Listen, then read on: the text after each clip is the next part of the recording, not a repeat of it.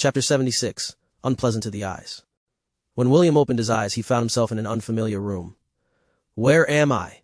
William thought as he tried to move his body. To his surprise, no matter how much he tried to move his body, it was not responding. Heck, he couldn't even move his finger. What's this? Sleep paralysis? William had encountered this sensation when he was still back on Earth.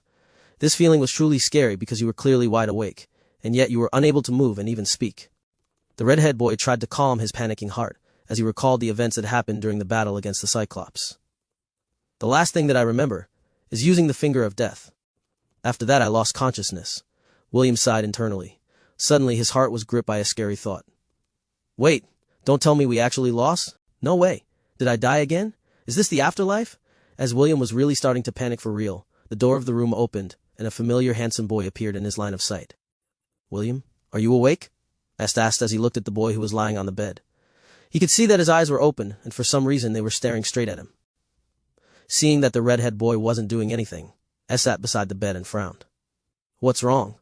There's something wrong with my body, but how can I tell you? William glared at S out of frustration. Young master, is he awake? Isaac inquired as he walked to the room with his twin Lan. Oi, if you're already awake you should get up, Lan snorted. Are you a pig? Do you like to lie down so much? You've already been sleeping for 2 days. 2 days? William gasped internally. Wait, did we all die together? Damn, I can't confirm since I can't move or say anything. Hey, are you really awake? Asked as he poked William's cheek. You're clearly awake, but why aren't you moving? Lan smirked and joined in poking William's face. The two children found that doing this was amusing, so they continued to poke him all over. If I can move, I would have already kicked the two of you. William was feeling frustrated. Just because I can't move, you think you can bully me? He was trying to use his annoyance to forcefully break through his paralysis, but it was to no avail. He could only glare helplessly at the two bullies and promise that he would beat them up as soon as his paralysis wore off. I think something is wrong with him, Isaac said as he sat on the bed. Is he perhaps suffering from sleep paralysis or a stroke? Lan, call the head priestess immediately, Est ordered. Lan left the room begrudgingly as he went to look for the high priestess. For some reason, he found William's current state to be quite amusing. It made him want to bully the defenseless shepherd and irritate him to oblivion. Don't worry, William, Est assured him. Help is on the way. William winked at Est once before closing his eyes. Since help was already on the way, he decided to check the blinking notifications in his status screen. Ding. Gained EXP. 1,200,000. Congratulations. You have slayed a millennial beast. Special monster first kill bonus EXP 500,000. You have acquired Giant Slayer title. You have acquired millennial grade beast core. Dark Mage job class had reached its max level. Would you like to advance to the next job class? Yes, no. I got the rewards even though Est was the one who killed the Cyclops. William felt happy upon seeing the notifications. He would definitely not reject the system's rewards for his hard work. Giant Slayer. The bigger they are, the harder they fall. Increase attack against giant race by 30%. Increase attack against monsters that are over 5 meters tall by 30. Strength plus 5. Giant Slayer. Not bad. This is one good title. William looked at the new title with approval. He had been dealing with big monsters as of late, so having this title would definitely make his life easier. Now time to look at my status page. Hit points, 725 over 725. Mana, disabled. Job class, Shepherd level 30. Subclass, Dark Mage level 40 max. Strength, 25 plus 2. Agility, 35 plus 3. Vitality, 25 plus 2. Intelligence, 60 plus 2. Dexterity, 16 plus 20. Current EXP, 0 over 154,392. Dark Mage max, 183. After checking his stats, he noticed that his mana was disabled for some reason. He immediately called the system to inquire what was happening to his status page. System, can you tell me why my mana is disabled? Host, this is the consequence for using the power of the Collar of Wisteria. You will be unable to use your mana for 5 years. What? I thought the effect of the collar would only prevent me from using the mage-type job classes. It also includes any skill that uses mana. Yes. Any skill that relies on mana will no longer be usable for the next 5 years. Okay, let me get this straight. William was hoping that there was still a loophole that he could use in order to activate the skills he normally used in battle. You mean, I can't even use Bestow or First Aid? Host will be unable to use any skills that rely on mana. Fke. William cursed. Master, the last resort you gave me is too brutal. The happiness that William felt after getting the rewards of the trial was replaced by depression. He initially thought that his other job classes, that didn't rely on magic powers, would be unaffected by the backlash of the Collar of Wisteria. Never in his wildest dreams did he anticipate that the backlash would cripple him to this extent. Without the buffs, Ella's and the other goats' battle prowess would be reduced drastically. While William was feeling broken-hearted, the high priestess finally arrived at the room. She placed her hand over William's head and used a diagnostic spell to check his condition. Full heal, the high priestess chanted, and a layer of green light enveloped William's body. How are you feeling? Est asked with concern. Depressed and broken-hearted, William answered as he voiced his thoughts out loud. And maybe a little hungry. Don't be depressed, young man, the high priestess commented with a smile.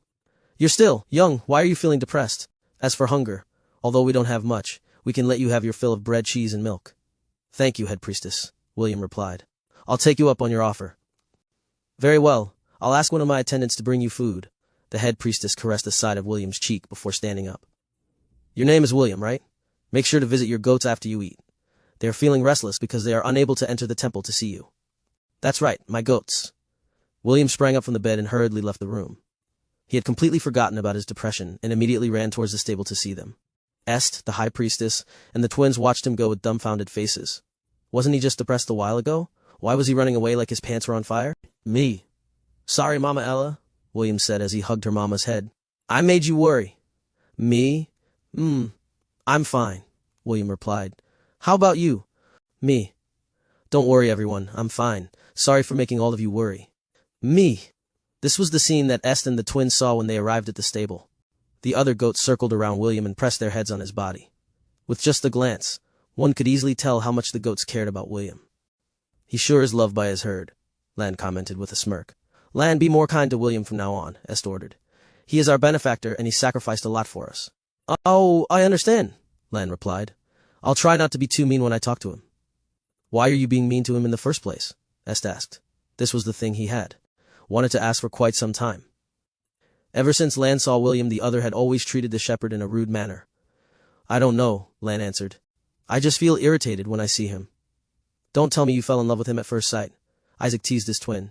They say that when someone wants to be noticed by their crush, they do things to get their attention. Me? Have a crush on him? Lan scoffed. Even if he was the last boy in the world, I would never have a crush on him.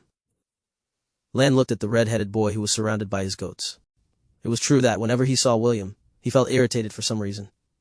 He was also unsure why he was feeling that way against the boy whom he had only interacted with for a short while. As Lan pondered in silence, his gaze landed on Est. His young master was looking at William with a tender gaze. It made Lan doubt his own eyes, but Est continued to gaze at William in this manner. As if the last puzzle on the board fell in place, Lan finally understood why he didn't like William.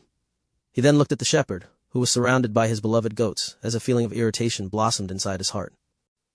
Although he wasn't certain, he had a feeling that William would take something very important from him, and that was the reason why Lan felt that William was very unpleasant to his eyes.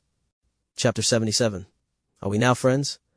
3 days after William and Est cleared the trial, their group finally left the Holy Temple. Although William was feeling down that he suddenly got nerfed, he decided to not think too much about it. The group was currently taking a short break by the river before continuing their journey downstream. It's only 5 years, William thought as he swam on the river. Once those 5 years are over, I'll charge down the road in order to become the op protagonist. Perhaps it was due to his frustrations, but he said the last sentence out loud. Lan, who was cooling his feet by the riverside, wasn't able to resist the urge to bring him down a peg. OP protagonist. Do you think you're some kind of hero in a fairy tale? Lan said in disdain. William angrily glared at his mortal enemy and swam in his direction. Hey, are you really a boy? William asked, as he stood a few meters away from Lan. How come you're acting like you're always having a period? Lan's face darkened when he heard William's words. A part of him wanted to refute him, and the other half suddenly became anxious. Did he notice? Lan looked at William anxiously. No, it's impossible. Only a handful know about our secret. What's the matter? William was feeling smug. Cat got your tongue? It was very rare for him to make Lan speechless. Seeing the annoying boy unable to make a comeback made William's frustration decrease by a good margin. HMP. I will not argue with an idiot like you, Lan replied as he grumpily walked towards the carriage, leaving the smug-looking William in his wake. Est watched this exchange and helplessly shook his head. He had already told Lan not to be too mean to William, but the latter just couldn't resist quarreling with him every chance he got. The handsome boy with light brown hair and eyes appraised the red-headed boy from where he was sitting. Like most boys, William's body was still developing. His wet red hair glistened in the sunlight, and his pale white skin shimmered with water droplets. As Est observed his body, he noticed a black rose tattoo on William's chest. It was as big as an adult's hand, and was quite eye-catching. William, did you always have that tattoo on your chest? Est asked. Tattoo? What tattoo? William asked back. That tattoo on your chest, Est said as he pointed at his own chest. William lowered his head and looked at his chest. When he saw the black rose tattoo, a frown appeared on his face. He had a hunch where the tattoo came from, but he still asked the system for confirmation. System, do you know where this black rose tattoo on my chest came from? To answer the host's question, the black rose tattoo is a powerful seal that prevents you from using your magic power. I knew it. William looked at the tattoo on his chest with a complicated expression. In the end, he sighed and answered ST's question. This is the first time I'm seeing this tattoo, William replied. I guess this is the side effect of using the forbidden power during the trial of courage. I see. S looked apologetic as he stared at William's face. Sorry, it's because of... Alright, you can stop right there. William shook his head. I already told you and I'll say it. Again, I didn't do it just for you. You might not believe me, but I was also tasked with clearing the trial of courage. Maybe the reason why it became so difficult is because there are two people taking the trial at the same time. Besides, the one who killed the Cyclops was you and not me. I should be the one thanking you for successfully completing the mission. S knew that William would just keep downplaying the part he played during the Cyclops subjugation, so he decided to not pursue the topic any longer. Even if William denied it, he was still ESD's benefactor, and that wouldn't change no matter what the red-headed boy said. ESD wanted to know more about William. If possible, he wanted the two of them to become friends. Aside from Isaac and Lan, S never had a peer of the same age. His days were spent inside their estate studying and practicing swordplay. This was the first time he wanted to be close to another person. He wanted to know more about him. After making a decision, he decided to take the initiative to prolong their conversation. What are your future plans? S asked. If you like, you can come with us to the capital. I still haven't rewarded you for saving my life. My only plan right now is to return to Lant and live a happy and peaceful life, William answered as he walked towards the side of the river. He was done swimming and it was time for him to put on some clothes. As for the reward that you want to give me, I'll pass on that. Receiving a reward from a friend feels awkward. Friend? Est's eyes widened. Are we now friends? You don't want to be. I want. William chuckled when he saw Est's reaction. He didn't mind being friends with someone who had fought side by side with him in a battle of life and death. William walked towards Est with a refreshing smile. Water droplets were still falling from his hair as he extended a hand to the handsome boy in front of him. The latter also extended his own hand and held William's hand in a firm grip. Hello, my name is William von Ainsworth. Just call me Will. S. Wells Newmont. Just call me Est. Is that your real name? William asked. For now, Est answered. Sorry, I want to tell you my real name, but I'm not at liberty to do so. It's fine. So how about your two sidekicks? William inquired. What are their real names? That. Est averted his gaze. I'm also not at liberty to answer that question. So they're just Isaac and Lan for now? Yes. Understood. William nodded his head. Everyone had their secrets and it would be wrong of him to pry. Since Est and him were now officially friends, he decided to ignore Lan's rudeness for the time being. Very well, I have decided. Est looked at William with determination. I will escort you back to Lant. Eh? Escort me back? William tilted his head in confusion. Why? Because it will be dangerous for you to travel alone, Est replied. Since you can't use your magic power, I will ensure your safety. William could tell that Est was dead serious when he said that he wanted to escort him back to Lant. For a brief moment, he thought about rejecting his offer. However, the strong grip on his hand made him feel that Est wouldn't take no for an answer. Thank you, William said with a smile. We don't have any fancy food in Lant. However, if you don't mind eating porridge and drinking goat milk, then I'll be more than happy to become your host for a few days. Deal. Est smiled.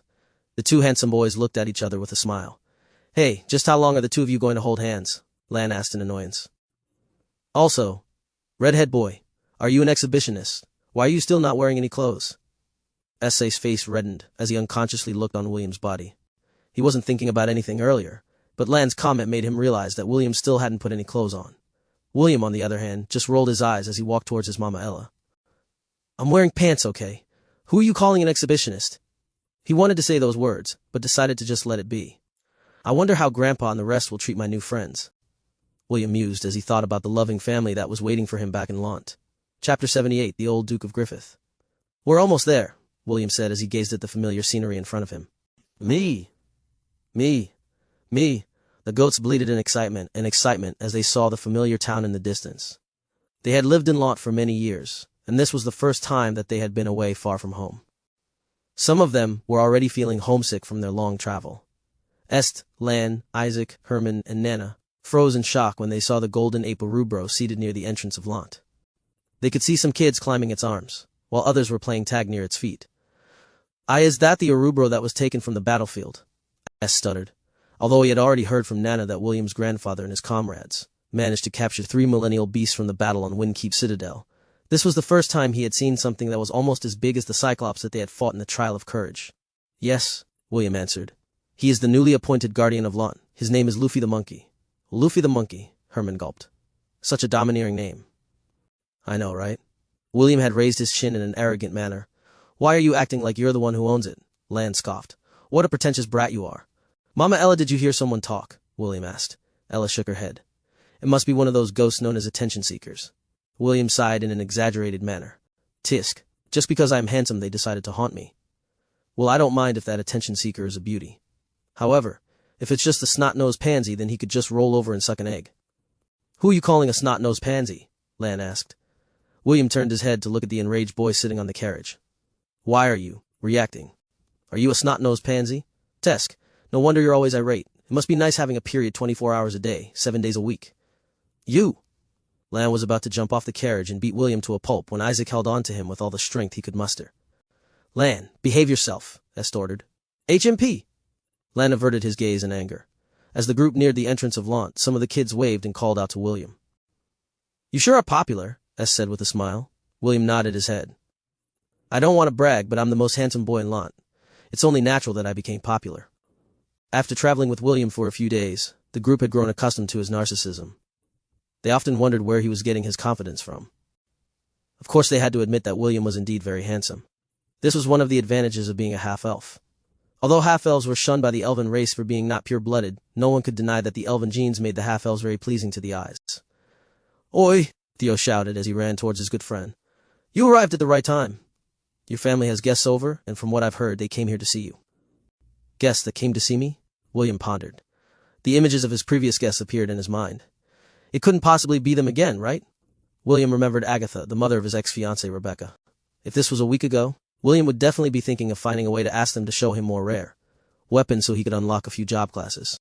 It was quite unfortunate that he was not in the mood to acquire any more job classes because he was unable to use them at this point in time. Did you recognize them? William asked. Do they look like the guests that came to visit last time? I didn't see their faces, but the carriage looks familiar. A carriage pulled by a griffin. Yes, but this time, there are 3 griffins. William felt his liver start to itch. This time they called for reinforcements. Do these nobles think that I'm so easy to bully? William's expression clouded over. He was regretting the fact that he couldn't use his powers at this moment. If he still had his powers, he would definitely curse their guests until they ran away screaming to whence they came. Did we come in a bad time? Est asked. No. William looked at EST and smiled. All of you are guests. The ones that arrived are pests. Let me kick them out so I can give you a tour of Lont. William and his entourage entered Lont and headed straight towards the Ainsworth estate. Just like what Theo said, he saw 3 griffons loitering outside of his home. That is the crest of the Duke of Griffith, Herman said, as he recognized the coat of arms on the carriage doors. Why is a big shot here in this town of Lont? Duke of Griffith. If I remember correctly, that is the house that gave birth to the genius girl who specializes in ice magic, Nana commented. Is your family acquainted with them, William? Well, that genius girl you spoke of, Lady Nana, is my ex-fiancée, William replied in a casual manner. Fiancé? S.'s expression became serious when he heard that William had a fiancée. He felt a pang of pain in his heart, but he doesn't understand why he was feeling this way. Isaac's and Lan's eyes widened when they heard William's answer. They were trained to read the body language of people, and they could tell that William wasn't lying. You said ex-fiancé? Herman asked. Are the 2 of you not betrothed to each other anymore? I canceled the marriage agreement, William answered like it was not a big deal. Although my ex-fiancée Rebecca is very cute, her mother and her master have the bloodline of mandrakes. Mandrakes? Est frowned. The mandrake was a spiritual plant that was used in alchemy and medicine. However, these plants were quite annoying to get because, when you touch them, they will emit a scream that is strong enough to shatter a person's eardrums. Herman, Nana, Isaac, and Lan immediately understood what William was hinting at. Just like ladies looking for juicy gossip, the peanut gallery was looking forward to seeing what kind of drama was going to unfold at the Ainsworth residence. After Herman parked the carriage at the stables, William ordered the goats aside from Ella to go to the goat pen. The goats happily bleated in reply and went to their old home with excitement. They were very tired from their journey and wanted to rest in a familiar place. William watched them go with a smile on his face before leading his guests towards the main entrance of their residence. My handsome and awesome grandpa, I'm back. William announced his arrival. Welcome back, my handsome grandson. James welcomed William with open arms. You've only been away for a few days, but you've become more handsome. Tell me, what kind of sorcery is this? It can't be helped. William raised his chin in arrogance. I was fated to be handsome the day I was born with your bloodline. Ha ha! James roared in laughter as he patted William's shoulder. Being handsome is a sin. This is the sin that both of us carry. No matter how heavy this sin is, I, William, will carry it until I breathe my last breath. Spoken like a true Ainsworth. Isaac walked beside Est and whispered in his ear. Young master, now we know where William inherited his narcissism. Est nodded his head in agreement. This was the first time he saw an old man act like this in public. Oh, is that the grandson that you've been bragging about as of late? A booming voice asked from behind James. Not bad. At least he is not lacking when it comes to good looks. James smiled as he introduced his friend to his grandson. William, this old bastard is a close friend of mine. James introduced his friend with a smirk. Lawrence Fox Griffith, the old Duke of the Duchy of Griffith. Chapter 79. A Match Made in Heaven. Surprisingly, James didn't lead William and his guests to the living room. Instead, he guided them to the garden that was outside the residence. Large tables laid out with delicious dishes had been placed all over the garden. William saw familiar faces, namely Rebecca, Agatha, and Eleanor. There were also several children that were around his age loitering around Rebecca's table. They were all wearing the same light blue clothes with an insignia of a snowflake embedded on its chest. I guess they are the kids from the Misty sect, and Rebecca's fellow disciples, William thought. Among the kids who were seated near his ex-fiancée, there was a certain boy that stood out. He had blonde hair, gray eyes, and a face that would make all the girls scream, Kia, Kia, the moment they saw him. He was practically oozing with the I'm a pretty boy vibe. Unfortunately, William was more handsome than him. Even Rebecca's fellow female disciples looked at William with keen interest. William ignored the gazes of the little Lolas and focused his attention on the blondie that was seated beside his ex-fiancée. This person might be that dependable senior brother that is too common in cultivation stories. William eyed the first male antagonist he had encountered in his lifetime. According to the script in the novels, he would challenge me in order to formally break our marriage agreement. That way, he would be able to score some brownie points with Rebecca's mother and master. William sneered in his heart. If he hadn't temporarily lost his magic powers, he would have easily wiped the floor with the handsome boy's face. Sadly, he was now at his weakest point and couldn't use his trump cards. James led William and his guests to another table that was also laid out with delicious dishes. Messengers had arrived at the residence beforehand to announce William's arrival. Because of this, the maids hurriedly added another table into the garden and prepared the food for their young master's arrival. So, your name is Est? James asked. You have good eyes. Thank you, Est answered in confusion. He didn't know why James said that he had good eyes, but he could tell that William's grandpa didn't say it in a casual manner. Of course, he didn't understand what the old man was hinting at. Let's talk more later. James smiled. I'm very interested in the friends that William has made during his trip to the Holy Temple. Est smiled and nodded his head. He was also curious to know more about William's grandfather. As soon as William and his guests sat on the chairs provided to them, the drama finally started. Old James, since your grandson is here, it's time to get right down to business, Lawrence said with a smile on his face. He then faced William and told him the reason for his visit. Young man, I would like to apologize for the actions of my daughter-in-law. She shouldn't have made things difficult for you and forced you to break the marriage agreement that your grandfather and I had agreed on, Lawrence stated. The reason why I'm here right now is to mediate and fix this misunderstanding. Father, Agatha shouted, that boy is not worthy of your granddaughter. He is just a dirty shepherd. Est frowned when he heard the Duchess' rude remarks. Even Lan, who was always at odds with William, had the same reaction as Est. For some reason, he didn't like it when other people insulted William. Sir Griffith, I also believe that my disciple deserves someone better, Eleanor said from the side. Rebecca's a genius. She only deserves the best. That also goes for her future husband. Surprisingly, James didn't say anything and just sipped his tea in peace. If this was in the past, he would have already raised a ruckus to defend his grandson's honor. He believed that his grandson would have no problems getting many beautiful wives even without his help. Since that was the case, why would he bother with this petty marriage agreement? Lawrence listened to Agatha's and Eleanor's words with a calm expression. He didn't rebuke them and allowed them to say their thoughts out loud. He was observing James and William's expressions to understand their thoughts about the matter, that both of them were not reacting to the subtle insult raised by the two women. Seeing Lawrence felt that something was wrong. He then decided to test the waters and asked the redhead boy a question. They say that you are not worthy of my granddaughter. How do you feel about that? Lawrence asked. William grinned as he answered Lawrence's question. So Lawrence, do you think that someone as handsome as me would find it hard to find a beautiful wife as my companion? No, Lawrence answered. William nodded his head like a scholar. I don't want to brag, but aside from my grandfather, no one in the southern continent is more handsome than me. Since that is the case, why would I limit myself to marrying your granddaughter? Don't you think that this is being unfair to my handsome looks? Bravo! James clapped his hands. As expected of my grandson. Eleanor's and Agatha's face contorted in disgust. They'd already experienced how Shameless William was, but it seemed that he had become more arrogant since the last time they had met. "So are you saying that my granddaughter's not good enough?" Lawrence asked. His voice was laced with amusement. "You should ask her that question," William replied. "Is she good enough for me? Personally, I think not." Rebecca, who was quietly listening from the side, raised an eyebrow at William's words. "What makes you think that you are good enough for me? If not for grandfather's insistence, I wouldn't even bother coming here." At first she was planning to stay out of this mess, but William's words annoyed her. She was the genius that was born once every 200 years. Although she wasn't interested in William, this was the first time that someone told her that she wasn't good enough at something. "Then why don't you go?" William casually waved his hand as if to shoo away a pest. "So what if you're a genius? Even geniuses need to poop, or are you going to tell me that you don't poop at all?" Everyone that was currently eating at that moment glared at William. Even James, who was drinking his tea, spat it out on the ground. "Such crude words. Don't you have any sense of delicacy?" As expected of a country bumpkin, truly lacking in manners, the disciples of the Misty sect berated William, but the red-headed boy paid them no mind.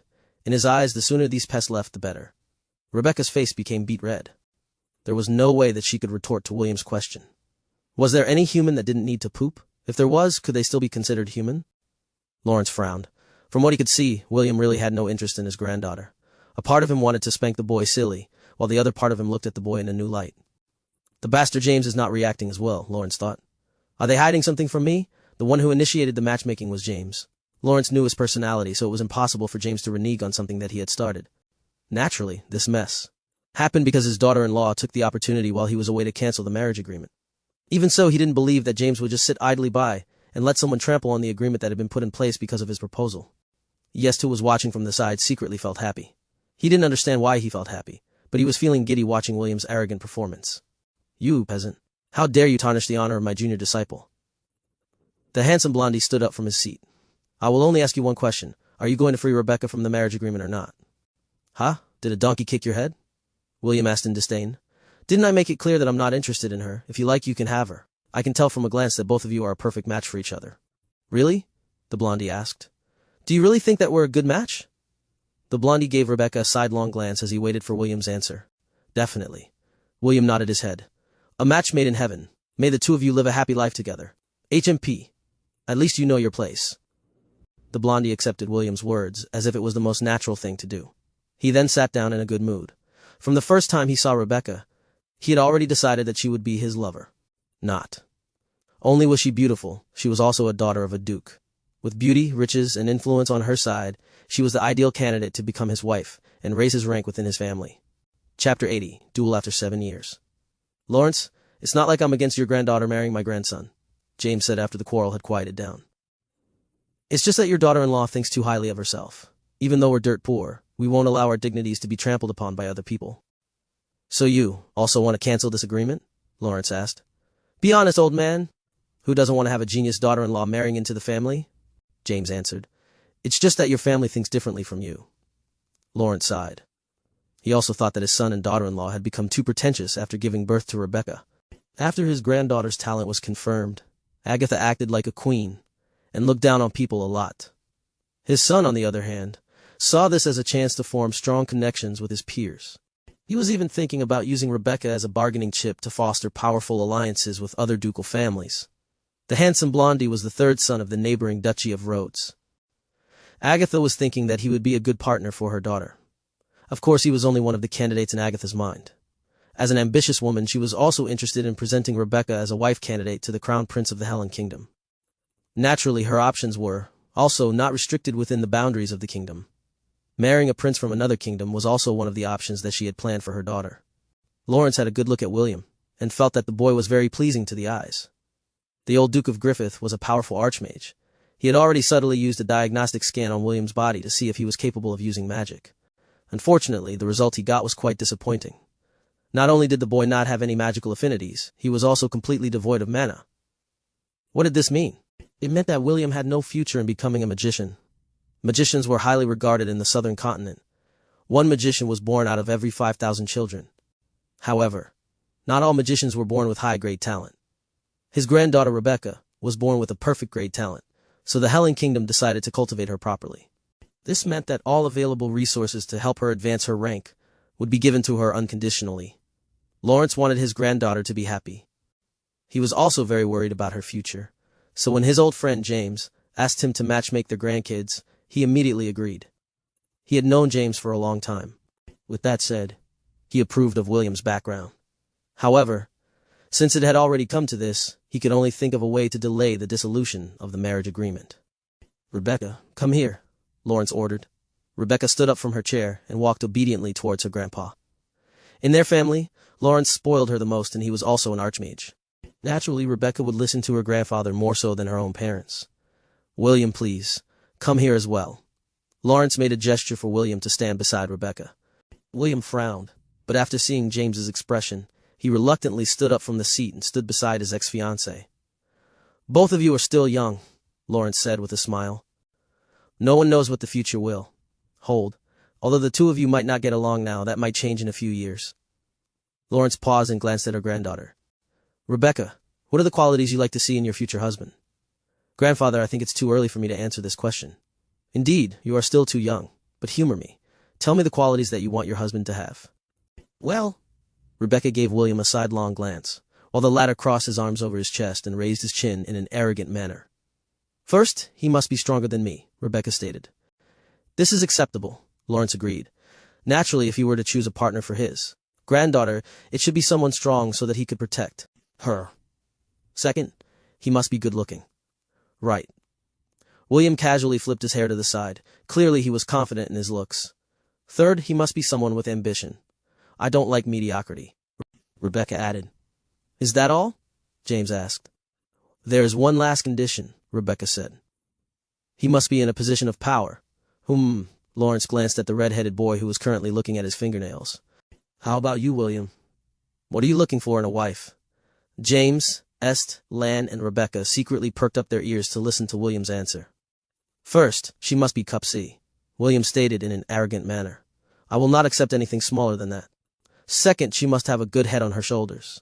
Third, she must be loyal. Lastly, she must be a beauty that can bring the downfall of a nation. Only this kind of lady is deserving of my love and affection." Est and Lan looked down at their chests and grimaced. Both of them were currently boys, and it was impossible for them to meet William's first requirement. Est had a distraught look on his face, while Lans was wondering why he was feeling that he needed to match William's requirement. "It's not like I'm interested in him or anything," Lan thought. "Why am I feeling bothered like this?" Lawrence lightly coughed as he gazed at his old friend who was chuckling by his side. James didn't say anything but gave 2 thumbs up to William in his heart. He was impressed by his grandson's high requirements, and it put him at ease.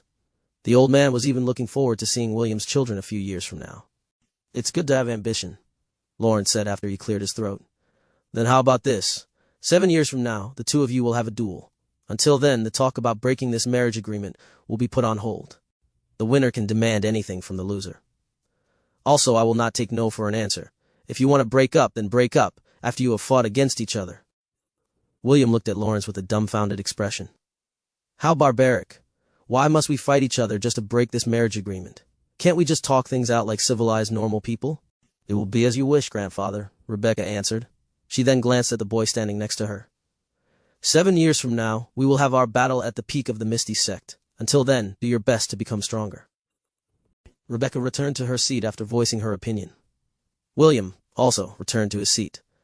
He had a complicated look on his face, which made Est and the rest wonder what he was thinking. "This Lawrence is indeed an old fox," William thought. "Why is he persistent in matching his granddaughter with me? Is he after my good genes? I need to be more careful when dealing with this person." If Lawrence only knew what William was thinking, he would have kicked his bum with all of his might.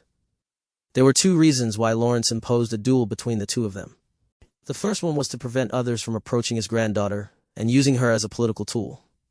This was something that he didn't want to see. The second reason was to give pressure to Rebecca so that she wouldn't become lax in her training. He didn't really care whether William would become his son-in-law or not. To him was to keep his connection with the Ainsworth family and not break their good relationship. James also understood what Lawrence was scheming, but he wasn't too concerned about it. After all, he was the one who initiated this marriage agreement. "I don't agree to this condition," the blondie stood up from his chair. "Why wait 7 years? I, Kingsley Rhodes, challenge William von Ainsworth to a duel. Do you dare to accept my challenge?" Chapter 81 following the script. "Why should I fight you?" "I don't have any reason to accept your challenge."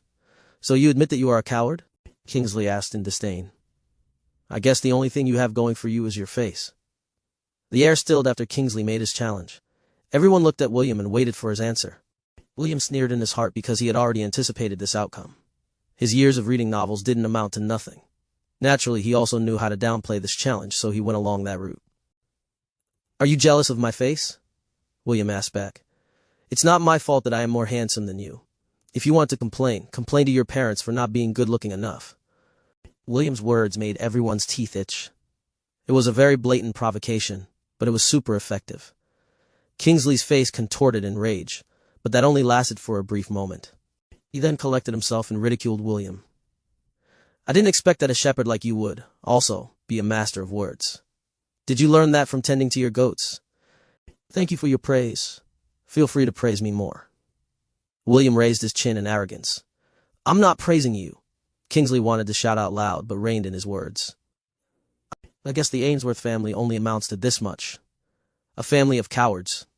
Ha! What a low blow, William thought. I knew he was going to bring this up. I guess I'll follow the script for now and accept his challenge. "Since you are so persistent, then I guess I have no choice but to accept this challenge," William said with a serious expression. "Good." Kingsley narrowed his eyes. "I've been longing to see the ability of the man who was paired up with Junior's sister. Prepare to be disappointed." William summoned his wooden staff. "I'm currently not in my peak condition." "Heh, we haven't even started our duel and you're already making up an excuse?" Kingsley sneered. "Well, I have to admire your strategy. This way, even if you lose, you won't look too bad in front of everyone." James stood up and clapped his hands. "If the two of you are going to fight, let's change locations." He then turned around and walked towards the training field that was 100 meters away from the garden. William and Kingsley followed behind him. The rest of the peanut gallery also followed suit. They were very curious about what kind of ability William possessed. Est and his entourage, on the other hand, were feeling a bit anxious. They knew that William wasn't lying when he said that he wasn't in his peak condition. They had heard of the name Kingsley before. Just like Rebecca, the boy was considered as one of the prodigies of the kingdom. He was a magic swordsman, and Kingsley was quite proficient with both sword and magic. William wasn't able to use his magic right now, so he was at a disadvantage. The two combatants stood 10 meters away from each other. William was holding his wooden staff, while Kingsley held a wooden sword. This was a friendly duel, so Eleanor didn't permit Kingsley to use his magic sword to fight William. She also didn't want to provoke James, because the old man might do something reckless if William got seriously hurt. Rebecca stood beside Lawrence. She had a calm expression on her face, but her eyes were looking at William with anticipation. Since Kingsley was in the same sect as her, she was well aware of his fighting abilities. She was very curious about how a shepherd boy would be able to match a prodigy of the Misty sect. "None of you are allowed to hit each other in the face," James said. "The battle will end if one of you surrenders or is unable to continue to battle. This is a friendly match, so fatal blows are not allowed. Do I make myself clear?" "Yes." "Understood." James nodded his head and raised his hand. "Fight!" As soon as the signal was given, Kingsley activated his movement technique, Misty Steps. It was the trademark of the Misty sect, and was hailed as one of the fastest movement arts in the southern continent. The disciples of the Misty sect cheered when they saw their senior brother display their sect's special move. Kingsley moved like a blur and appeared 2 meters in front of William. He then lowered his body and slashed forward. First phase, Phoenix Strike!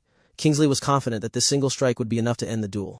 Frankly, he felt that it was beneath him to get serious fighting against a shepherd who tended sheep and goats. If not for his plan to leave a good impression on his junior sister's family, he wouldn't even bother to challenge William to a duel. The deadly strike was aimed at William's shoulder with the intention of breaking his bones. Although he couldn't deliver a lethal strike to his rival, there was no rule that said that he couldn't cripple his opponent. A loud clap reverberated in the air as the two wooden weapons clashed against each other. William was unable to follow Kingsley's movement, but his passive skill, Parry, activated automatically. Parry 10/10. Passive. Increase the chances of parrying an attack by 30%. Requirement only works for staff, spear, and pole-type weapons. Although William couldn't use any offensive skills, his passive skills were still in effect. Right after William parried the blow, he immediately used his staff to counterattack. Although Kingsley was surprised that his attack was blocked, he was still a prodigy and managed to jump back to avoid William's strike. The short exchange silenced the crowd, and their gazes became serious. Kingsley also took a proper stance as he prepared for his next attack. After taking another step forward, Kingsley disappeared from William's sight and appeared behind the redhead boy. Second phase, Phoenix Crossing! Kingsley unleashed 2 consecutive slashes at high speed to form a cross. William's battle instinct, that had been honed in the Goblin Crypt, kicked in as he immediately used his staff to receive the blow. With a loud shout, William swung his wooden staff behind him. A few seconds later, William skidded backwards as the power of the Phoenix Crossing passed through his staff's defenses.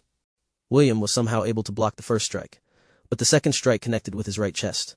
A searing pain racked his senses, but he forced himself to pretend that it didn't hurt him much. Good thing. It didn't break my ribs, William thought as he stood his ground. That really hurt. Kingsley's expression became more serious when he saw William's calm expression. He clearly felt that one of his blows connected, but the latter was acting as if nothing had happened. Both combatants glared at each other as they prepared for their next clash. Chapter 82. It's fine if no one sees. Soon the two engaged in close-quarter combat. Kingsley's movement and attacks were graceful and deadly. Clearly his technique had reached a high level, while William had no technique at all. His battle style was crude and all over the place. One could easily tell the disparity between the two boys. The members of the Misty Sect started cheering as they saw their senior brother getting the upper hand. Kingsley executed another killer move that was aimed at William's leg. However, the parry skill activated and blocked his attack. William's strategy was simple. He would hold his ground and defend. If the parry skill activated, he would immediately follow up with a counterattack. Although Kingsley was fast, Ella was faster when she used her quick attack. William was gradually able to follow his opponent's movements and block him at every turn. His strength stat allowed him to threaten Kingsley from time to time with a powerful blow. The only problem was that none of these blows connected. After their initial clash, Kingsley discovered that William was a level stronger than him, so he didn't dare to receive his blows and focused on dodging them. William's dexterity and agility stat coupled with the parry skill gave him the ability to swiftly block his opponent's attacks, which led to their current situation. The bruises on William's body were piling up because there were times when Kingsley's sharp attacks grazed him. I relied too much on magic and didn't focus on my foundations. William regretted that he hadn't paid any attention to learning any martial arts. He knew that it was only a matter of time before he got defeated. What William didn't know was that Kingsley was starting to feel anxious. His confidence at the beginning was being chipped away by William's uncanny ability to block his deadly strikes. This can't go on, Kingsley thought. I will have to resort to that. Kingsley took a deep breath as he charged towards William for the umpteenth time. First phase, Phoenix Strike. William's staff moved automatically as the parry skill activated.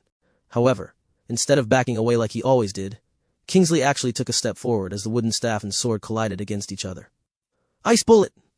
Kingsley muttered as he fired an ice bullet at point-blank range. William's eyes widened because he didn't expect Kingsley to use magic. Eleanor had already mentioned that he wasn't allowed to use his magic in this duel, but Kingsley still used it. The concentrated bullet, that was as large as a baseball ball, connected squarely with William's chest. William felt that he was hit by a bowling ball that was thrown at full power. The impact took his breath away, which created an opening for Kingsley to unleash a powerful move. Second phase, Phoenix Crossing. A loud cracking sound was heard as Kingsley's attack connected with William's chest. The redhead boy spat a mouthful of blood as he was blown off his feet. Est covered his mouth as he watched William's body crash heavily on the ground. Kingsley stepped forward to deliver another strike at the fallen boy. He was determined to cripple William and make sure that he wouldn't even think about challenging Rebecca in the future. It was at that moment when he saw a white blur appear in front of his eyes. Me! Ella transformed into an Angorian war ibex and blocked Kingsley's path. Her horns and hooves shone in a blue light, and her bloodshot eyes stared at the boy as if she was looking at something that was about to die. Kingsley's body uncontrollably shuddered the moment he laid his eyes on the beast in front of him. For the first time in his life, he felt the hands of death had firmly wrapped around his body, and had no intention of letting go. His breathing became heavy as his instincts screamed for him to run away. However, there was no time to run away. Ella didn't give him that opportunity. With a shout of fury, Ella activated her quick attack. The only thing in her mind was to kill this boy who tried to hurt his baby. As the horns of death were about to impale the pitiful boy, James finally made his move. He casually grabbed the boy's collar and tossed him to the side. He then used his free hand to grab Ella's horn and held her in place. Let's end it here, Ella, James said as he held the furious goat at bay. What is more important, killing that brat or taking William to Owen's place? Reason finally returned to the furious goat as she stopped her charge. Ella gave James an annoyed look, and the latter let go of her horn. Helen, I'll leave William in your care, James ordered. Yes, sir. Helen wrapped her threads around William and gently lifted him off the ground. Ella nudged her to hurry, and the maid of the Ainsworth family mounted the war ibex's back. As soon as Helen was firmly secured on her back, Ella immediately sprinted towards the house of the life magus. She decided to have her baby healed first before she returned to dispose of the brat that dared to harm William. Everyone watched the war ibex go with various expressions on their faces. Eleanor was checking Kingsley for injuries. She was responsible for the safety of the children, and Ella's sudden appearance gave her a scare. If not for James' timely assistance, the prodigy of the Misty Sect would have been impaled by the war ibex, and died a dog's death in a small town in the countryside. Since when did you raise a war ibex? Lawrence asked James, who was looking in the direction of Owen's house. War ibex? James answered with a sidelong glance. What war ibex? I don't know what you're talking about. Ho? Lawrence smiled in understanding. James sighed as he patted the shoulder of his good friend. It would be best if you take that boy away from Lant. I'm afraid that Ella will immediately attempt to kill him again once she returns. Fine, Lawrence agreed. I'll come back at a later time to talk more about your grandson. Just make sure that you don't bring uninvited pests with you next time. James snorted. I almost lost control and squashed that boy's head. Adults shouldn't interfere in the affairs of the young generation. This is the unwritten rule in our world, no? It's fine if no one sees. James smiled. Although this rule exists, you and I know that there are plenty of loopholes that people use to bypass this rule. True, Lawrence admitted. He then looked at the members of the Misty sect and gave out an order. Return to the carriages in an orderly manner. We will be departing soon. Although he wanted to know more about William and the war ibex, Lawrence knew that now was not the time for it. He could only endure his curiosity as he led his entourage to where their carriages were waiting for them.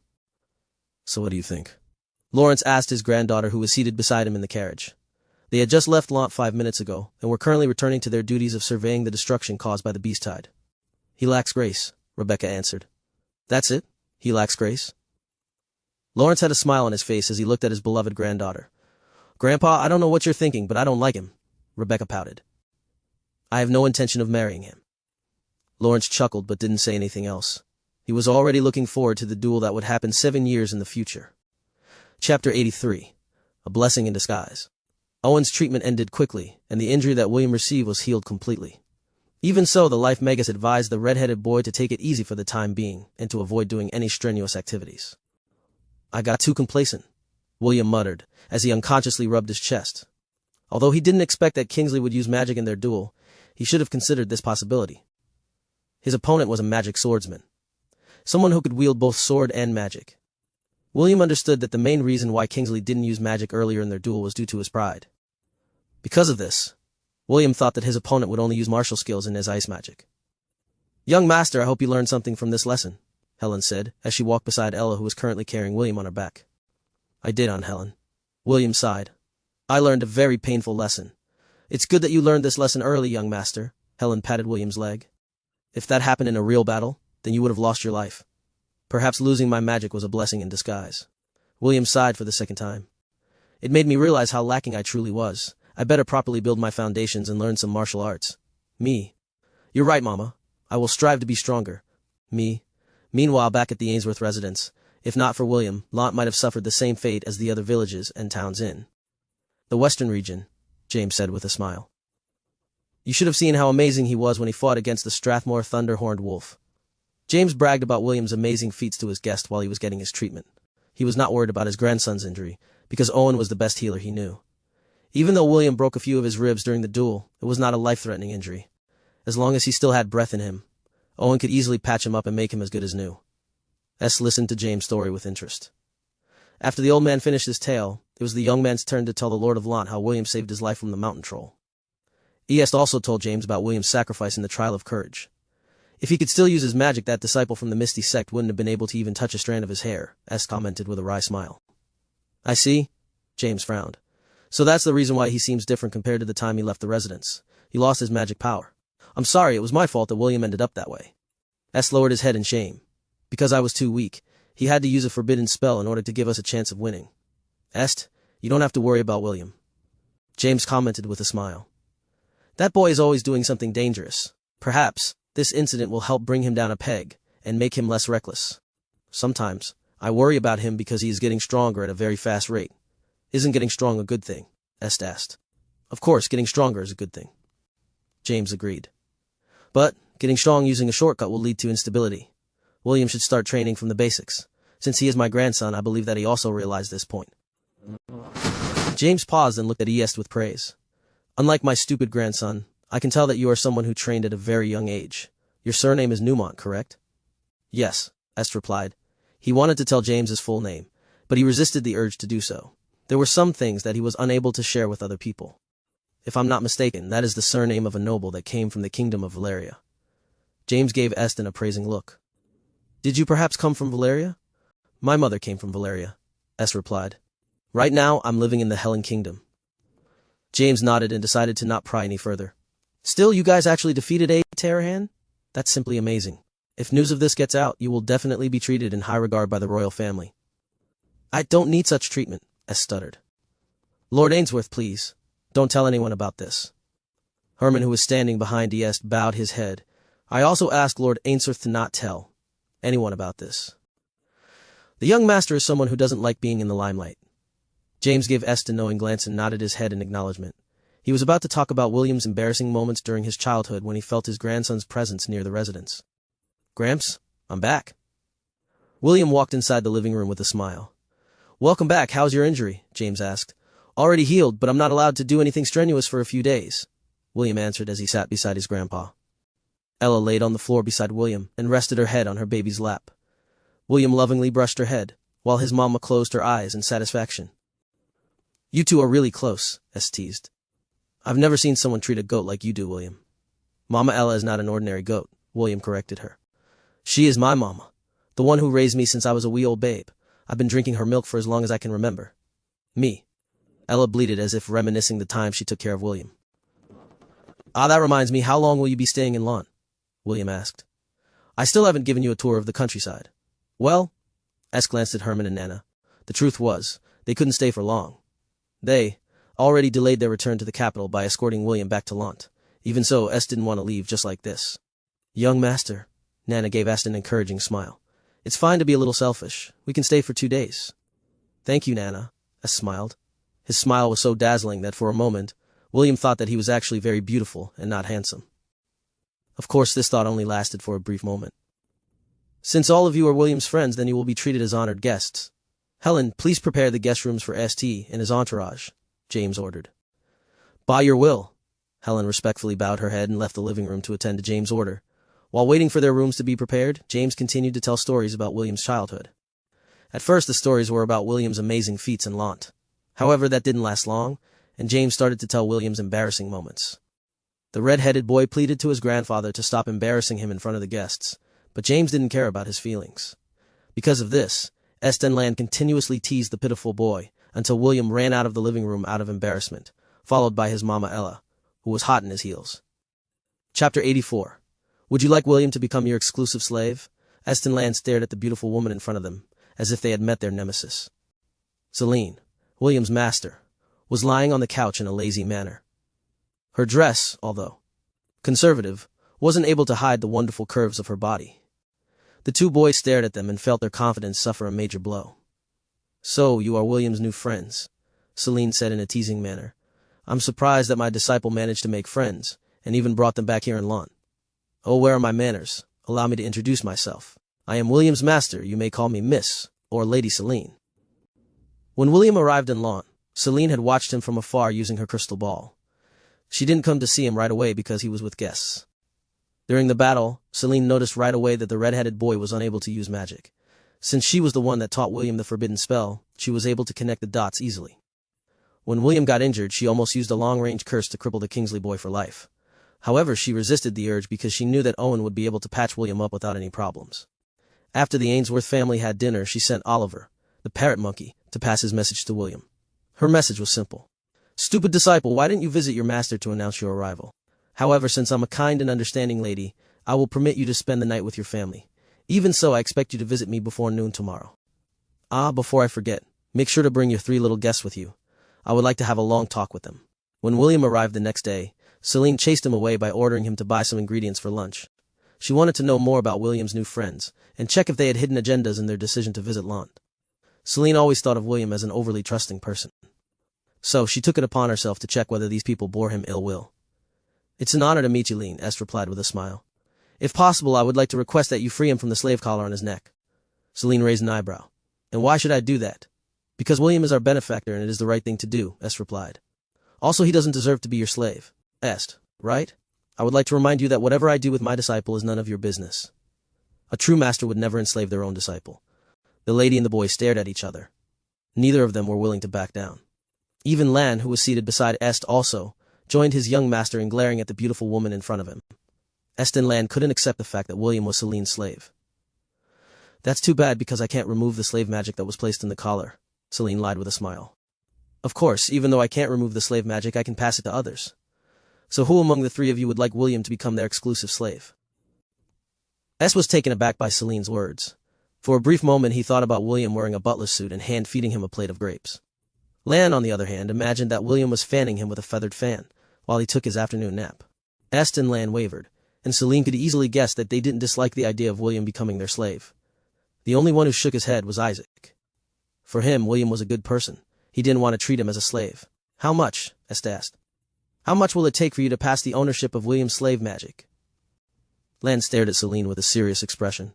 His thoughts were quite simple. If William became Est's slave, then that also meant that William would become his slave.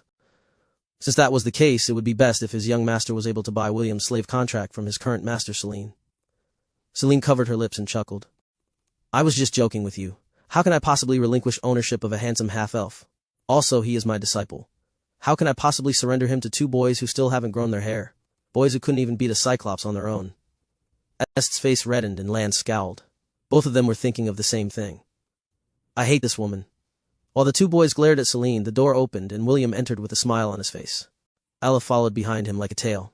She was William's personal mother and bodyguard in one whole package. "Master, I bought everything," William announced. "Should I start to cook lunch?" Take the meat of the golden-scaled crocodile and make a stew," Celine ordered. "Make your cooking. Let your guest have a taste of skills. Sure to put your heart into your culinary." "Understood," William replied. He then glanced at his three friends and gave them a wink. "I don't want to brag, but I'm a good cook. Expect to eat something delicious for lunch. I look forward to the dish that you will cook." S smiled. "I'm very hard to please, so make sure to do our best." "I'm not picky with food," Isaac commented. "I will eat anything. I don't have many expectations, but I'll force myself to eat your cooking," Lan replied. "Just make sure to not add anything funny to the dish, or I'll break your bones. HMP, if you were a girl, I'm sure that you would fall head over heels for me after you taste my cooking." William glared at the irritating boy before he went to the kitchen. Celine watched this exchange with amusement. The reactions of EST and Lan were clear for her eyes to see. These two boys are interesting. While Celine was deep in her thoughts, ST decided to ask her another question. "Why did you teach William dark magic?" Est asked. "Do you know that it's the one magic that was banned in the southern continent? If people were to see him use it, his life would become miserable." Celine rolled her eyes at the naive boy who didn't understand what he was talking about. Instead of answering S's question, she shot back a question of her own.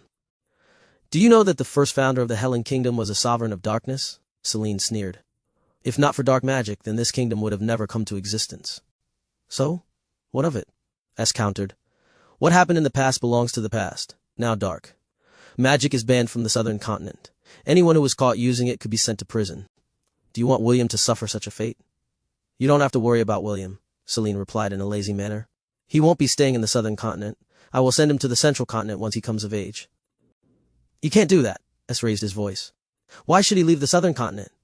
And why should he stay here?" Celine narrowed her gaze. "You already know that those who practice dark magic are not welcome here in the Helen Kingdom. Since that is the case, the central continent is the only place for him to go." Est felt at a loss, but still decided to refute Celine's words. "He still has ice magic. As long as he only uses ice magic, then no one will know that he also has an affinity for dark magic." Celine had confirmed that Est had really taken a liking to William. Even so, William's journey to the central continent was inevitable.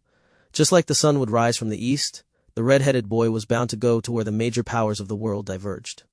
The corner of the beautiful woman's lips lifted into a smirk. "Why are you acting like you are his wife? I'm very sure that William is a straight person. He only likes girls." "I don't see anything wrong with William liking girls," S stated. Celine tilted her head as she eyed the handsome boy in front of her. "Perhaps I'm overthinking things." The beautiful lady could tell that Est had a good relationship with William. However, she kept on thinking that something was off. In the end, she decided to ask for EST's opinion about William's fiancée, Rebecca. "Have you seen William's fiancée?" Celine inquired. "I've heard that she was a born genius." "She must be very pretty now." "She's just so-so," S replied with a pout. Est felt uncomfortable whenever he remembered the genius girl that was forced to become William's fiancée. Although he could tell that William wasn't interested in Rebecca, the fact still remained that James and Lawrence recognized their arranged marriage. As long as the 7-year dual agreement existed, the chances of the two of them to really become a couple remained a possibility. Chapter 85. William's Dilemma. Meetings and partings were both important cycles of life. 2 days had passed and it was now time for AST and his entourage to return to the capital of the Helen Kingdom. William, James, and Ella stood beside their carriage at the northern gate of Lawn. "Thank you for your hospitality," S said with a sad smile. I wish I could stay longer, but I have important matters to attend to at the capital. Don't be sad, William replied as he held S's hand. We're not parting forever. You can send me letters when you get back to the capital. Isn't that why Grandpa prepared a messenger hawk for you?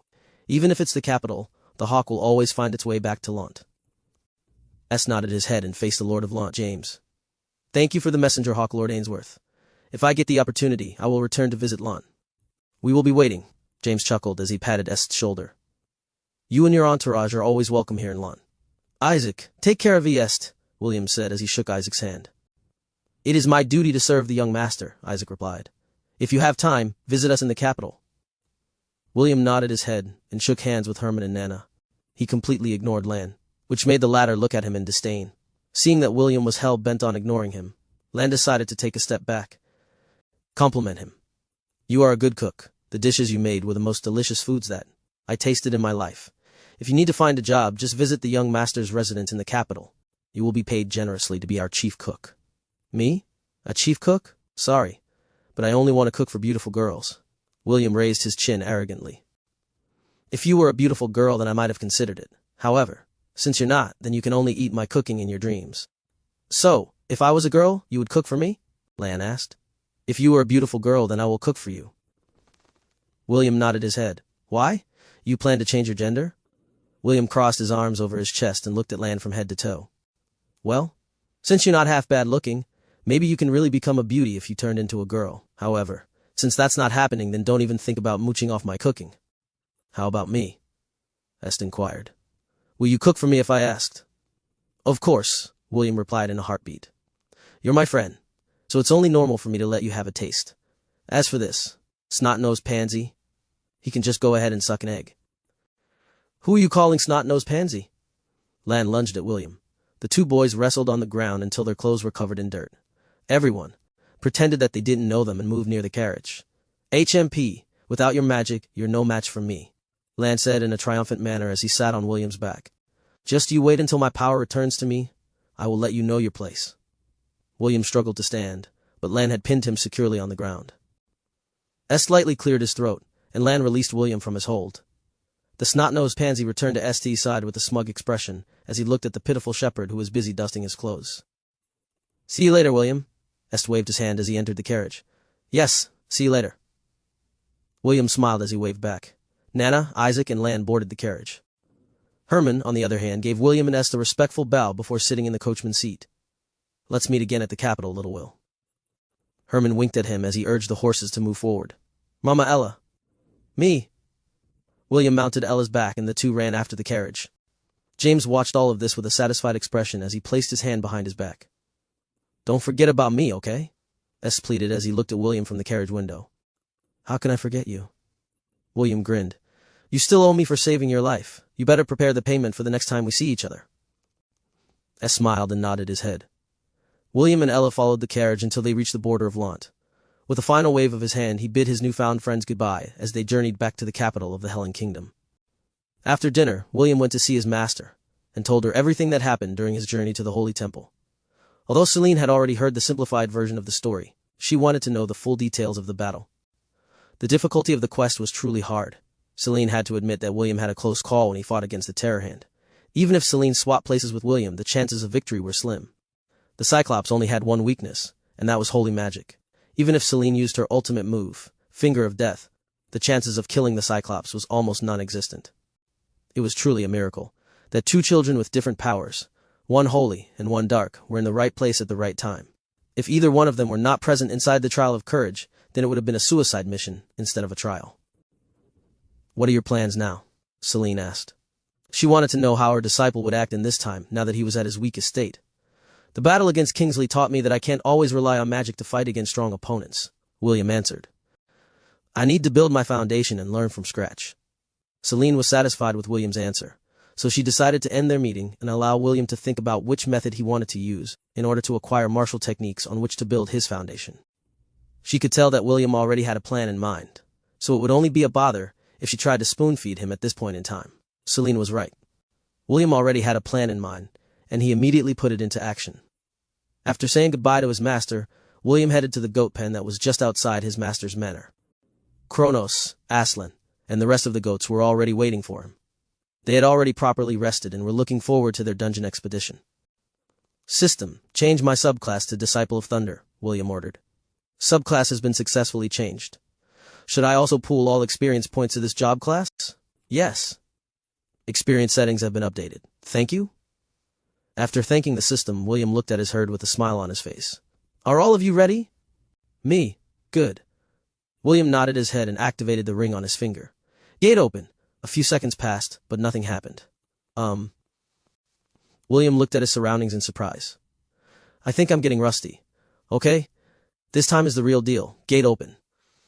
William raised his hand as he tried to activate the Ring of Conquest.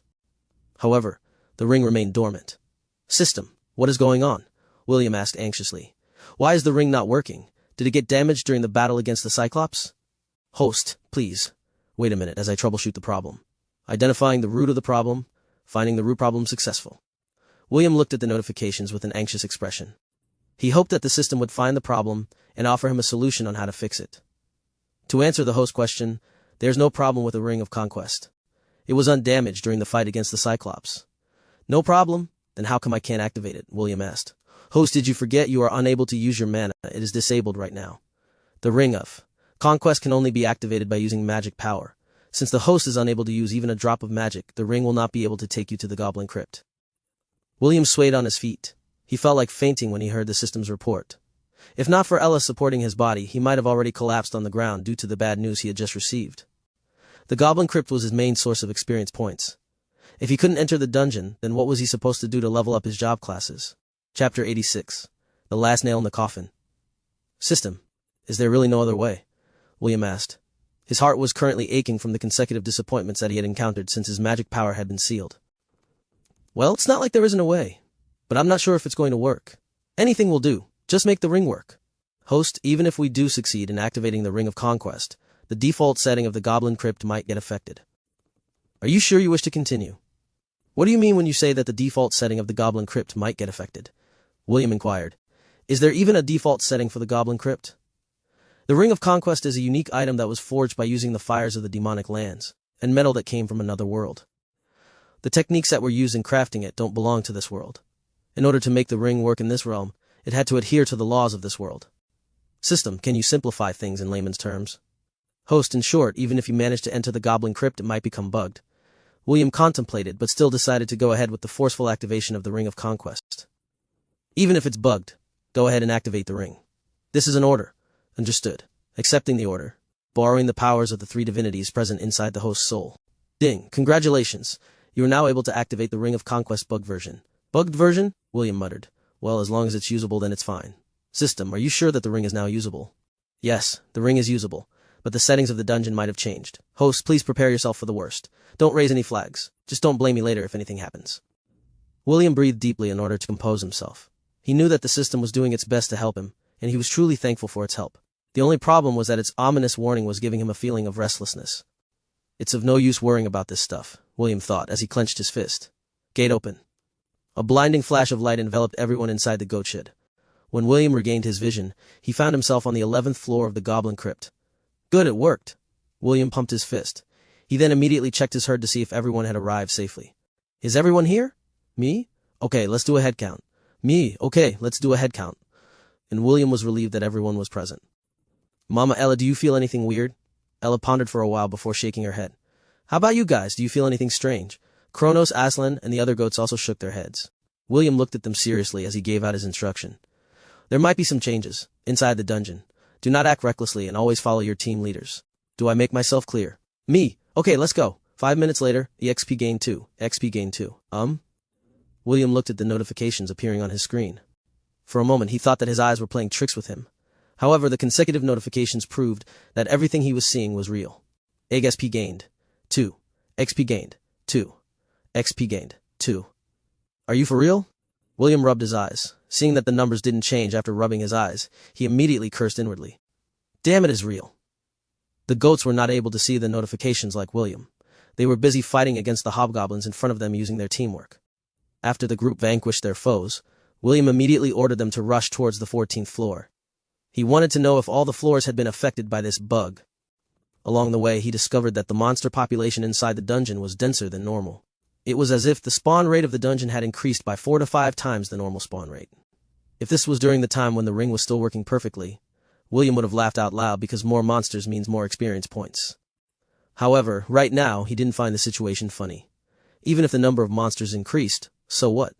It wouldn't change the fact that the experience points he would gain from killing them was terrible. 10 minutes later.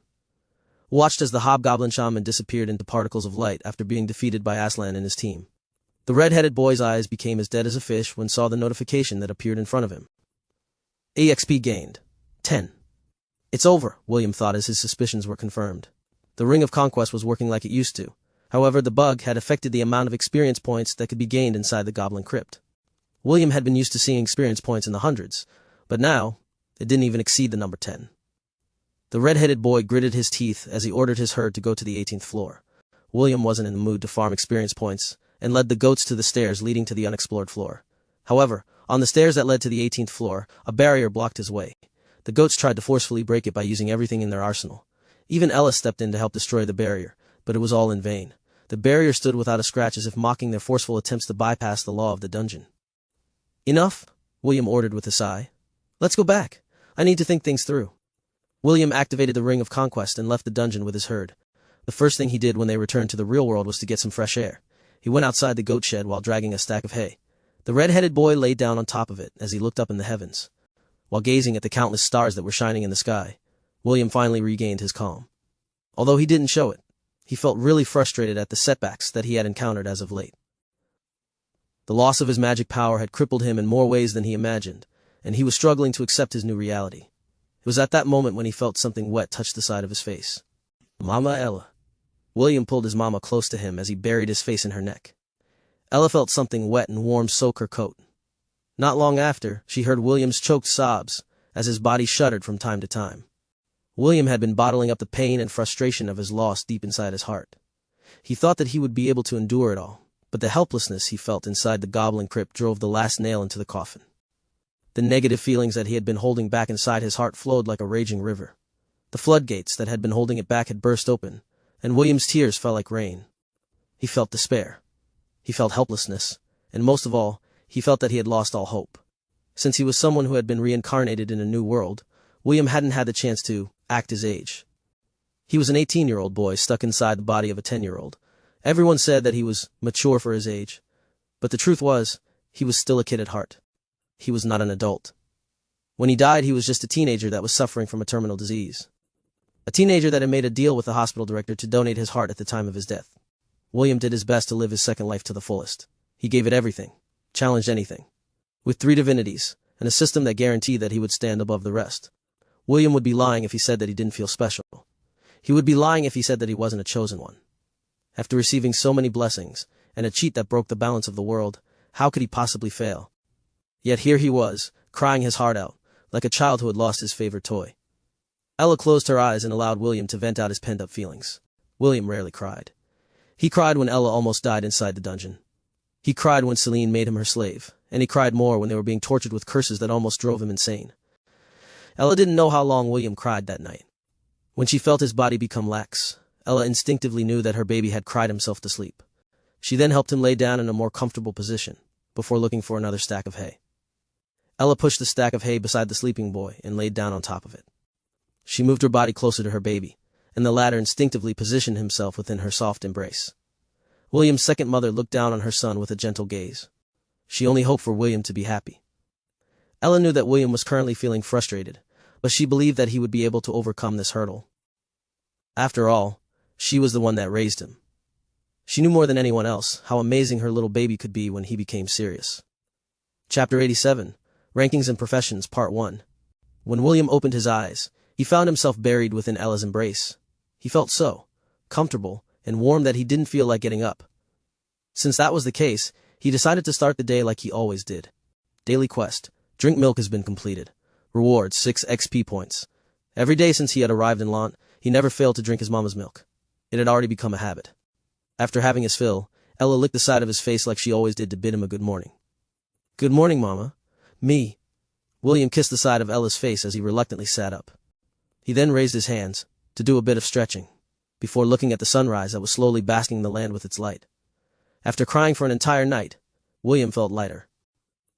Although the problem he was facing was still there, it didn't feel as heavy as it used to. William bid Ella goodbye as he entered his master's house.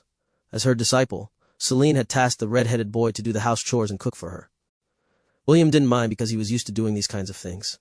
Back in the orphanage, he would also wake up early to help in the kitchen. He would assist the aunties in cooking breakfast for his little brothers and sisters because they were short-handed. An hour later, Celine lazily came down the stairs and plopped herself in a chair at the dining table. The smell of William's cooking had woken her up from her sleep. "Breakfast will be ready in 5 minutes, master." Celine watched William as he busied himself in the kitchen. When she had just taken him as her disciple, she decided to ask him to cook for her because she was feeling lazy. She never thought that William's cooking was on such a high level. Since then, William had officially become her personal cook. The food that William made were dishes he was familiar with back on Earth. Although he was lacking in ingredients like soy sauce, vinegar, and other condiments, he was still able to bring out the delicious flavors on the food. Celine was even tempted to find an artifact that would help William gain a cooking job class. Her thoughts were quite simple.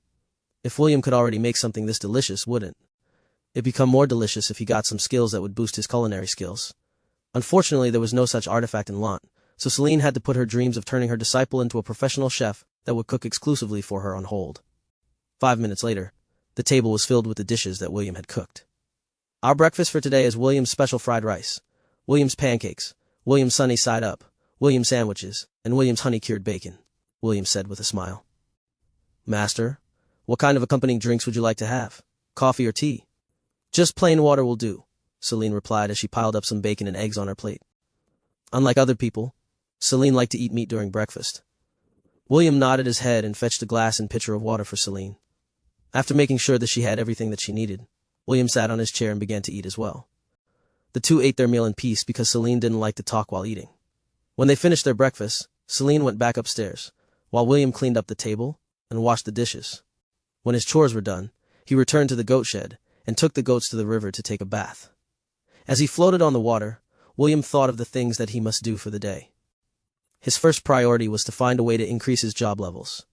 William had already decided to brush up on his martial skills and focus on the basic job classes like swordsman, archer, spearman, monk, and fighter. Among the non-magic job classes, these 5 professions were the foundations of all martial arts in the southern continent. The battle against Kingsley made William realize that he was lacking in battle techniques. The battle style he had been using had evolved in fighting against monsters. However, fighting against humans was trickier. They were more intelligent, and their means of fighting was vastly different from wild beasts. "System, can you tell me how the people of this world become stronger?" William asked. To answer the host's question, "Would you like the simplified version or the detailed version?" "The simplified version, please." "Understood. There are 2 ways on how people grow stronger in this world. One is through cultivation, the other through repetition.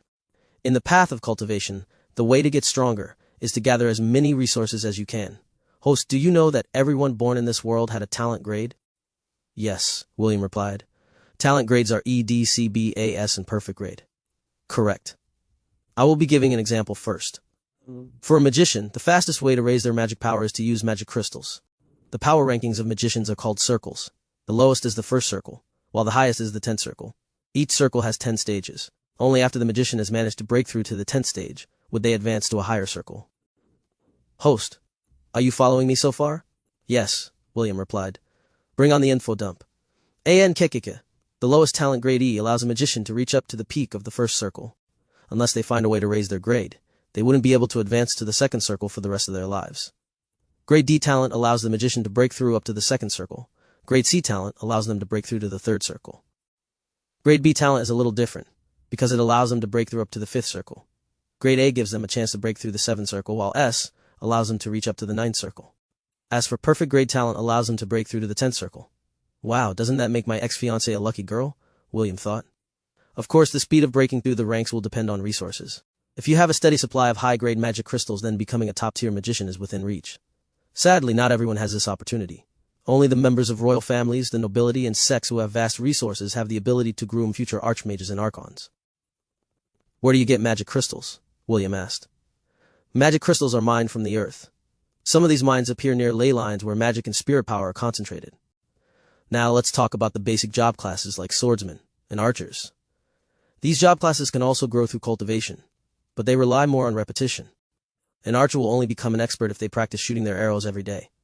As their experience accumulates, they also gain skills. These skills gain a level, or improve the more the archer uses them. It is similar to gaining a higher proficiency as your master a skill or technique. Most martial classes get stronger in this manner. The same could be said for the swordsman. In order to become an expert, they needed to continuously hone their techniques and gain experience through battle in order to become stronger. Cultivation is more like a secondary support to them to make their body stronger. Unlike magicians, swordsmen, and the other martial classes doesn't rely on magic crystals in order to strengthen their bodies. They rely on beast cores that are taken from the monsters that they have slain. Beast cores? William remembered the 2 millennial-grade beast cores in his possession after slaying the Thunder-Horned Wolf and Terrorhand. The power rankings for martial classes are different from magicians. Their ranks are measured by the Adventurers Guild, Hunters Guild, and other corresponding organizations, like the Holy Temples, scattered around the continent. The rankings for the martial classes are Copper, Bronze, Silver, Gold, Platinum, Mithril, Adamantium, Black, and Saint. How do they determine the rankings? William asked. Do they increase their rank if they finish missions like the ones in games? Yes and no. Unlike magicians who have a proper measuring tool to check their magic power, the power level of martial classes varies from individual to individual. Just like the host, those who specialize in martial skills are able to upgrade their profession once they meet its requirement. For example, an archer could choose to become a ranger, hunter, or a sniper. In order to do so, they must undergo a trial in a temple like what the host experienced in the Pantheon of Courage. Only by succeeding will they be able to upgrade their professions. An archer of the gold rank would always be inferior to a sniper or ranger of the same rank. Host, do you know why this happens? Is it because of skills? Also, once a person decides to upgrade their profession, they have the option to choose a deity to follow. For example, a ranger that worship a deity would gain additional boost to their strength. They could either worship the god of the hunt, god of marksmanship, god of nature, and other gods that align with their profession. Each god has different blessings and specialties. So temples are also used as places to change someone's profession. Yes. Some temples only worship a specific god, while others allow the worship of multiple gods. This is why there are several temples scattered not only in the Helen Kingdom, but in all continents of the world. However, there are some individuals that also chose not to worship any gods, and just advance their rank as they see fit. William wanted to know more about the world, so he decided to learn more information from the system. He believed that understanding how the professions work in this world would allow him to gain some insights on the path he had to choose. Chapter 88. Rankings and Professions Part. Okay, so martial job classes get stronger by repetition and cultivation. Can I also become proficient in a job class if I train myself like shooting arrows at a target? William asked. It's possible. If the host practice shooting arrows, then your shooting proficiency will increase. However, it would be much easier if the host just acquired the shooting proficiency skill. This is the difference between the host and other people. What others need to train for years, the host can easily learn in half a day. Isn't that cheating? Host, you have been cheating since day one. It's not cheating, it's called plot progression. Sure, whatever you say. Okay, let's go back a bit, William said as he tried to change the subject. You said martial job classes can get stronger by using beast cores. Can I also use them? Yes. Really? Definitely. If the host were to choose to consume the millennial grade beast core that you received from the Terrorhand, you will instantly gain 2 million experience points. If you choose to consume the millennial grade beast core from the Thunderhorned Wolf, you will get 1.2 million experience points. This is it! William became excited at the prospect of using beast cores to level up his job classes. Right now, he had 2 millennial grade beast cores in his possession. If he used it, he could easily raise his Disciple of Thunder to its max level. Can I use any kind of beast core? William was planning to ask his grandpa to help him find or purchase beast cores to level up his job classes. Yes, however, there is a restriction. Host can only consume the beast cores that you had personally acquired. The system will not accept beast cores that have been outsourced from other places. Tisk, what is this discrimination? William nagged at the system. Why are you preventing me from cheating my way to get stronger? Whose side are you on? I will always be on the host side. However, I must also follow the laws of this world. Host, just do your best to gather your own beast cores and grow stronger. William grumbled, but he still felt happy about the information he received from the system. Now he had more options to increase his job levels, while waiting for the 5-year seal to disappear from his body. After returning to the goat shed, William meditated in order to clear his mind.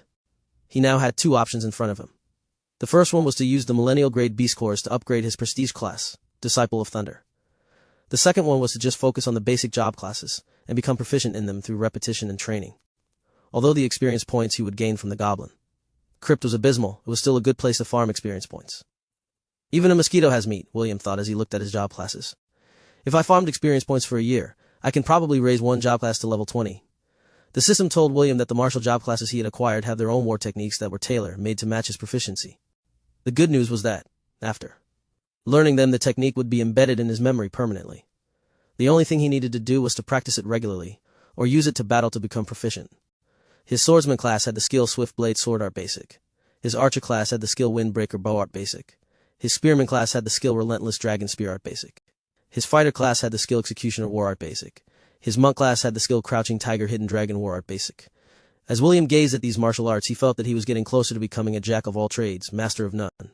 After a brief struggle, William opened his skill tree and checked to see if this was a job class that heavily relied on mana. As expected, this job class relies heavily on magic power. William sighed as he read all the skills of the prestige class. Still, the passive skills are quite interesting. William's gaze landed on the 4 skills that belonged to the Disciple of Thunder that didn't require any mana. Lightning God War Art Basic. Requires 10 skill points to unlock. The Martial Art of the God of Thunder. Very effective against demons. Spirit Beasts, Elementals, Evil Spirits, Undead, and Devils. Lightning Reflexes 10/10. Increase Agility stat plus 30. The user's reflexes are faster than normal. Increase reaction rate by 100%. Child of Thunder. Requires 5 skill points to unlock. Able to manipulate lightning from any source to do your bidding. Heavenly Phantasm Movement Technique Basic. Requires 5 skill points to unlock. The movement technique of the God of Thunder. If William used his Millennial Grade Beast Core, he would be able to raise the Disciple of Thunder to its max level. Although he wouldn't be able to use the powerful offensive skills of this job class, the 4 passive skills still caught William's interest. William was very keen in acquiring the Lightning God War Art and the Heavenly Phantasm Movement Technique. With these 2 skills in his possession, he would be able to raise their proficiency inside the Goblin Crypt until he mastered them to perfection. Even if he had to switch to other job classes, his mastery of these 2 skills would remain with him for life. Also, he could freely assign the skill Lightning Reflexes and Child of Thunder to his permanent skill slot. These 2 skills are interchangeable depending on the situation. The cool thing about the Child of Thunder was that William could harness the power of lightning using any source. What did this mean? It meant that he could manipulate a lightning storm and use it to hurl lightning bolts at his enemies. This was a very tempting opportunity for the pitiful William who had lost his magic powers. 3 hours passed before William finalized his decision. System: I would like to consume the Millennial Grade Beast Core of the Terror Hand. Place all experience points in the Disciple of Thunder. Acknowledged. Consuming Millennial Grade Beast Core. Transferring experience points. Ding. The Prestige class Disciple of Thunder had reached its max level. Would you like to advance the next job class? Yes, no. Advance the next job class. William ordered. Ding. You had successfully ascended to Prince of Thunder. A prince that was born to wield the power of thunder and lightning. Lightning magic effectiveness increased by 50%. Host has learned skill. Thunder God's Wrath. William could immediately feel the effect of his ascension. The sensation felt so good that he couldn't help but close his eyes in order to immerse himself in that euphoric sensation. It was as if all the pain and frustration that were still lingering inside his heart were washed away by his newfound powers. When William opened his eyes, a lightning bolt flashed briefly inside his pupils. He was like a new person that had been baptized by the power of lightning. William laughed. He laughed out loud. Ella, who was standing by his side, looked at him with a gentle gaze. She could tell that her baby had finally found his path, and pulled himself out of his depression. William wanted to share the happiness he was feeling at the moment, so he hurriedly gave his mama a hug. He then kissed her repeatedly on her cheeks before he ran towards the other goats to shower them with hugs and kisses. On that day, in the small town of Lant, William's true training was about to begin. Chapter 89, The Dungeon Conqueror Part 1. Gramps, I want to be stronger, William said with a serious expression. Please, help me. William had thought long and hard, and finally came to the decision to ask James for help in order to build his foundations in martial combat. He believed that with the help of his passive skills, he would be able to fill the gap that was left when he lost his magic powers. You want to be stronger? James asked. Getting stronger is always good, but what is your purpose for wanting to get stronger? Purpose to get stronger? Everyone must have a reason to become strong. Imagine yourself as the sharpest sword. Sure, you are sharp and powerful, but if there is no reason for your wielder to use you, you're just nothing but a sword. A weapon that serves no purpose is nothing compared to a kitchen knife that is used to cook food. William was dumbfounded by his grandfather's explanation. He had long thought of his grandpa as a battle junkie, a man with bronze, but no brains. For James to speak such scholarly words made the red-headed boy realize that he still didn't know the true character of his happy-go-lucky grandfather. Purpose? What is my purpose for getting stronger? William was at a loss. He hadn't thought that far when he decided to ask his grandpa for help. He thought that the reason people sought strength was just to become stronger. The young boy didn't think of the reasons behind their desire to gain power. James nodded in satisfaction when he saw William's reaction. He had seen many youths who desired to get stronger, but they didn't have any goals in life.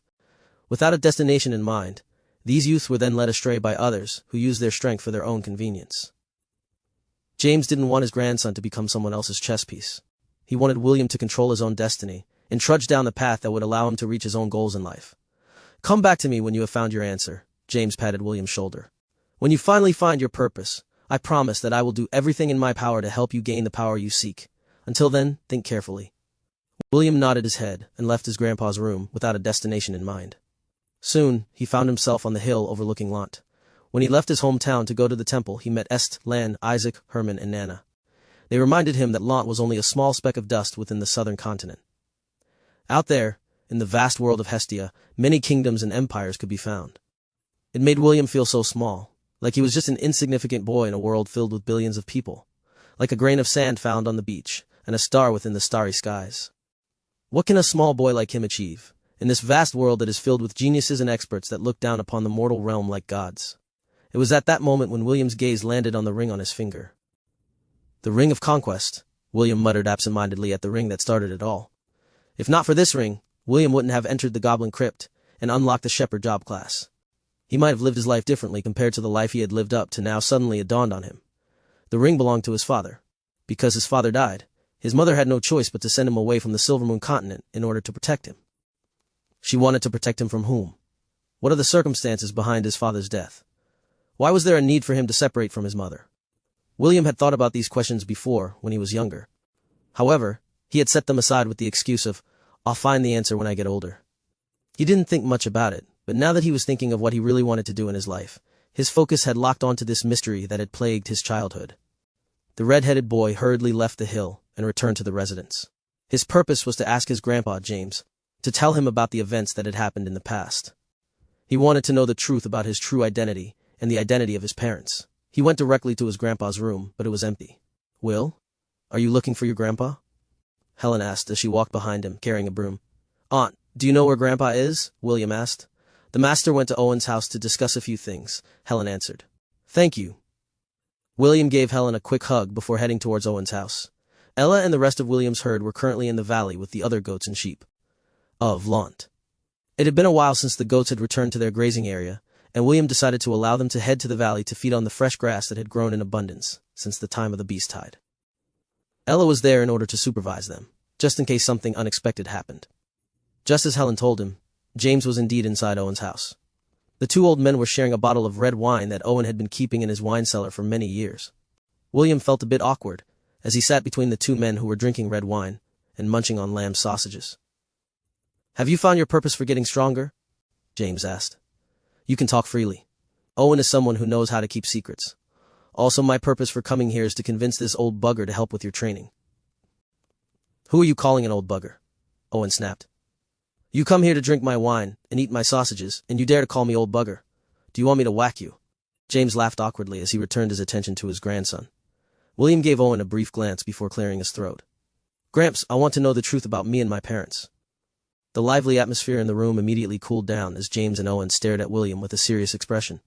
"Should I leave?" Owen asked. "I think it is better if the two of you speak in private." "Sorry for the trouble," James replied with an apologetic gaze. "It's fine." Owen stood up and patted William's shoulder before leaving the room. He made sure to properly lock the door behind him and cast a soundproof barrier to ensure that his wife wouldn't accidentally overhear their conversation. The grandfather and grandson pair stared at each other for a few minutes before James sighed and broke the silence. "I was planning to tell you this when you were a little older, but I guess now is also a good time for it," James said as he emptied the wine in his glass. "Do you want the long version or the short version?" "The short version, please," William replied. James nodded his head. "Your father, Maxwell, was a great man. Before you were born, he was hailed as the most powerful man in the southern continent. He rose up like a firework and burned brightly like a comet." James sighed as he remembered William's father. "Your father was a dungeon conqueror. He had the ability to fuse the dungeon cores with his body. Once he conquered a dungeon, he could summon the monsters that belonged to that dungeon. Basically, he was a one-man army that has thousands of monsters under his command. Isn't that cool?" "That's so OP?" William gulped. "OP? It means overpowered, Gramps." "Yes, your father was OP." James chuckled and nodded his head. Perhaps due to how strong his profession was, the gods themselves placed a limit on it. There can only exist one dungeon conqueror in every generation. As long as that person still lives, no one else can acquire this incredibly rare profession. William imagined himself sitting on the head of a dragon, as legions of monsters conquered the land under his command. The sight was similar to the grand battles in the fantasy movies that he had watched on Earth. William was half tempted to ask the system about the requirements necessary in order to obtain the Dungeon Conqueror job class. James didn't know what William was thinking as he continued his tale. Your father was indeed very strong, but he has one weakness, and that was, he was very weak against beautiful women. Back then, the elves were losing the battle against the demon lord who was hell-bent on conquering the Silvermoon continent. Out of desperation, they conceived a plan in order to turn the tables. That plan was to use a honey trap, in order to lure your father to the Silvermoon continent. James gave William a teasing grin as his eyes twinkled in delight. Guess who was the lady that they used to honey trap your father? Of course it would be none other than the most beautiful lady in the Silvermoon continent. William raised his chin in an arrogant manner. My mother? You're right, and the Elven Council has regretted their decision to this day. James' laughter boomed inside the room as if to ridicule the long-eared bastards who thought that they could one-up his son with their schemes. Chapter 90, The Dungeon Conqueror Part 2. Your mother, Arwen, is the saintess of the Elven race, James said with a smile. She is the guardian of the World Tree, and her authority is equal to the Elven Council's. When the Council begged her to seduce your father, she agreed. However, Arwen had no intention of marrying your father. Their plan was to only use your father to resist the demon invasion, then give him ample rewards after the invaders were repelled from the Elven lands. What they didn't expect was that your father, Maxwell, was not only an expert in conquering dungeons, he was also an expert in conquering the hearts of women. James paused as another chuckle escaped his lips. Even though your mother was a high elf and a strong-willed woman, she was still a maiden that had never known what love was. Maxwell was no fool.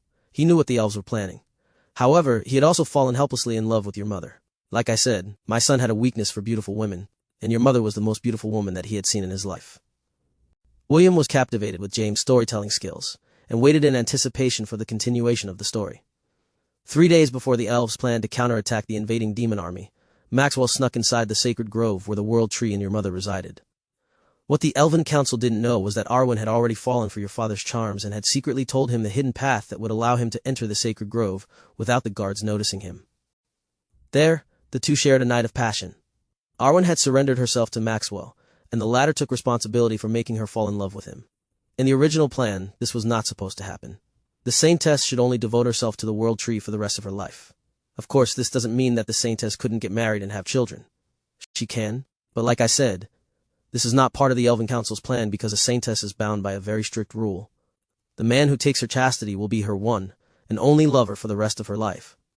Not even the Elven Council could overturn this rule that the first Guardian had decreed since the World Tree was born. Back then, the head of the Elven Council was planning to marry his son to Arwen. Unfortunately for him, your father was a step faster, and the rest was history. Your father went to war and drove the invaders back to the demon lands. The elders thought that they had succeeded in their schemes, but lo and behold, your father got your mother pregnant in that one night of passion. The head of the council was livid, and his son almost went crazy when they heard the news. They initially planned to have your father assassinated, but who was your father? He was a dungeon conqueror. When he summoned all the dungeon monsters under his command, the entire Elven Council had no choice but to begrudgingly allow their marriage. Not only that, your father brute forced his way and had the head of the council resign from his position and place Arwen's father, Theoden Ianarion, as the new head. Naturally, the elves had no choice but to agree to his demand, and thus the bastard schemer was kicked out of his position. It was then when James heaved a long and deep sigh. I thought that your father and mother would have a happy ending, but it was just wishful thinking. The ex-head of the council, along with his entire clan, rebelled and concocted a plan to help the demon race bring their elite forces into the sacred grove by using long-distance teleportation. Their plan was to use the World Tree as a hostage in order to make the elves submit to the demon lord. Their plan succeeded, but the result was far from their expectations. Although the World Tree was sacred to the elves, it didn't mean anything to Maxwell. He summoned his army and fought the demon lords and his elite demons inside the sacred grove. The battle was so fierce that the demon lord was severely wounded, and the World Tree was cut in half. It was also during this battle that your father acquired the Ring of Conquest from the demon lord's severed arm. If not for the sacrifices of his subordinates, the demon lord's life might have ended then and there. He managed to escape back to the demon realm, losing his army of elites and his arm in the process. The elders of the clan that had betrayed the elven race were executed, and the rest were exiled. Even so, one major problem still remained, and that was the World Tree. It was on the verge of dying. James refilled the cup with wine and drank slowly as if trying to wash away the bitterness that was stuck inside his soul. If the World Tree dies, the elves will no longer be able to give birth and their race will lose their blessings. For the sake of his wife, and the child that was growing inside her body, your father decided to make a sacrifice. He used the power of the Dungeon Conqueror and fused with the world tree. The tree recovered its vitality due to the immense power of the dungeon conqueror. You have to understand that your father, Maxwell, had conquered many dungeons. The magic power of dungeons is almost limitless, and they only grow stronger with time. It was more than enough to revive the world tree. The elves survived the disaster, but many still held a grudge towards your father. Although we had told you that your father was dead, this wasn't entirely true. He had merged with the world tree, so basically, he is the world tree. However, in doing so, he has also lost sentience. Even your mother, the guardian of the world tree, was unable to communicate with him. The only thing that remained of him was that ring on your finger. If my hunch is right, he stored the power of the dungeon conqueror within the ring. He did this to prevent another conqueror from being born. Perhaps he prepared the ring for you, perhaps not. I don't really know. All I know is that your father has now turned into a tree, and your mother accompanies him every day, James said with a sigh. Perhaps Arwen felt that the old bastards were starting to scheme again, so she decided to send you here to Launt. She was afraid that the elders of the council would use you as a hostage in order to force her to obey their command. Your mother is truly pitiful, James lamented. She lost her husband and her son. Like a caged bird, she can't leave the elven continent and hold you in her arms. The only reason why they didn't attempt to lay their hands on you and your mother is because of the tiny chance that your father might regain his consciousness inside the world tree. What James didn't tell William was that the elves were also dealing with another threat to their existence, and that was due to the elven prophecy by the Rayleigh family. Will, I believe that there is a way for your father to return to this world, James said with a serious expression. However, I don't know what method it is. Also, the way you are now, you can't go to the elven continent. If you go, you will not only endanger yourself but endanger your mother as well. If you want to see her, then you must become as strong as your father. That is the only way for the two of you to reunite. William clenched his fists in determination. He had felt his mother's sadness through her letters. The young boy could feel the deep longing in her written words. There were times when William wanted to travel to the Silvermoon continent just to hug her tight. "Grandpa, I want to meet her," William said as he stared at his grandfather's eyes. "I want to hug her. I want to kiss her and wipe the tears from her eyes. I want her to know how much I miss her." James didn't say anything. Instead, he just looked at William with a calm expression. "Have you found your purpose?" "Yes." "And that is?" William closed his eyes and pressed his right hand on his chest. "To reunite with my mother and find a way to make our family whole again. Also, I want to return a favor to the people who are looking after me from the heavens. For that, I will need your help, Grandpa." James was confused about the part about the people looking after William from the heavens. Even so, he still placed his hand on William's shoulder and looked at him with solemn gaze. "And you shall have it. Starting tomorrow, your training will begin. I will talk to the rest of the boys. However, William, remember this. I will not interfere with their training methods. No matter what happens, you are on your own. Do I make myself clear?" William nodded his head. He finally found his reason to become stronger. He would reunite with his mother, save his father, and spread Gavin's name to the entire world. Lily had secretly told him via telepathy that aside from him, Gavin had only one other believer. A god who didn't have any followers would cease to exist. William wouldn't allow this to happen. He was determined to spread Gavin's name throughout the world and unlock the power of the Jack of all trades that hadn't been seen for thousands of years.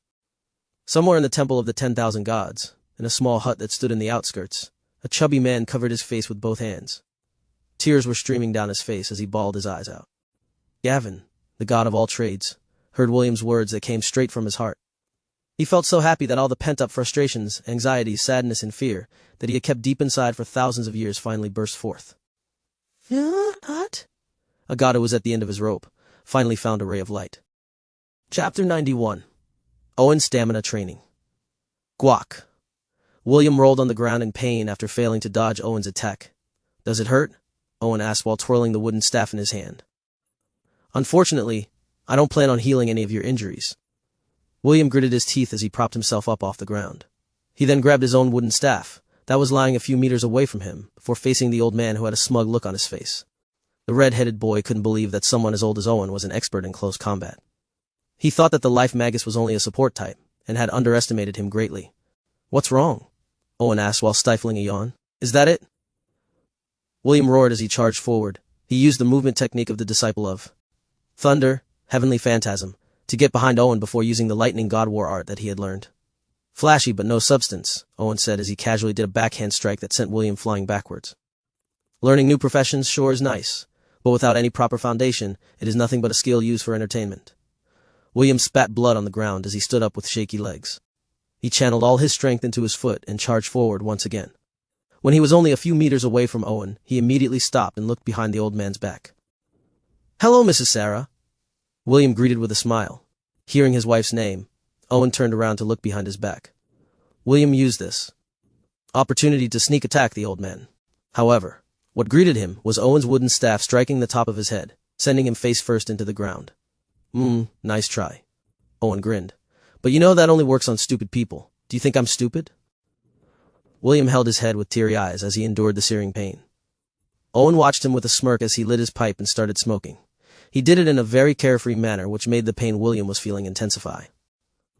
You see, little Will, during group battles the first people to get targeted are usually the support classes, Owen explained. Most of the time they succeed in doing so because these professions are not proficient in protecting themselves. They rely on others to protect them. Owen puffed his pipe a few more times before continuing his explanation. In battle, the first person you have to subjugate is the support of the party. As long as they are around, you will have a hard time beating their group. Sometimes, the most scary opponents are not monsters, but humans. When fighting against humans, you shouldn't show mercy. Owen finished his explanation and returned the pipe to his storage ring. Cure moderate wounds, Owen chanted. An array of light enveloped William. The pain he was feeling disappeared, and the wounds and bruises on his body were also healed. The only problem was his clothes. They still remained tattered due to Owen's powerful blows. Now, do you understand that just learning a few skills without understanding them on a deeper level is just clowning around?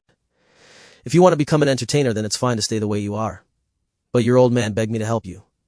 I don't want him to complain and tell me that I'm doing a half-ace job in teaching you the basics. Here, wear this. Owen casually threw 2 bracelets at William. The young boy caught the 2 bracelets and gave them a better look using his appraisal skill.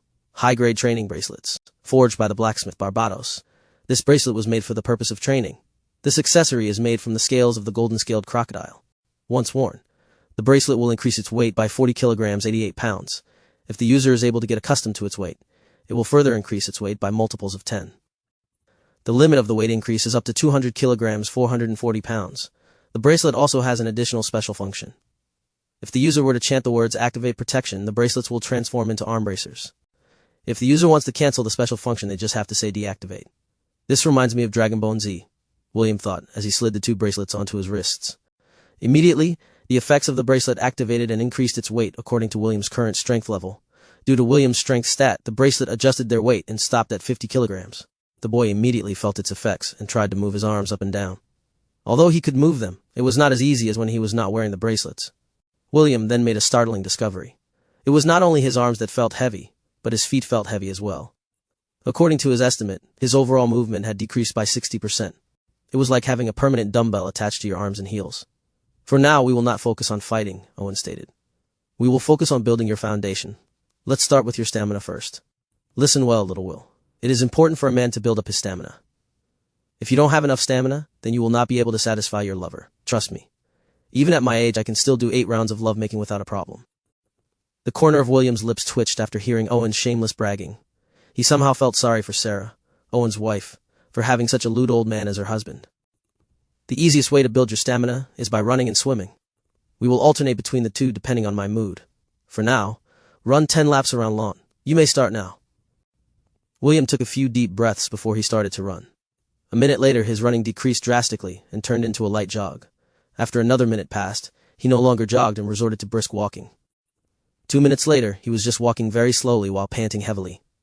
I need to endure, William thought as he moved his body, 1 foot at a time. The next time I see that Kingsley boy, I'll swat him like a fly. William was the type that held grudges on those who had wronged him. Although he didn't say anything about the arrogant magic swordsman's actions, he was still itching to give him a good beating. Just you wait. William clenched his fist. When I go to meet Rebecca 7 years from now, I'll make sure to return the favor tenfold. James and Mordred watched William from the hill overlooking lawn. They could feel the boy's unyielding spirit, which made them very happy. It was James who asked Barbados to forge the bracelets, a week after he returned from the battle at the Windkeep Citadel. He had a feeling that a time would come when William would ask him for help with his training. When William lost to the Kingsley boy in their friendly duel, James knew that the time was at hand. William had explained that he wouldn't be able to use magic for 5 years, and James thought that this was the perfect opportunity to help his grandson build up his foundations. In the past, he didn't insist on doing so because William was being trained in dark magic by Celine. William, why are you so slow? An 8-year-old girl walked beside the huffing and puffing William with a curious gaze. Are you hurt somewhere? No, I am fine, William replied with ragged breaths. The children were so amused with William's slow walking that they thought he was playing a game. Soon, a crowd of children, less than 12-year-old, were walking beside William at a very slow pace. William could only smile helplessly at the kids who reminded him of the little brothers and sisters he had left back on Earth. I wonder how they are doing, William thought. Belle, does she still think of me? William sighed as he put these thoughts at the back of his mind. He needed to focus his attention on his training. And so the boy walked, and walked, and walked, while the children of Lant laughed beside him. It seems that he's doing fine, mistress, Oliver said from his perch. William is not as fragile as you think he is. Both of them knew that without his magic power, William would have to rely on his physical abilities in order to overcome the dangers that he would face over the next 5 years of his life. This was why Celine wanted Oliver to raise William's resistances to poisons, curses, and dark magic, although dark magic was banned in the southern continent. That didn't mean that the dark mages had holed themselves up underground. Many still walked among the populace and used their magic in subtle ways. She hoped that her one and only disciple would become strong, not only for his sake but for hers as well. Chapter 92, Inside the Silent Forest, Part 1. 232, 233, Theo said as he counted. 234. William gritted his teeth as he finished another push-up. Theo was sitting on his back as the sun slowly rose from the east. It had been 2 months since William had started his training under Owen's tutelage, and the desired changes in his body were starting to take place. The red-headed boy looked at the rising sun for a brief moment before he resumed his morning training. 250, Theo grinned. Morning quota reached. Good job, Will. Theo, is it just me, or have you become heavier as of late? William asked as his friend slid off from his back. It's just you, Theo replied as he stretched his arms and waist. Now go. Don't keep Owen waiting. William shook his head helplessly as he waved his friend goodbye. Mama, let's go? Me. Ella, who was lying not far away from William, stood up and ran beside him. The two of them sprinted towards the Urobro that was guarding the main gate of Lant. Currently, the bracers on his wrists weighed 70 kilograms, 154 pounds each, but that didn't stop William from running to his destination at full speed. Owen had taught him a lot over the past 2 months, and that included some breathing exercises that helped him preserve his strength. When he neared the Urobro, he found Owen drinking a cup of coffee as he sat waiting for William. Done with your routine? Owen asked. Yes, William replied as he sat opposite him. The young boy then piled up some sausages and eggs onto his plate and started to eat his breakfast. Owen continued to drink his coffee as he stared towards the east. It has only been 2 months, but you've managed to get used to the training braces on your wrists. William listened to Owen's words and felt proud of his accomplishments.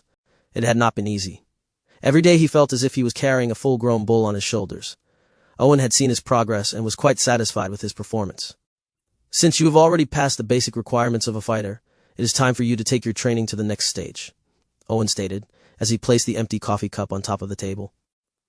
After you finish your breakfast, go to the center of the Silent Forest. Your next instructor is waiting for you there. William raised his head to look at Owen. You're not the one that is going to train me, Owen smirked. I don't have a lot of free time to train a brat like you. Your grandpa only asked me to help build your stamina and prepare your body for the training that was to come. William frowned, but he still nodded his head. Who is going to be my new instructor?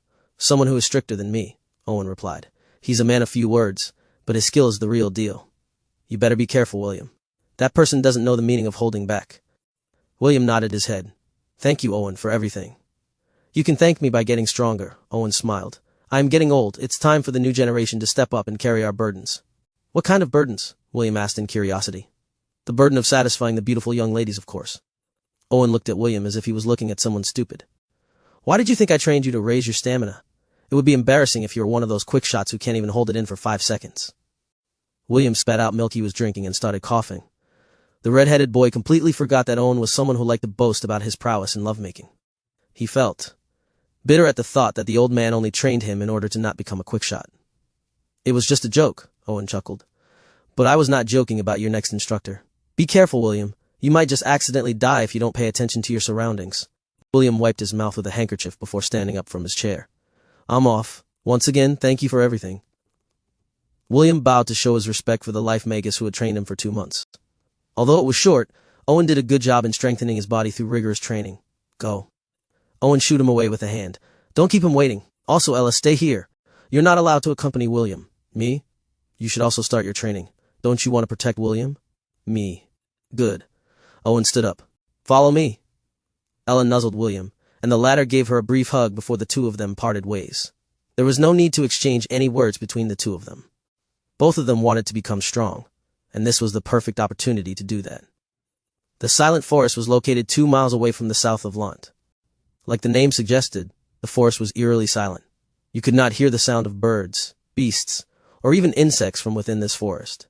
It was a forest devoid of living things with the exception of plants and trees. William had been here once in the past when James took him to look for special herbs. Although this forest had no living animals and insects within, it was rich in flora, and was a good place to look for rare herbs that grew in the wild. Owen had told him that his instructor was waiting for him at the center of the forest, so William thought that he just needed to head to the clearing that the locals of Lant refer to as Hoya. Along the way, the only sound that William heard was his own footsteps. For some reason, it unnerved him. Then it happened. The whistling of wind whispered in William's ears. A few seconds later, he felt a searing pain hit his back. He staggered forward and almost dropped to the ground when another whistling sound reached his ears. William didn't know what was happening, but his body moved on reflex and dodged to the side. It was at that moment when he saw an arrow passing mere inches from his left shoulder. The arrow hit the tree trunk before bouncing off a few meters away from him. One quick glance and William recognized it as a blunt arrow usually used for hunting small game like rabbits and squirrels. Before William could even understand what was happening, more whistling sounds echoed through the forest. The red-headed boy immediately hid behind a tree, as several blunt arrows harmlessly bounced off its bark. "Who are you?" William roared. "Why are you attacking me? Are you my new instructor?" William perked his ears to listen to a reply, however none came. Instead, he heard another whistle. But this time, it sounded different. The shepherd didn't dare to move from his hiding place, because he thought that he was safe, as long as he stayed in place. What happened next proved him wrong. A loud clap was heard as the tree that William used as a shield exploded before his eyes. A shockwave formed, and it sent the young boy slamming into another tree without knowing what happened. William felt his entire body aching, but his instincts screamed at him to run. He immediately activated his movement technique, Heavenly Phantasm, that he learned from the Disciple of Thunder. The shepherd planned to leave the forest in order to escape from whoever it was that was attacking him. However, the attacker, hidden in the shadows, didn't allow him to have his way. Several explosions that almost tore William in half prevented him from realizing his goal. Left with no other choice, William changed directions and ran towards the center of the forest where his instructor would be waiting for him.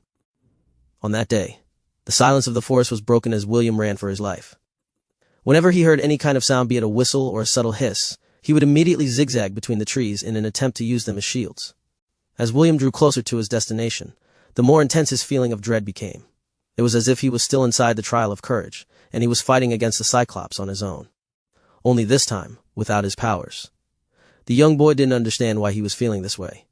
He clearly knew that his opponent was a human, and yet it felt as if he was facing off against a millennial beast that specialized in long-range attacks.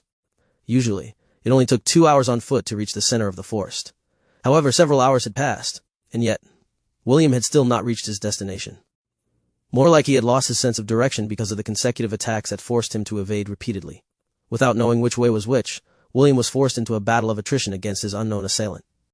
However, in this battle, the shepherd was on the losing side. Due to his current situation, he was forced to use his physical abilities to their limits.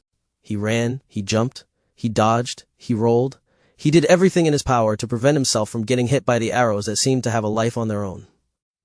Finally, everything became dark as the sun set in the west. William was very exhausted and hungry. The sound of his stomach growling echoed in the forest. He didn't have any time to take a break to eat anything. The only thing he managed to do was to drink some water from the water flask inside his storage ring.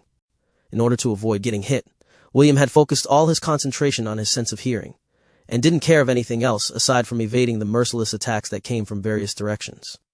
Before he knew it, he collapsed on the ground panting. His body had finally reached its limit. He tried to prop himself off the ground, but his body refused to move.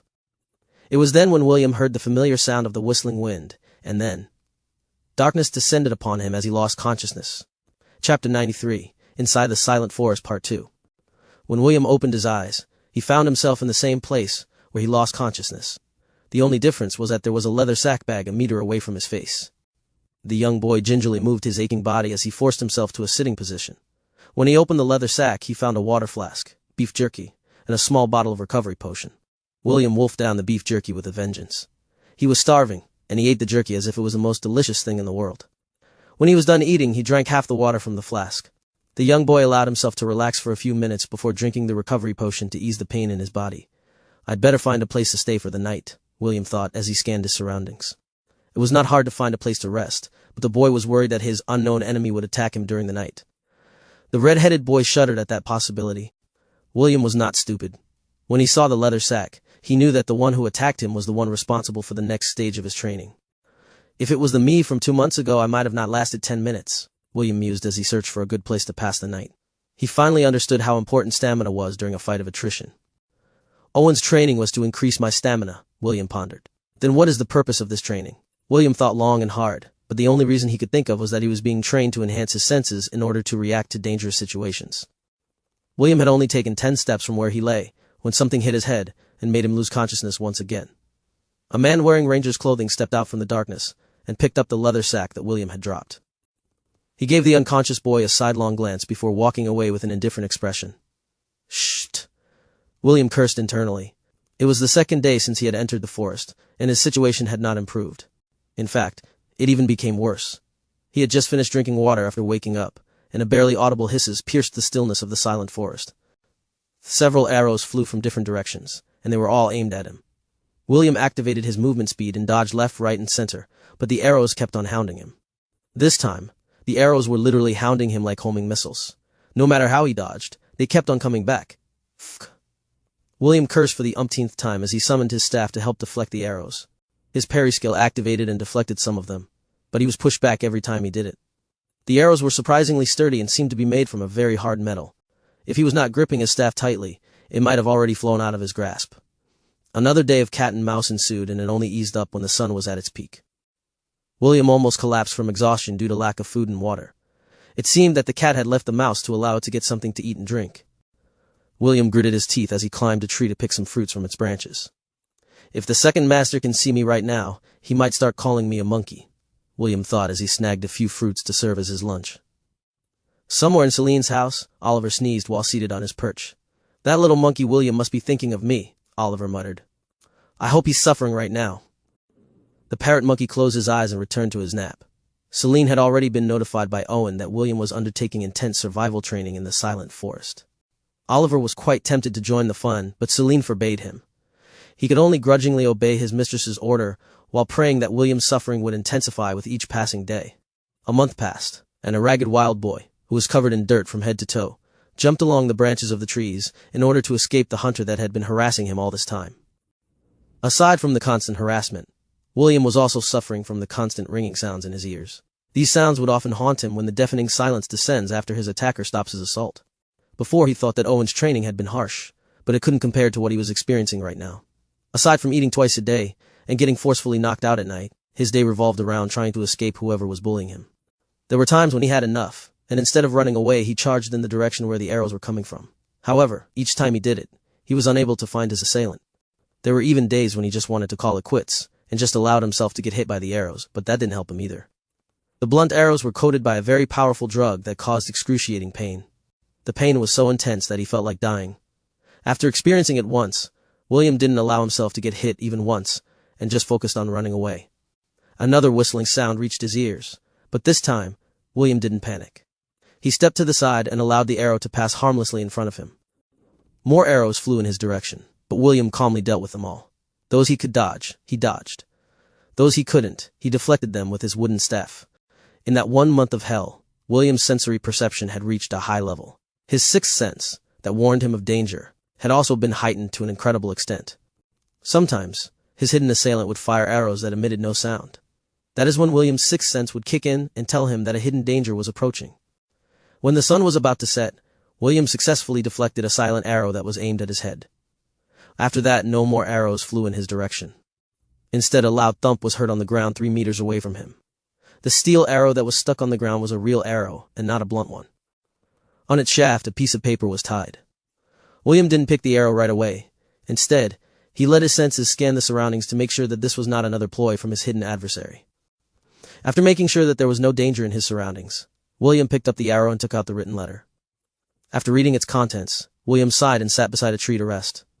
Soon, a loud snoring sound echoed inside the forest. William slept deeply without a care in the world. 1,000 meters away from the sleeping boy's location, a man stood on top of a tree branch. He was none other than Trent, the sentinel of Lant. He was in charge of William's perception training. The silent forest was not a simple forest. it was the most appropriate place to train someone's perception. People thought that absolute silence didn't have a sound, but they were dead wrong in their assumption. When you were in a place that is totally deprived of sound, you experience an ear-deafening silence. Your ears would start to hurt because you would experience phantom noises, ringing sounds that wouldn't go away and would haunt your every waking second. In William's former world, these sounds were associated with tinnitus. Just like William's stamina training, the perception training also trained a person's willpower. Trent took his leave because his mission was over. It was now time for William to begin his martial arts training under another one of the experts of Lund. Duane, the monk that held the profession drunken executioner, sipped his alcohol from a small wooden bowl. He had seen Trent's arrow flare rise above the canopy of the silent forest and knew that William's basic training was over. The monk sighed in satisfaction after emptying the wooden bowl filled with alcohol. "So, it's finally my turn," Duane said with a sinister smile. "It has been a while since I taught someone martial arts. I hope that the commander's grandson is better than the last student I taught." Duane could still remember that so-called genius that was raised by the monks of his order.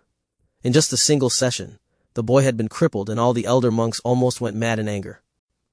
Because of this, Duane was excommunicated from the temple and was not allowed to step onto another holy ground ever again. Duane didn't get mad at the treatment he received. He even felt liberated because he was sick and tired of being a goody-two-shoes. He roamed the land doing anything he pleased. Sometimes he would wipe out bandit groups along the way. Sometimes he would become the bandit and terrorize the innocent souls who were unlucky enough to cross his path. That was how he got his nickname, the Drunken Executioner, because he would always be seen carrying a jug of alcohol with him when he committed these nefarious acts. He only stopped his rampage because he had encountered James, who was guarding the merchant group that he had chosen to attack. With just a single slap from the old man, Duane and his short-lived tyranny came to a complete stop. James was supposed to bring him back to the authorities, but changed his mind halfway there. Since then, Duane had become James's loyal subordinate and followed him like a tail. He was someone who respected the strong, and James was by far the strongest person that he had met in his life.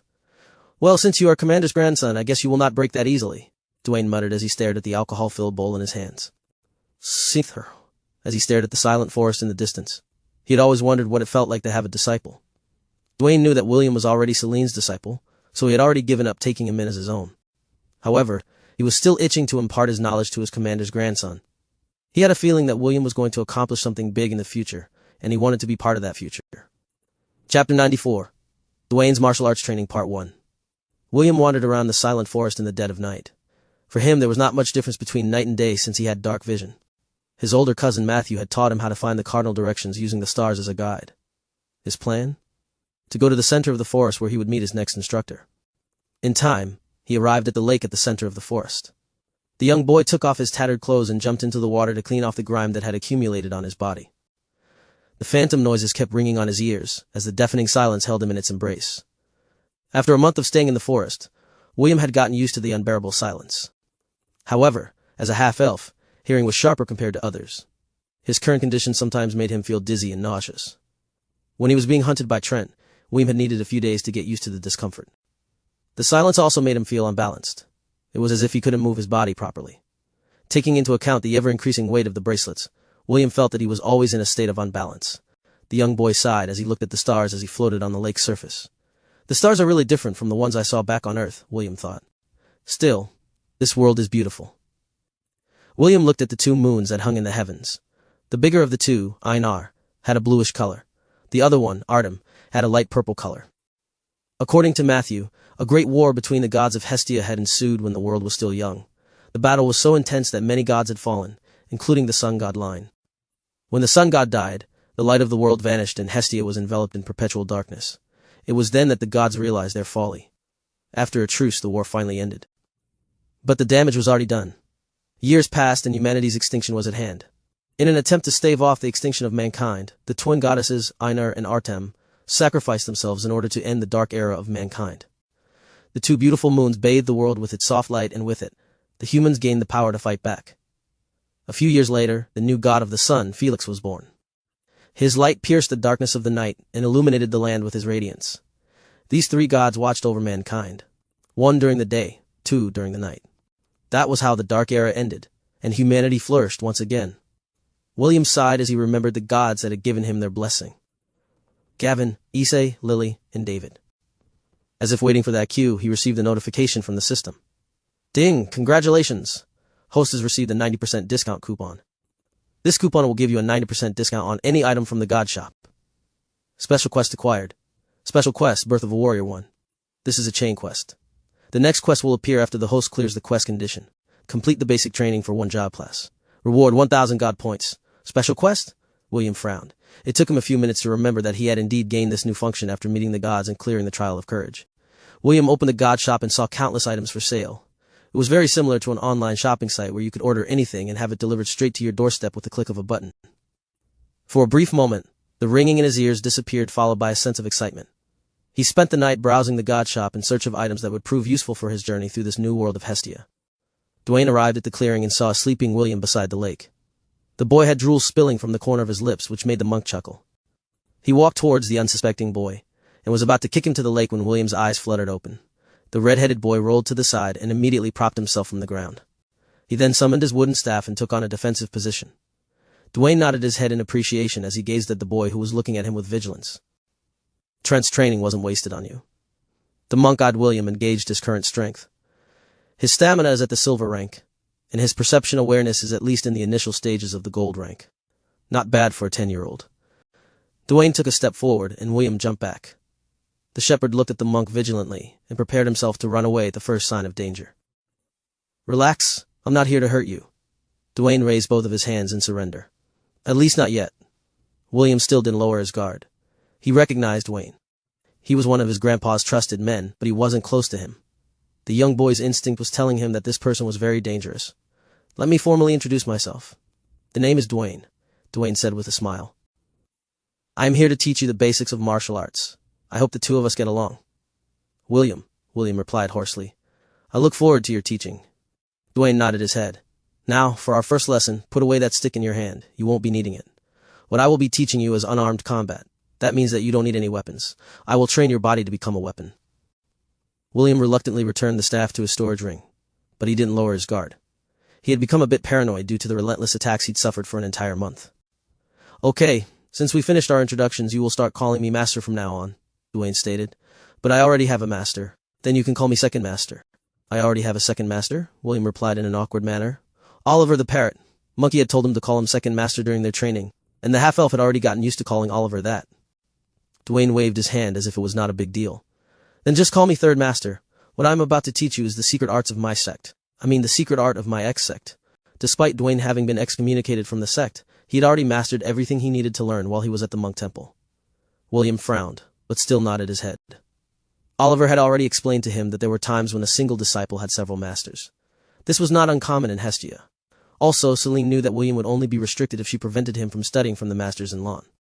With the ability to learn any kind of profession, it was inevitable that William would have several masters in order to guide him along the right path. William greets Third Master? William placed his hand over his chest and bowed. Good. Dwayne laughed as he approached the boy. Don't worry, I'll make sure that you won't regret calling me your master. And so William's monk training started. Dwayne had jokingly told him that he should shave his head according to custom. However, William adamantly rejected this idea. He really liked his hair and didn't want to be bald like Dwayne. Okay, I want to assess your current level in martial combat. Dwayne stood 10 meters away. Come at me and don't hold back. William roared and charged at Dwayne using his movement technique. He circled around the monk and used his speed to his advantage. True to his word, the monk stood completely still and waited for William to initiate his attack. Seeing that the monk had no openings, William decided to take a chance and attack the side of his body with a roundhouse kick. Surprisingly, Dwayne didn't block nor dodge his attack. His attack landed squarely on the monk's waist. Dwayne glanced at William and frowned. Is that your strongest attack? Yes, William replied. He looked at the monk to gauge whether or not he was just enduring the pain in his body. Although William wasn't that strong, his kick was strong enough to send a goblin skidding across the ground a few meters. This won't do. Dwayne scratched his bald head. You're too weak. Your attack is inefficient, and there are so many wasted movements. This won't do. I need to really teach you the basics.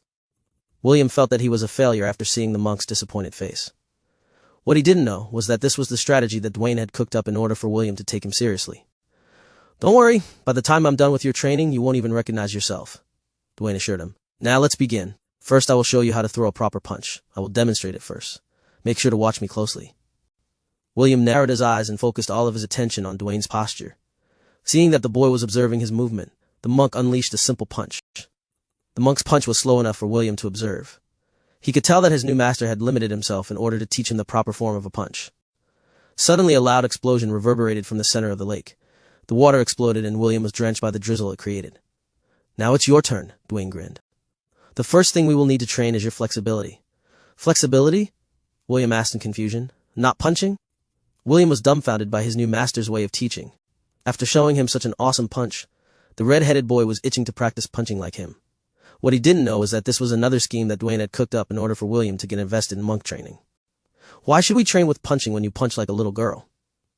Dwayne looked at him as if he was stupid. "Flexibility and balance training. We can move to punching after you master the drills I will be giving you." Dwayne's martial arts training part 2. William gritted his teeth as he stood on 2 wooden poles in the horse stance position while supporting a log in his hands. He had been in this position for 5 hours, and sweat was oozing out of his body. At first he thought that this training was going to be easy, but facts showed that it was harder than he thought it would be. Dwayne was seated not far away from him drinking alcohol out of a wooden bowl. A spear protruded on the ground and was aimed at William's little brother. Stance, or lowered his body, little William was going to get pierced by the spear, and the red-headed boy had no intention of becoming a eunuch. Because of this, he gritted his teeth and focused his concentration on his balance. With each day that passed, the weight of the log increased. Tears streamed down William's face as he endured each day of his training. He still wanted to have a girlfriend, so losing little William here was not an option. After 3 weeks, Dwayne thought that it was about time to move to the next phase of his training. The red-headed boy thought that his torture was over, but another round took its place. The monk ordered William to crawl 20 laps around the lake while he sat on his back. After yet another week, Dwayne changed his training routine again. This time he was told to do splits. William thought that he would just be doing splits on the ground, but Dwayne said that what he was thinking was for girls. The monk dragged William to the familiar wooden poles and asked him to do a split using the poles as support. "T-third master, see can you remove the spear?" Cold sweat dripped from William's forehead as Dwayne placed the spear under his little brother. "Must we do it like this?" "It's fine," Dwayne assured him. "Don't worry, if your little brother gets stabbed, I will take you and run to Lant to have Owen take a look. Everything will be fine, probably." $%, $. William cursed the bald monk internally. If little William was injured and was unable to recover, he was prepared to fight Dwayne to his dying breath. 2 months of training passed, and William felt his body became more flexible with each passing day. Today he was told to do 10 laps around the lake while doing back flips. After he finished doing the flips, Dwayne told him to do 1 lap doing head flips. William looked at his master with the, "Are you kidding me?" and the latter gave him the, "Do I look like I'm kidding you?" stare. Dwayne asked him to do it with his palms pressed together while crouching. William had never thought that there would be a day in his life where he would literally use his head to travel. The monk chuckled as he watched his new disciple do head flips while leaning against a tree. More days passed as William suffered incredible torture under the hands of the monk. 4 months after he accepted Dwayne as his master, William found himself staring at a steel barrel that was usually used to store wine. His third master explained that the steel barrel was an artifact that could produce ice-cold water. William thought that his master was going to ask him to go inside the tub to do some endurance training, but Dwayne's next order made him look at the barrel seriously. "I want you to punch the water 10,000 times, Dwayne ordered. "You will not eat, drink, or sleep until you finish your quota. You can start now." William felt a bit more confident with his training because it was just throwing a punch. However, it didn't take him long to realize that Dwayne would never ask him to do anything simple. As he continued to punch the ice-cold water, he could feel his hands going numb. Half a day later, he could no longer feel his hands, but a searing pain was starting to replace the numbness. When William finished his quota, Dwayne observed his hands with an indifferent expression. The next day, the same training took place. This continued for 4 consecutive days before Dwayne changed the training routine once again. Instead of punching water, William was asked to punch the ground 10,000 times. William punched and punched and punched until he could punch no more. Just like the boy expected, the day ended with him having bloody hands. He didn't complain even though he could tell that some of his fingers had broken. I thought you'd quit halfway," Dwayne said as he looked at his temporary disciple's bloody hands. He then took out a red potion from his storage ring and sprinkled half of it on William's hands. "Drink the rest and eat dinner. We will resume your training tomorrow." This training continued for a week before the monk took William out of the forest. The monk and the boy headed to the nearest mountain in Lant. The locals called this place Woodlow Mountain. The Rocky Mountains were filled with giant boulders. The two walked casually until they came upon a boulder that was over 5 meters tall. Just like William expected, Dwayne asked him to punch the boulder. This time, he didn't give him a quota. Instead, the monk told him to punch the boulder until sunset. William obeyed and punched the boulder using the monk strikes that Dwayne had imparted to him when he started his punching training. Gained EXP 5. Gained EXP 5. Gained EXP 5. Gained EXP 5. The reason why William endured punching the ground and punching the boulder was because he realized that he could gain experience points while doing these training exercises if he used the appropriate job class for it. The one who gave him this advice was the system, and William became more motivated with each punch he delivered. He no longer cared if he bled or broke his bones, because he knew that Dwayne wouldn't allow him to become crippled. Besides, his fists were now stronger compared to when he started his training. William was sure that he would gain a lot of experience points before they passed their breaking point. The first few experience points he gained were all allocated to the skill Unarmed Mastery. Unarmed Mastery 10/10. You are skilled at fighting while unarmed. Adds plus 20 enhancement bonus to strength. Increase unarmed damage by 20%. Of course, as William gained more experience points, his list of passive abilities for the monk class also increased. Stunning Fist 10/10. Adds plus 10 enhancement bonus to dexterity. Each unarmed strike has a 5% chance to stun your opponent. Crane Stance Mastery 5/5. While using this style, you gain plus 10 enhancement bonus on vitality. You mimic the stance of a crane, holding your arms in an imitation of a crane's wings and using flowing, defensive motions that are perfect for counterattacking your enemy. Allows you to move fluidly within 3 square meters from where you stood. Deflect range attacks 5/5. Gives you a 30% chance to deflect projectile attacks aimed at you. The chances of deflection lowers by 1% for each projectile aimed at you. Diamond Fist. Needs 10 skill points to unlock. Makes your fists as hard as diamonds when doing unarmed strike. Overwhelming Strike. Needs 5 skill points to unlock. Once a day you can deliver one full-powered unarmed strike that contains all of your strength. Damage dealt is equivalent to your strength stat multiplied by 20%.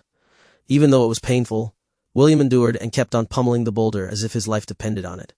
He was using the crane stance in order to allow his body to adapt to the fighting style.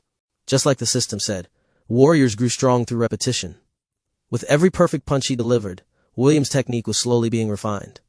Even Dwayne, who was observing from a distance, couldn't believe that William managed to get this far only after a few months of training.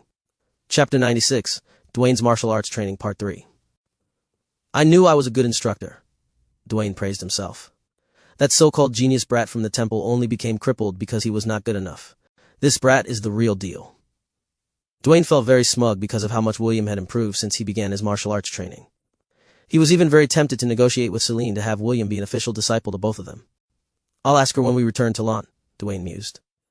I can't wait to take this brat to the temple and let him face off against those so-called wannabe prodigies. My fists are itching just thinking about it. After William has completed his punching training, the monk then taught him his very own kicking techniques. The red-headed boy's determination to learn martial arts was pushing him to take each of Dwayne's lessons seriously. Dwayne was in such a good mood that after William mastered his kicking techniques, he also taught him some sneaky palm strikes that were highly effective in close combat. After finishing William's basic training, he taught him the monkey staff martial style as a freebie. This technique looked like one was clowning around and only trying to provide a means of entertainment. However, when put to the test, it allowed William to do stunts with his wooden staff that could deal serious injury to his enemies when they least expected it. Ha! With a shout, William used a side kick in order to break Dwayne's balance. However, the latter simply used his foot to neutralize the boy's attack, pressing both of his palms on the ground.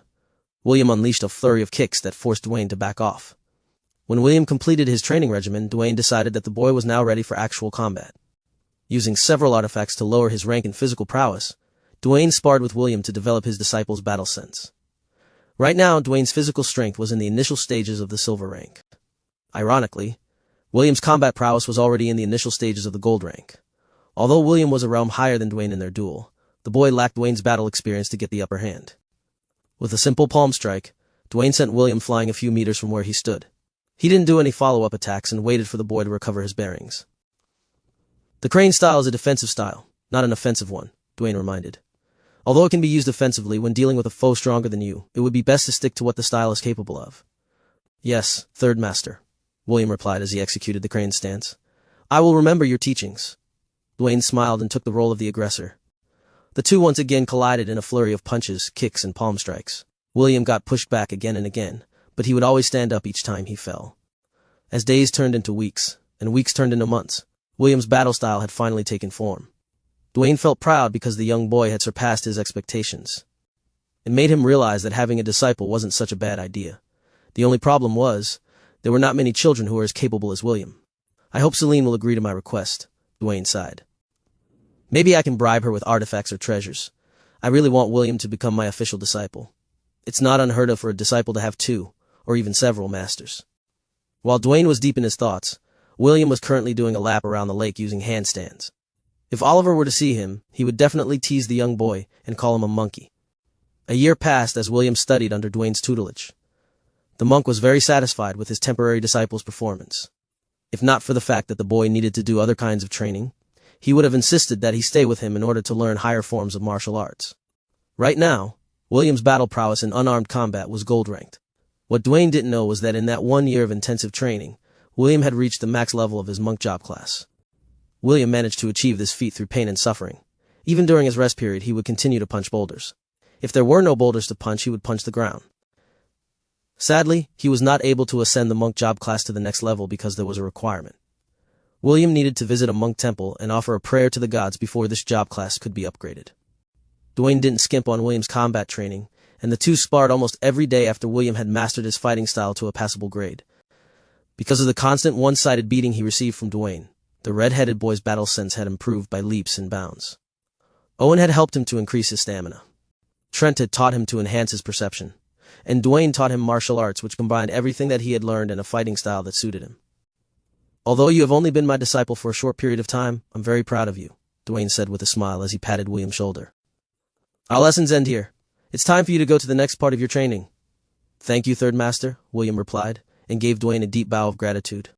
He too felt reluctant to stop his training with the bald monk, because he could feel that he still had a lot to learn. Even so, he knew that this was the curse of the jack of all trades. He could never focus on one class alone if he wished to increase his repertoire. "Let's go back to Lant," Dwayne grinned. "Your next instructor said that you can have 2 days off before you start your archery training." William returned his master's grin as he nodded his head in acknowledgement. The boy looked in the direction of Lant with anticipation. He was looking forward to the next set of training that was waiting for him. Chapter 97, Hitting the Target Part 1. "Call me Big Brother," William said slowly. "Bigbrother. Call me Grandpa," James coaxed. Grandpa. Instead of an answer, what the young boy and the old man heard was the gurgle of a baby. "Did you hear that, Gramps?" William asked with a smug expression. "Eve called me brother." "No, you numbskull," James refuted. "Clearly," she said, "Grandpa. It's brother, Grandpa." "All right, don't fight," Anna said in exasperation. "You're going to scare Eve if the two of you continue this argument." Anna was cradling a baby girl in her arms as she admonished William and James. She had given birth while William was doing his training, and this was the first time the young boy was seeing his cousin. William was very good at handling babies because this was one of his duties at the orphanage. Seeing his cousin's adorable blue eyes looking up at him, the young boy felt that his heart was melting. "Aunt, can I hold Eve?" William pleaded. "I promise I'll be careful." "Do you know how to hold a baby?" Anna inquired. "Yes." "Okay, it is good that she gets to know her cousin as early as possible." When Anna passed Eve to William, the little girl's face scrunched up like it was about to cry. Fortunately, the red-headed boy had already anticipated this scenario, and lightly rocked the baby in his arms while humming a tune. Eve looked up at her older cousin and started making gurgling sounds. William wasn't able to stop himself from kissing the baby on her forehead. He then lightly swayed from side to side as he continued humming a tune. Soon, Eve was fast asleep in William's embrace, which surprised Anna and James. "I didn't know that you were so good at handling babies," Anna said with a smile. William only returned the smile as he handed Eve back to his aunt. He couldn't possibly tell her that he had a lifetime's worth of experience when it comes to handling babies and little children. "I'll come back again to play with you after I finish my training, Eve." William kissed the baby's cheek before bidding his grandpa and aunt goodbye.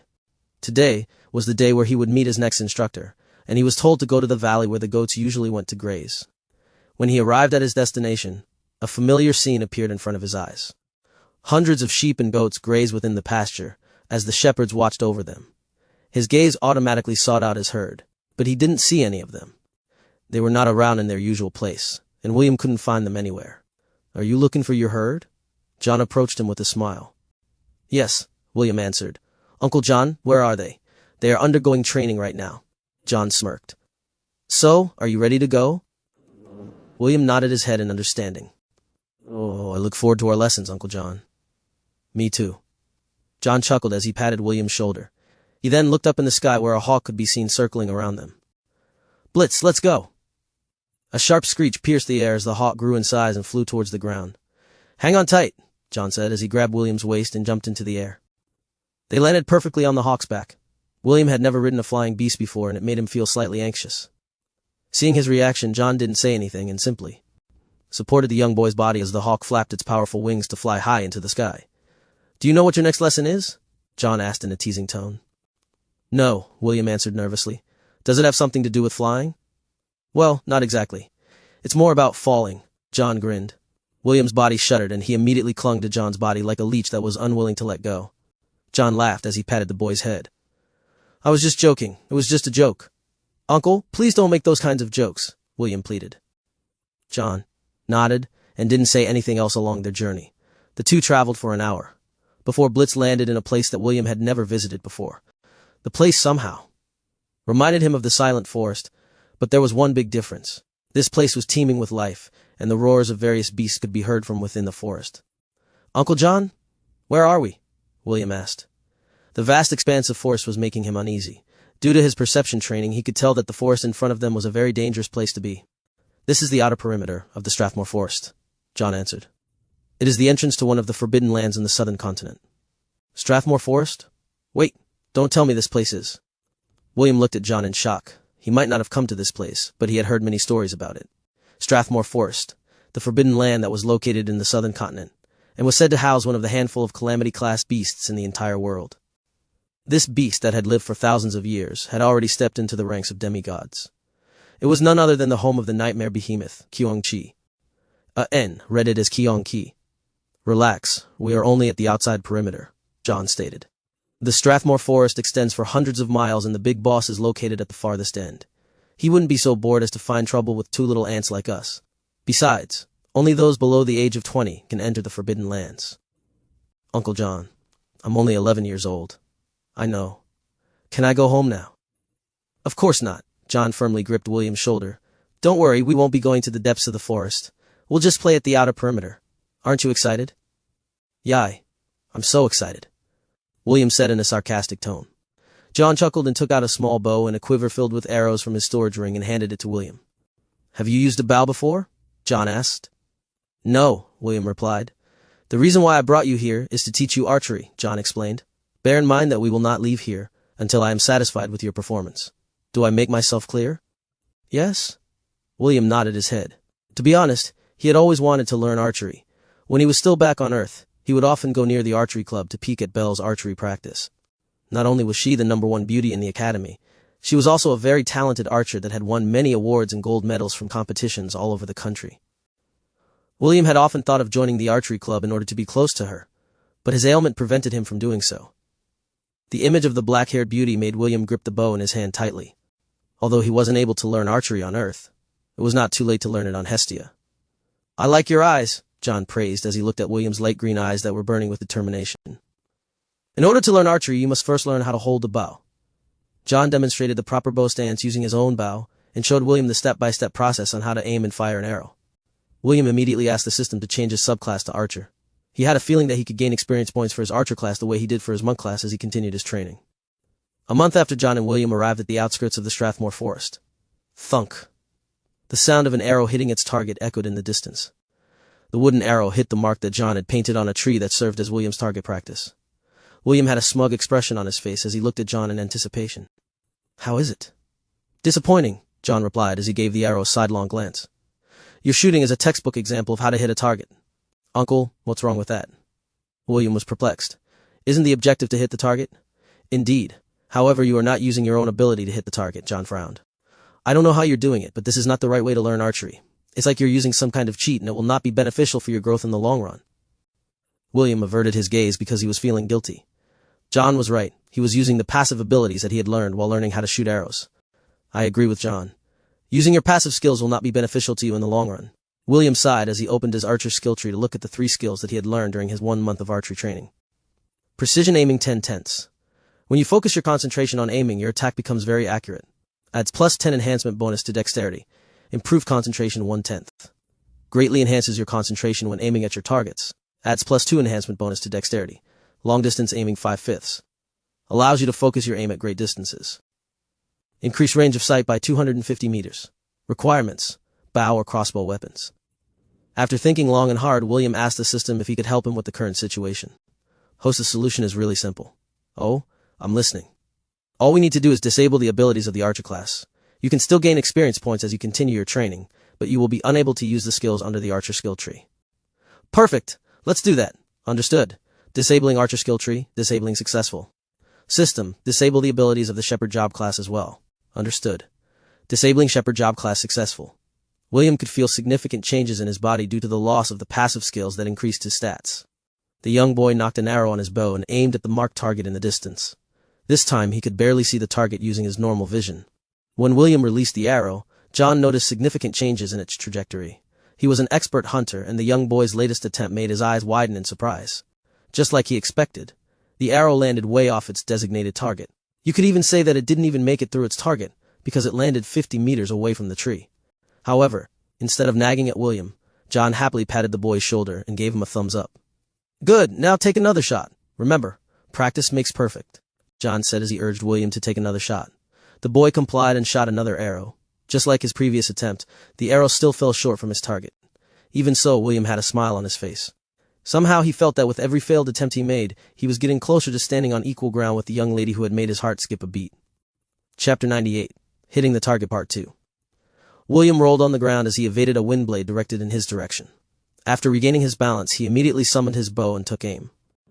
The young boy fired 3 consecutive arrows in rapid succession towards his target. The bird of prey who had shot at William with a wind blade evaded his attack with swift aerial maneuvers that made William click his tongue in frustration. 3 months had passed since he started his training with John, and his proficiency with the bow had reached the peak of the silver rank. The surprising part about all of this was that William wasn't relying on any job classes. Instead, he had used everything he had learned from his previous instructors and put it into play. Owen's stamina training allowed him to hold his ground in a battle of attrition. Trent's perception training allowed him to read the trajectory of the opponent's attacks. The Wayne's flexibility training gave William an edge on performing difficult stunts for both attack and evasion as he firmly held the bow in his hand. A shrill cry reverberated in the sky as Blitz warned him of another incoming danger. Another bird of prey flew from the outskirts of the forest in an attempt to rend William with its claws. It seemed that it was the partner of the other one he was engaging in combat, and the two beasts decided to work together to subdue the boy that they intended to eat for lunch. Green-scaled Archaeopteryx, birds of prey, threat level D high, cannot be added to the herd. A voracious hunter in the forest, this bird of prey is well known for its viciousness when hunting for food, able to use wind magic up to the first circle. Blitz! William shouted, and the hawk dove from the sky to answer his call. The young boy jumped on the hawk's back and gave the 2 birds of prey a sidelong glance. If it was only a one-on-one battle, William was confident that he could beat it. However, since its backup had arrived, the young boy decided to retreat. He was not a fool. With his job classes sealed, fighting 2 Class D beasts was suicide. With a flap of its mighty wings, the hawk left the outskirts of the forest and landed near a small camp where its master John was waiting for them. How did it go? John asked. William shook his head. John had tasked him to look for suitable prey inside the forest for lunch, but he hadn't seen any beast that was easy to deal with, so he decided to circle around the outskirts in the hope to find an opponent he could take down. After an hour of searching, he finally found a horned rabbit digging into the ground. He was about to go for the kill when he was interrupted by the green-scaled Archaeopteryx. Naturally, the horned rabbit was alerted and immediately ran away. William, on the other hand, engaged the bird of prey because he felt that he could beat it. Unfortunately, the Archaeopteryx was one tough cookie. The two battled for a quarter of an hour before its partner came to its aid, leaving William no choice but to retreat. I guess we'll be having boiled potatoes for lunch. John grinned as he took out 4 potatoes from his storage ring. William sighed because it was their 3rd day of eating boiled potatoes in a row. Blitz left them in order to hunt for his own lunch. He was the type of bird that didn't like to share his spoils with other people. What's wrong? John asked as he stared at the depressed boy that was sighing beside him. I finally understand how hard it is to hit a moving target, William replied as he gazed at the pot of potatoes over the fire. It is much easier to hit them when they are standing still. If someone were to shoot you with a bow, would you keep still? John inquired. Of course not, William answered. I don't want to die. Correct. John nodded his head. Naturally, the beasts you are fighting against don't want to die either. However, that's just how the world works. It is either you are the hunter or the prey. These 2 roles could interchange at any point in time. 1 minute you are the hunter, the next second you are the hunted. William knew that John was telling him the truth. It was the same when they fought the hobgoblin shaman for the first time. They were the hunters, but they kicked a steel plate. In the end, the tables were turned, and the hobgoblin shaman almost wiped out their entire party. Then how do you hit moving targets? William inquired. He was hoping that John could give him some advice. Predict where they will move next, John replied. This is why I ask you to hunt for our food. You need to use your perception and predict your target's next moves. That way, you will be able to land a hit on them. Predict, William frowned. The movements of the green-scaled Archaeopteryx were too erratic for him to predict. What William didn't know was that aside from archery, John's role was to teach him to read his enemy's body language. All martial artists were proficient in this field, but hunters were the ones who paid extra attention to their targets. Hitting your enemy from a distance is no easy feat. It required strong concentration and perception in order to land a hit on your target's body. John's profession was an aerial cavalier. He was a hunter that specialized in shooting his targets from the air while riding his mount Blitz. The thing that he was proficient in was hunting moving targets. This was why he was able to hold the Strathmore horned wolf at bay until James and the others arrived as his backup. Another month passed and William had gotten used to hunting on the outskirts of the Strathmore forest. Thanks to John's advice, he was able to hit his target 6 out of 10 tries. Although the hit rate was just barely passable, it was a great improvement in William's archery skills. He had just killed a wild boar when he heard the cries of birds in the forest. William's sixth sense warned him that danger was approaching. The young boy didn't even think twice and ran towards the exit for the forest. Although he felt regret for needing to leave the wild boar behind, his life was more important. He had just traveled a mere 20 meters when a black-winged panther lunged at him from the side. William had already jumped to his left, but the panther's claws still managed to land a scratch on his chest.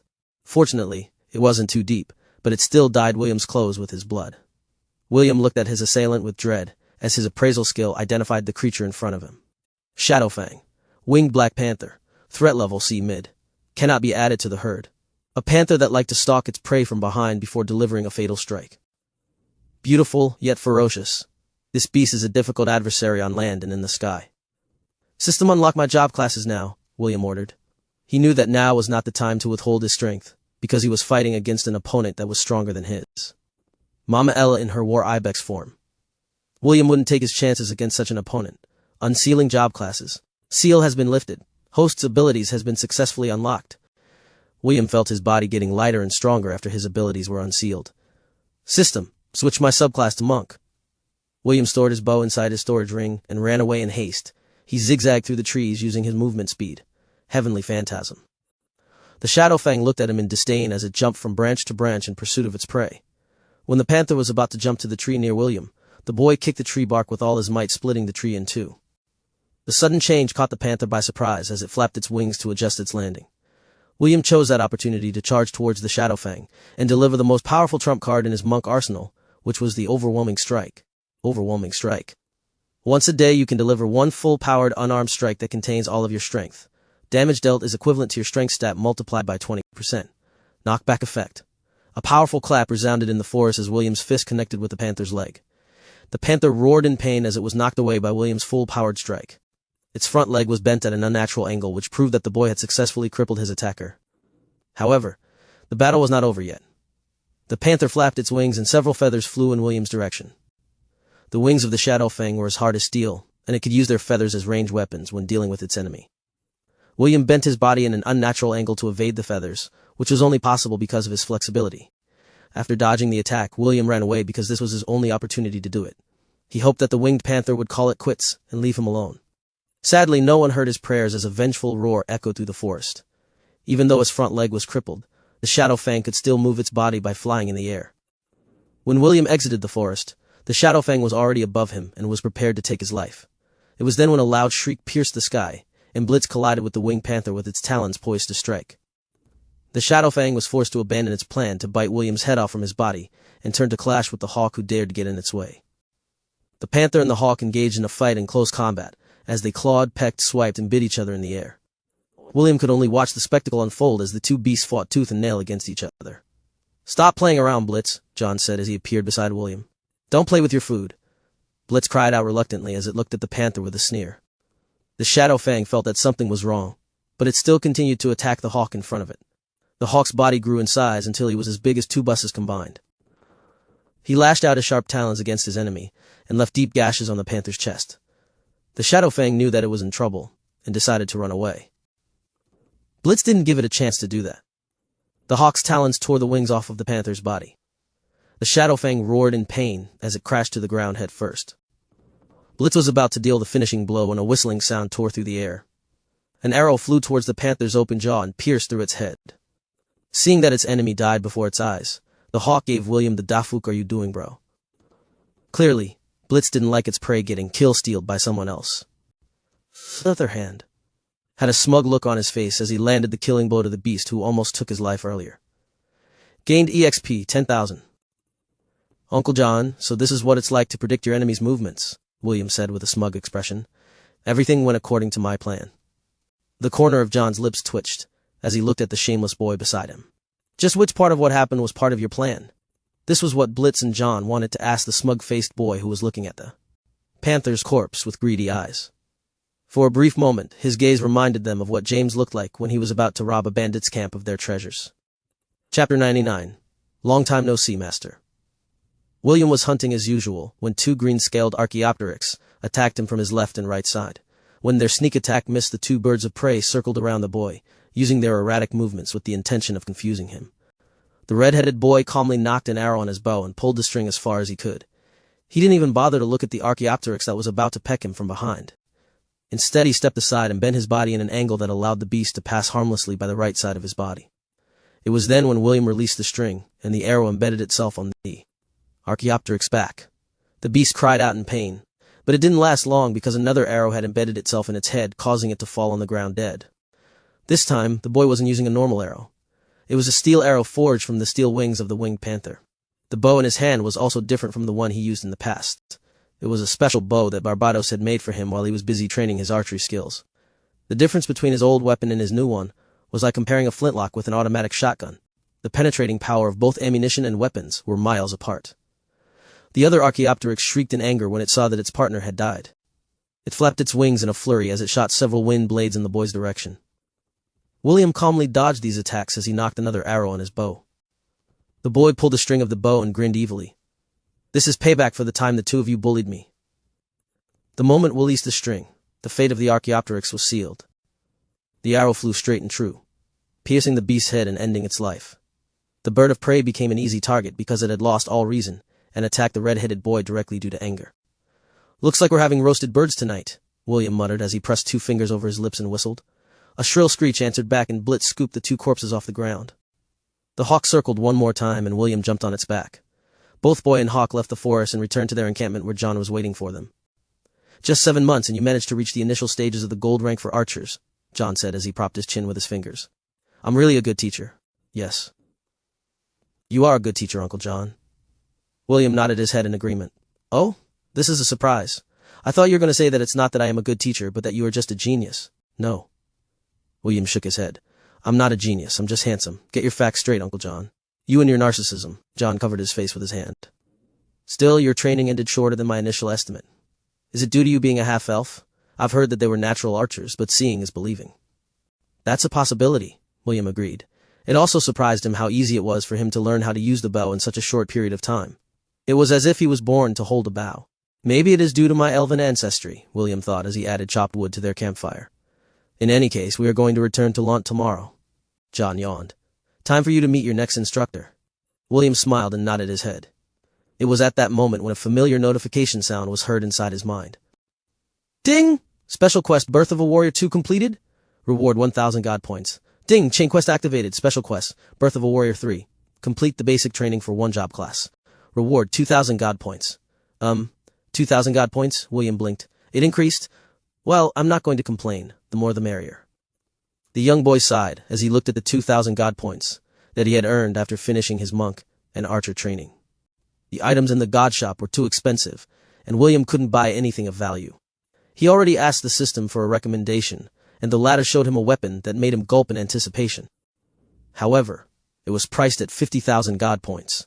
With the 90% coupon that he had received earlier, he would need 3,000 more God points in order to purchase it from the shop. William was now more pumped than ever to gather enough God points to buy the weapon that the system had recommended to him. Uncle, I don't want any suspense. Just tell me who the next instructor is going to be, William pleaded. Don't worry, it is someone you know very well, John replied with a grin. Even if you ask me 100 times, I'm not going to spill the beans. It will be best if you just wait and see who your next instructor is going to be. Fine. William backed down and just focused on cooking their dinner. No matter who his next instructor would be, he was confident that he would be able to handle anything that was thrown at him. At least that's what he thought at the time. William lightly coughed as he looked at the beautiful lady in front of him. He and John had just arrived in Lant when Scene appeared in front of him with a smile. Long time no see, Master. William gave a dazzling smile that was enough for old women to give him something good to eat. Indeed, Celine replied with a sweet smile. It had been 2 years since we last saw each other. Is there anything you need from me, Master? I came here to pick you up. Pick me up? William blinked his eyes in confusion. Suddenly a dreadful realization appeared inside his mind. Master? Don't tell me. The next stage of your training will commence. Celine lightly caressed the head of her one and only disciple. Let's go, William. The beautiful lady didn't even wait for William's reply as she dragged the boy away. John could only wave at the pitiful little shepherd who seemed to have given up all resistance, and allowed Celine to take him back to her residence. I knew that the reward of 2,000 God points was too good to be true, William thought, as he obediently followed his master Celine back to her home. The young boy's body shivered as he entered the house that he hadn't visited for more than 2 years. Everything seemed to be the same. Even Oliver, the parrot monkey, was seated on his usual perch and was staring at William as if he had found an interesting new toy that he could play with. Chapter 100. Master. It's my first time. Little Will, I missed you terribly. Celine caressed the side of William's face. I also missed your cooking. Can you prepare something good to eat for dinner? Of course, master, William replied. Celine's soft hand lingered on his face for a few more seconds before she patted the boy's head. I'm looking forward to dinner, Celine winked. Do your best, little Will. Celine left it at that and went towards the stairs. William watched her go until she was no longer in sight before hurrying towards the parrot monkey, who was looking at him with a smirk. Second master is scaring me, William said. Is she planning something sinister for me? How could that be? Oliver replied in an exaggerated manner. You know that the mistress cares for you very much. How can she probably do something sinister to you? Being poisoned, cursed, and tortured every day is not considered sinister? William wanted to spit on the parrot monkey's face, but he needed allies right now. When Celine acted like a spoiled, rich young lady, it meant that she was planning to do something that was enough to give William a fright.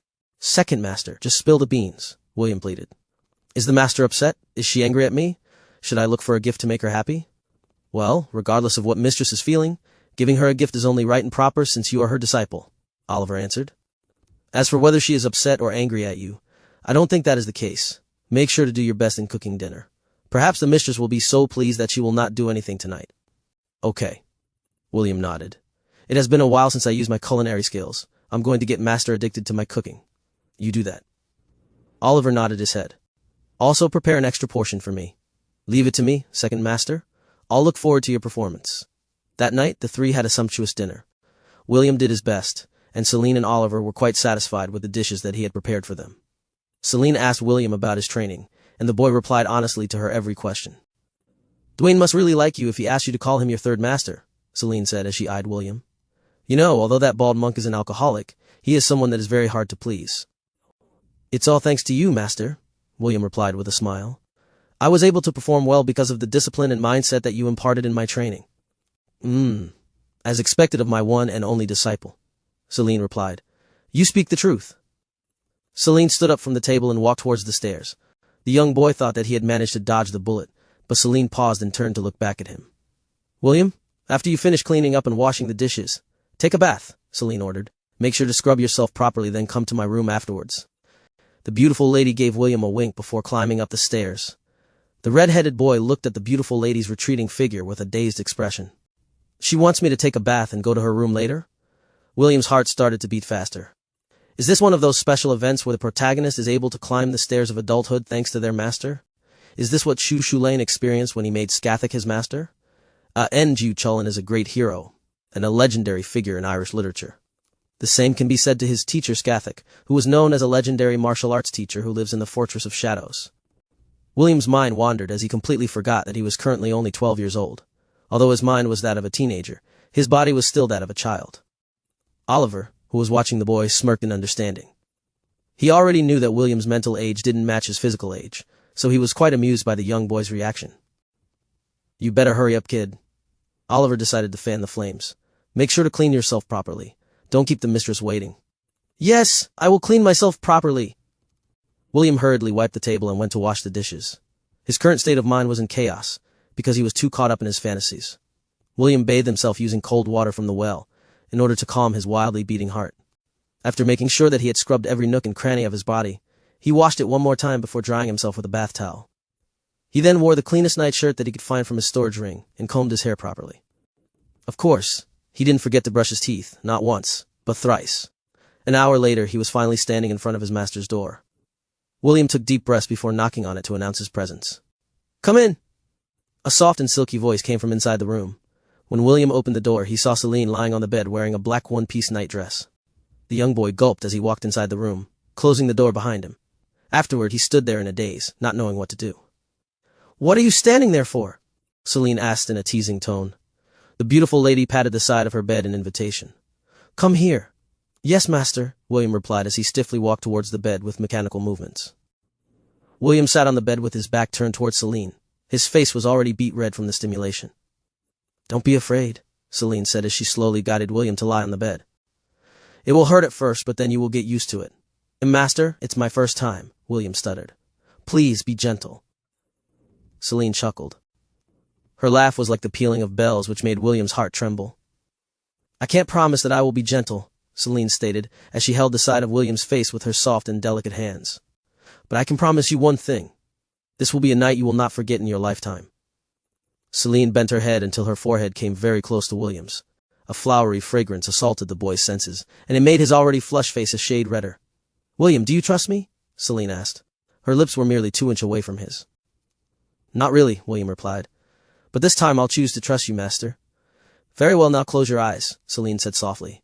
She chose to ignore William's earlier reply. "Just relax and let me take the lead. Surrender yourself to the feeling until both of us become one." Yes. I will surrender myself to master and let her take the lead." "Good boy."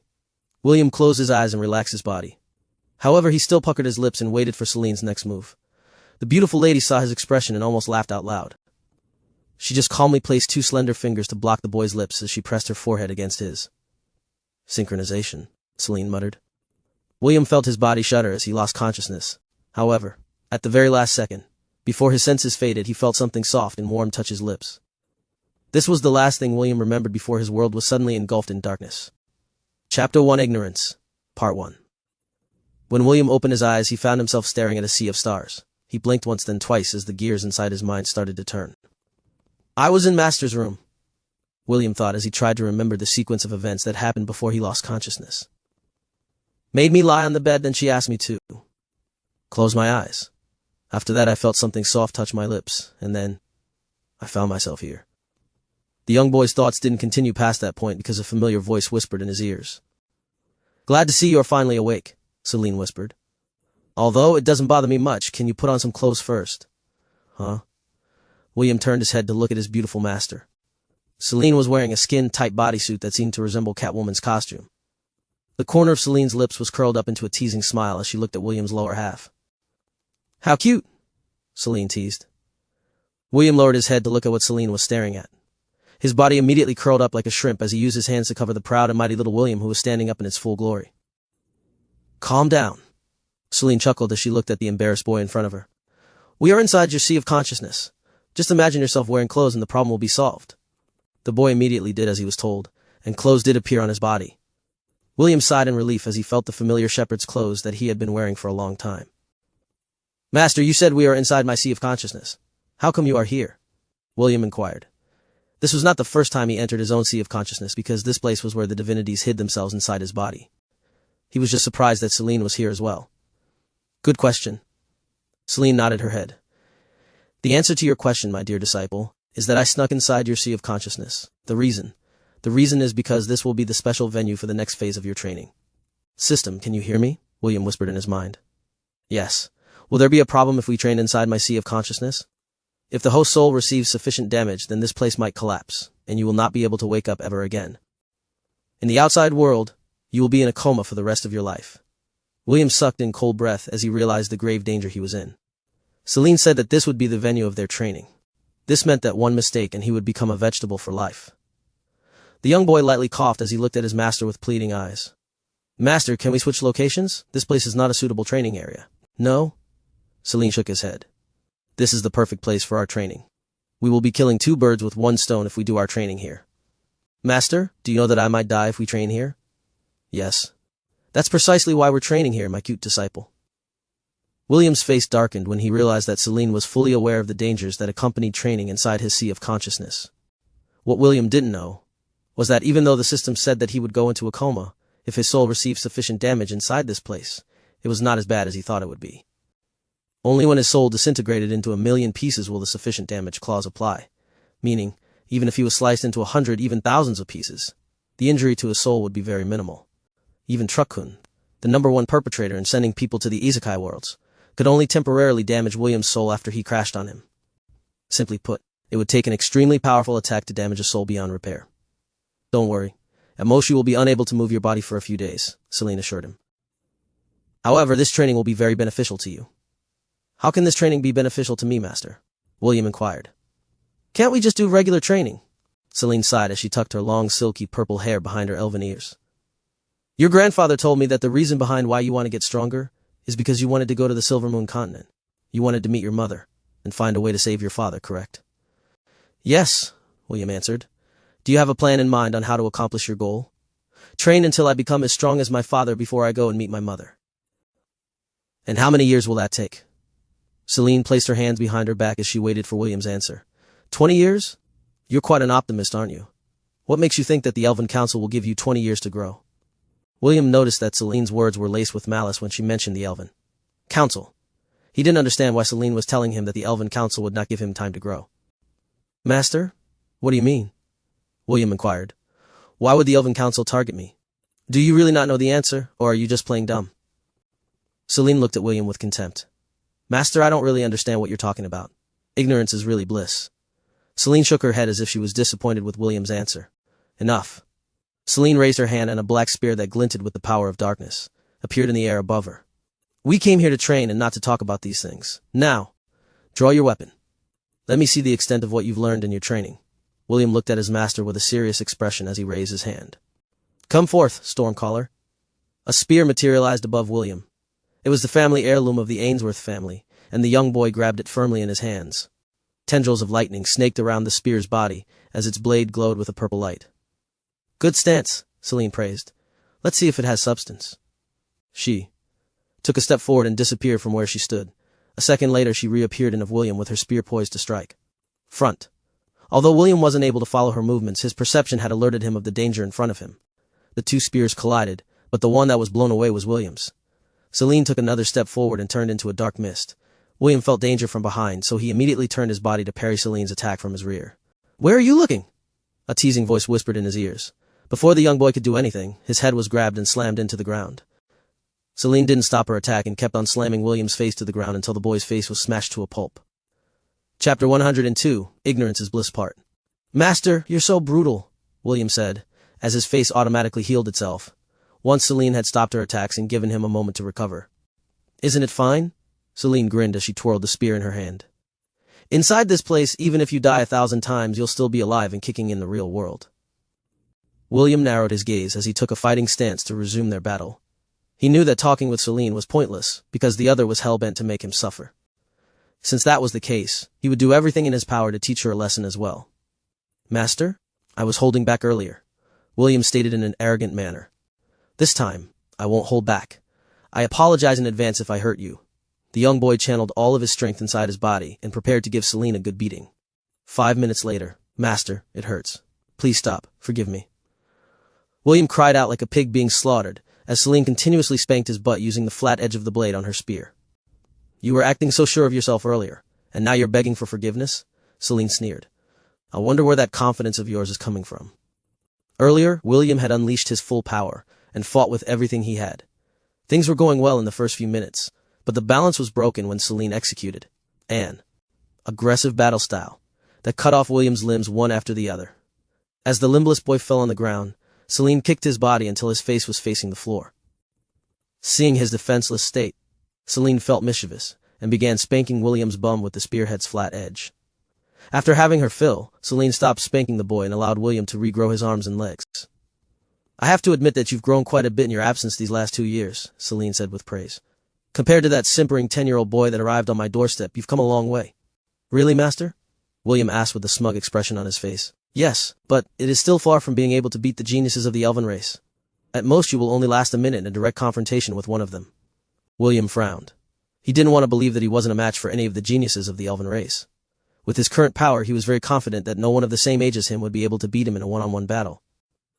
You think a half-baked boy like you can fight against geniuses that have trained since they were young? Celine asked in contempt. You think that having a crash course of a year in monk training and 7 months of archer training is enough for you to beat an elven prodigy?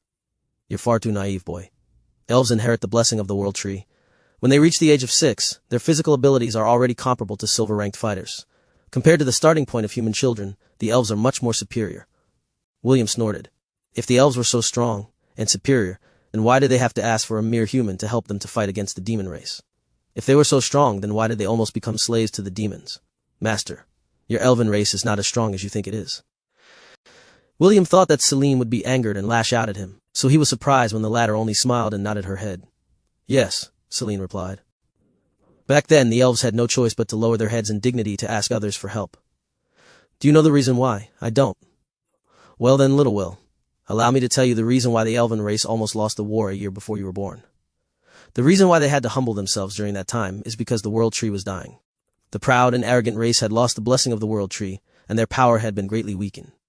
When the demon race got wind of this, they immediately launched their invasion to conquer the Silvermoon continent while the elves were at their weakest. Listened story because he wanted to know everything about the Silvermoon continent, the place where his mother and father were currently staying.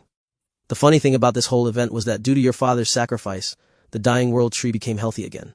I'm sure that the Elven Council didn't expect such a boon to happen when they invited your father to help them fight against the demon race. Naturally, they also didn't know your father was so good at conquering women, that the saint had fallen head over heels for him. Both were unexpected outcomes, but for the elves, the world tree was more important than their saint. There were already plans to replace your mother as the guardian of the world tree, but the tree rejected the saint candidates they presented. Perhaps it was due to your father's lingering emotions, or perhaps the world tree cares for his current guardian. This was why, until this day, your mother is still the saint of the elven race, despite the fact that she has given birth to a half-elf. Celine sighed as she looked at the young boy in front of her.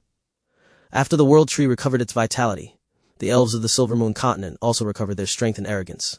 William, you are the son of the hero and the saint who saved the elven race.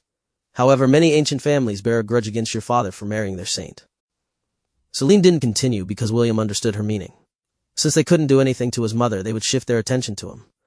This was why his beautiful master told him that the Elven Council wouldn't give him time to grow up. They were afraid that he would become just like his father, someone with domineering strength that could threaten their existence. Of course, the majority of elves treated William's father, Maxwell, as a hero and idolized him. The same could be said for his mother, Arwen. However, the elves who were greedy for power and position hated them for their influence. Even though the Anarian family was the current head of the council, there were still many elders who were dissatisfied with the current status quo. William, if you don't want to die, become stronger than your father, Celine said. Surpass him, and the elven race will have no choice but to listen to your demands. That is the way of this world. The strong will always have the last say in every matter. Pep talk is over. Let's fight. William was also not in the mood to talk after realizing that the Elven Council was a bunch of hypocrites. The only thing on his mind was to become strong. Strong enough to ensure that his fated reunion with his mother and father would not be a pipe dream. When William opened his eyes, he found himself alone on Celine's bed. The things that had happened inside his sea of consciousness were still fresh on his mind. The young boy sighed in his heart because his master's training regimen was still as brutal as always. He was about to get off the bed when he realized one important thing, and that was, he couldn't move his body. William had experienced a similar feeling when he was still in the temple after clearing the trial of courage, so he didn't panic and handled the situation calmly. System, can you analyze my current condition? There's no need to analyze the host's current condition. What you are experiencing right now is a spiritual backlash from your training within the sea of consciousness. How long before I can move my body? 2 hours, 40 minutes, and 21 seconds. William sighed internally. Celine had already told him the purpose of his training. It was to develop his fighting style with his spear and to strengthen his soul against spiritual attacks. The beautiful elf reminded him that there were spiritual masters that could bypass the defenses of the body, so they could just focus on attacking a person's soul. Celine was training William to resist such attacks, and allow him a chance of survival if his sea of consciousness were invaded by spirits who wanted to corrupt his soul. While the boy was thinking of ways to pass his time, the door of the room opened and Celine entered with a mischievous smile on her face. She was carrying a few tools in her hand, and William could tell with a glance that his beautiful master was up to no good. Chapter 103, Master, I miss you. What are you doing? Writing what exactly? Make a wild guess, Celine said as she used a brush to write runic characters on William's arm. The boy was currently in a state of paralysis, and only his head could move. Perhaps Celine had known this would happen, so she decided to take this opportunity to practice her runic calligraphy on a living, breathing canvas. After finishing the runic writing on William's arms, Celine proceeded to write on William's chest. The black rose tattoo in the center of the boy's chest served as the centerpiece of the beautiful elf's runic writing. Celine's brushstrokes sent down William's spine. It was as if every stroke contained some kind of ancient power that was slowly being embedded inside his body. With every rune that finished, William could feel some vague changes inside him that he couldn't explain. These changes were more on the spiritual side of things that made him feel unbalanced. After writing on his chest, Celine proceeded to write on his legs, until she reached the boy's feet. This writing session ended after 2.5 hours. Celine stood up and admired her masterpiece with a satisfied smile. William's body was covered with blue runic letters that were glowing slightly. After making sure that everything was in order, the beautiful elf placed her right hand over the rose tattoo on William's chest while softly saying a chant. William was not familiar with the language that his master was using, but for some reason it was making him feel drowsy. Soon the boy dozed off as the runes on his body started to glow brightly. "Absorption," Celine said with a serious expression. All the glowing runes floated in the air for a few seconds before falling back onto William's body and disappearing under his skin. Beads of sweat streamed down the sides of Celine's face as she finished one of the most complicated reinforcement spells that was taught to her by her own master. Oliver appeared inside the room with a worried expression as he stared at Celine, who was still panting for breath. "Mistress, are you all right?" Oliver asked. "Should I bring you a rejuvenation potion?" "That sounds wonderful, Oliver," Celine replied. "I'd like to have one, please." "Give me a moment." Oliver lifted his talon and drew a circle in the air. A medium-sized bottle that contained a purple liquid appeared in the air. It slowly floated towards Celine, and the latter caught it with a shaky hand. "The toll it took on my body surpassed my calculations," Celine mused as she drank the potion in her hand. The sweet, invigorating liquid entered her lips and a soothing feeling washed over her body. It made her feel drowsy, so she decided to lay down on the bed beside the sleeping half-elf. The pitiful William became Celine's hug pillow, as she too fell asleep due to exhaustion. Oliver watched the master and disciple pair with gentle eyes. "Little Will, you're so lucky that you chose my mistress as your master," Oliver thought as he left the room. He calculated that the two would wake up at around lunchtime, so it was up to him to prepare the food for the two hungry people who would wake up in a few hours. When William opened his eyes for the second time of the day, he found his face pressed against something soft like a marshmallow. It was also at that moment when a flowery fragrance entered his nose, which put him into a daze. It didn't take long for him to realize his current situation, and he didn't know if he should be happy or not with the unexpected development. "At least cup C," William thought as the soft mouths pressed against his face. Celine was currently using him as a hug pillow, and her deep sleeper breaths tickled William's ears. If the lady lying next to him was not his master, William would no doubt appreciate his situation more. Unfortunately, it was his crazy master, and William couldn't predict how she would react if she discovered that the young boy's face was currently resting on her proud peaks. To think of a way to escape his predicament, Celine's eyes opened without warning. She stared at William still half asleep before covering her lips to yawn. Good morning, master," William greeted. Good morning," Celine replied. She then loosened her grip on the boy's body as she slowly propped herself from the bed. She raised her arms to do some stretching exercises, before she left the bed to go down to the dining room to eat. William felt complicated as he watched the door of the room close. Half of him was disappointed that the softness disappeared, while the other half was sad because Celine treated him like a child and not a man. "I'm so stupid," William thought as he rubbed his face with both his hands. "My body is still that of a 12-year-old kid. Of course master will not think of me as a man with my current age." William's stomach chose that moment to remind the boy that it was hungry. The boy placed the stupid thoughts at the back of his mind and joined his master for lunch. "Will, what do you know about aura?" Celine asked after she finished eating her lunch. "Aura?" William frowned. "Sorry, master, I don't know anything in regards to aura." "I see." Celine propped her beautiful face using the palm of her hands. "I had a feeling that Dwayne didn't have the time to add aura training in your exercises due to the limited time frame. However, don't worry. I'll make sure that you learn how to use your aura as a substitute for your lack of magic power." William tilted his head to the side as he looked at his master. "Is master talking about those auras that enveloped Super Saiyans in Dragon Ball Z? If yes, that would be so freaking awesome." Celine didn't know what the young boy was thinking because she was preparing to explain what an aura was to her disciple. "Will, an aura is the energy that surrounds a person's body." Celine started her explanation. "Swordmasters call their aura sword aura.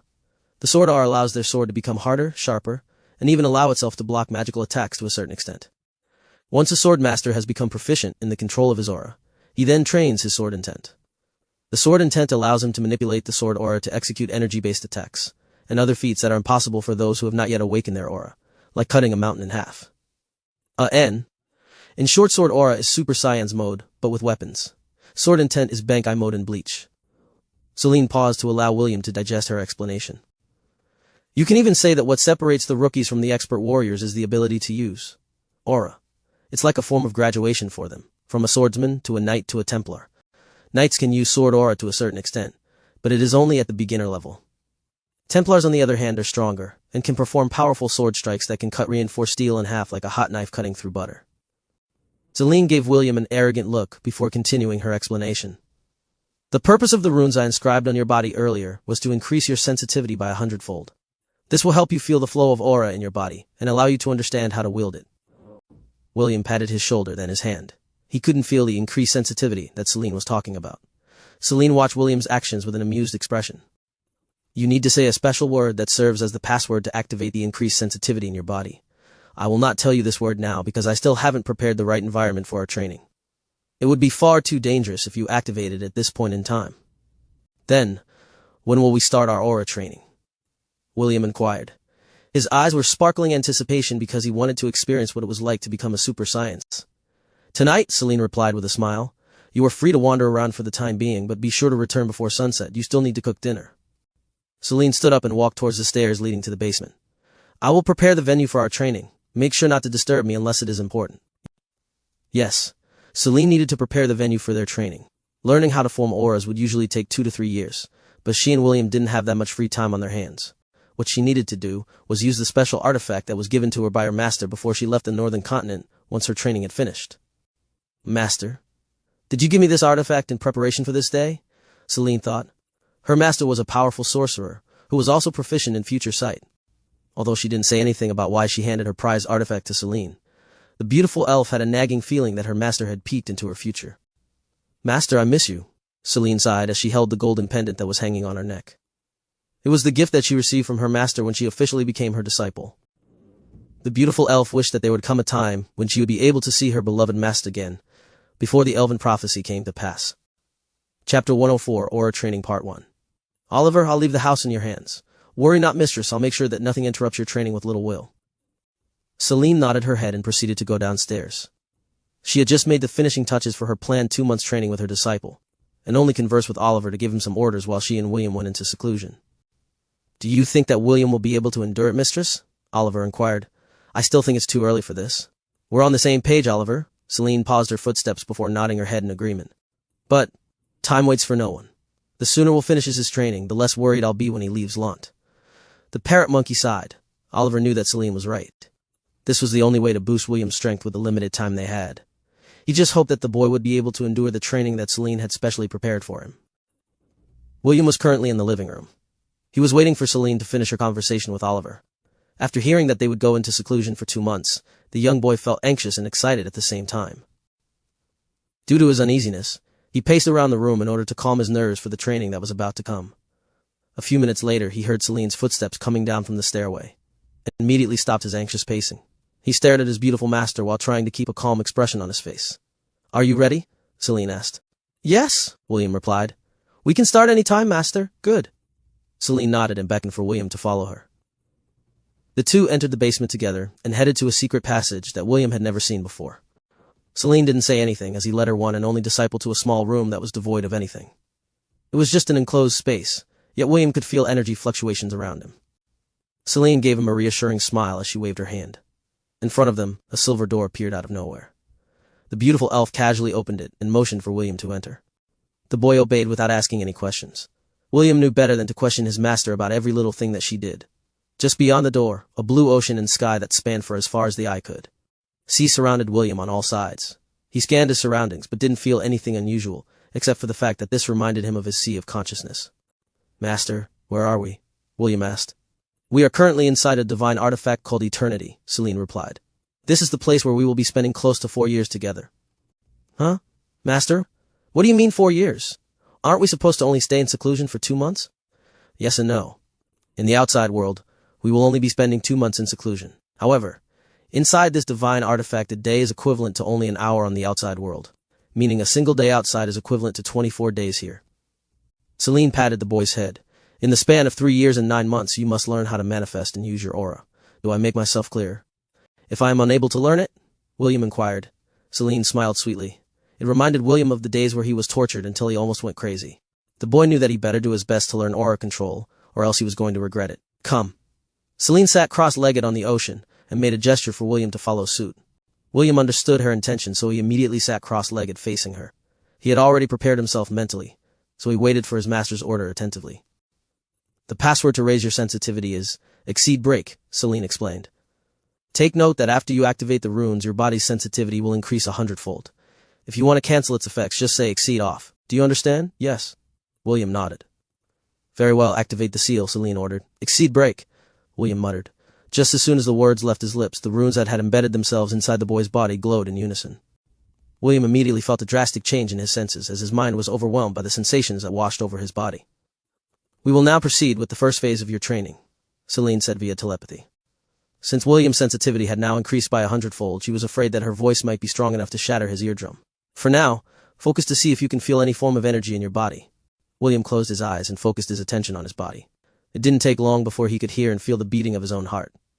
Soon, the thumping sound resounded in his ear like a steady rhythm.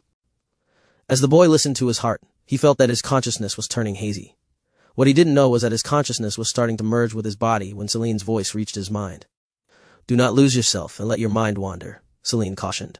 Focus and comprehend the flow of energy in your body. Let that guide you to better understand the vessel that houses your soul. Only then will you be able to feel the aura that envelops your entire being. William followed Celine's instructions to the best of his abilities, but aside from the steady rhythm of his heart, he couldn't perceive anything else. More like, his heart was overwhelming his other senses and prevented them from sensing anything else. Celine looked at the young boy in front of her with a knowledgeable gaze. She had also undergone this training and fully understood what William was going through. A week passed, within the divine artifact, eternity, and yet only 7 hours had passed in the outside world. William was still sitting cross-legged as he tried to feel any form of energy that surrounded his body. He had made very little progress within the past week. There was a time when he felt a strand of energy flowing over his arms, but it disappeared after William lost his concentration. He had tried to grasp that same sensation again, but the feeling had eluded him for days. Finally, on the 8th day, he felt something at the tip of his fingertips. The red-headed boy channeled all of his concentration on that spot, as beads of sweat formed on his forehead. William tried to grasp the elusive form that was struggling at the tip of his fingertips with every bit of willpower he had. An hour passed, and the boy's body was already drenched in sweat. He did everything within his power, but still failed in the end. William's body almost fell forward due to exhaustion, but Celine had been prepared to support his body using magic. Exceed off, William muttered as he panted for breath. Sweat streamed down the side of his face like a river, as he clenched his fist in frustration. Let's take a break first, Celine said as she placed an orange potion in front of William. Here, take this nourishing supplement. William thanked Celine and slowly drank the potion. This potion was a nutritional potion that Owen had made for the two of them. Its purpose was to prevent the two of them from feeling hungry for a week, while still gaining sufficient nutrients to allow their body to function properly. Master, how long did it take you to feel the aura in your body? William inquired. 5 days, Celine answered. 5 days. William felt depressed. It had already been more than a week, and he could only barely feel the aura in his body. He finally realized that his master was truly exceptional among the elven race. Don't feel down. Seeing William's expression, Celine decided to encourage him. The only reason why I was able to learn it that fast was because I was born a genius. For ordinary elves, it takes them at least a month or two before they succeed in understanding the flow of their aura. But I believe that you can learn it faster. After all, you are my disciple. Master, is there another way? William inquired. If there is, even though it will be painful, I am willing to do it. Ho, are you sure about that? Celine smirked. Do you think you can handle it? I don't know if I can handle it or not, but I won't know until I try. Very well. I'm also curious if you will be able to endure it as well. 10 minutes later, William's laughter resounded within the world of eternity. If others were to hear it, they would think that the one laughing was truly very happy. However, reality was different. William was currently laughing with tears trickling down his face, snot running down his nose, and saliva dripping at the corners of his mouth. Clearly, Celine's alternative way to help William feel his aura made the boy completely lose his marbles. Chapter 105, Aura Training Part 2. That's it for now, Celine said as she stopped moving the feather in her hand. William was not in the right state of mind because his thoughts were currently scattered. Celine's plan was simple. She would imitate the flow of aura on a person's body by using a feather, so that William could feel its circulation. However, since the boy's sensitivity was multiplied by 100-fold, he wasn't able to stop himself from laughing out loud as the ticklish sensation overwhelmed his senses. When William finally regained his bearings, he wiped his face clean from filth. He was feeling embarrassed of making a fool of himself in front of his beautiful master. When all traces of his embarrassment were removed, he then faced his master to complain. Master, this is a very dangerous thing to do, with a very serious expression. The sensitivity is too much. I can still feel the lingering traces of the feather on my skin and it makes my heart tremble. Very well, I will use this as a means in the future to interrogate you. It seems very effective. Celine said in a teasing tone. But joke aside, why don't you use that lingering feeling to feel the flow of aura? William paused before saying exceed break in order to feel his body. Like he said earlier, the traces of Celine's feather experiment were still gnawing on his skin. It made the boy realize that by using those lingering feelings, he was able to finally feel the elusive sensation that he had been grasping for a week. The boy didn't waste any more time and focused his concentration to feel the flow of energy passing through every part of his body. A few minutes later, William had entered a trance-like state. Celine had a smile on her face because she could tell that William had finally grasped the flow of aura in his body. A year passed and the sound of weapons clashing echoed within William's sea of consciousness. After the half-elf had learned to channel the aura in his body to his weapon, Celine decided to go to the next phase of their training. Although William could empower his weapon with his aura, it was only at a very basic level.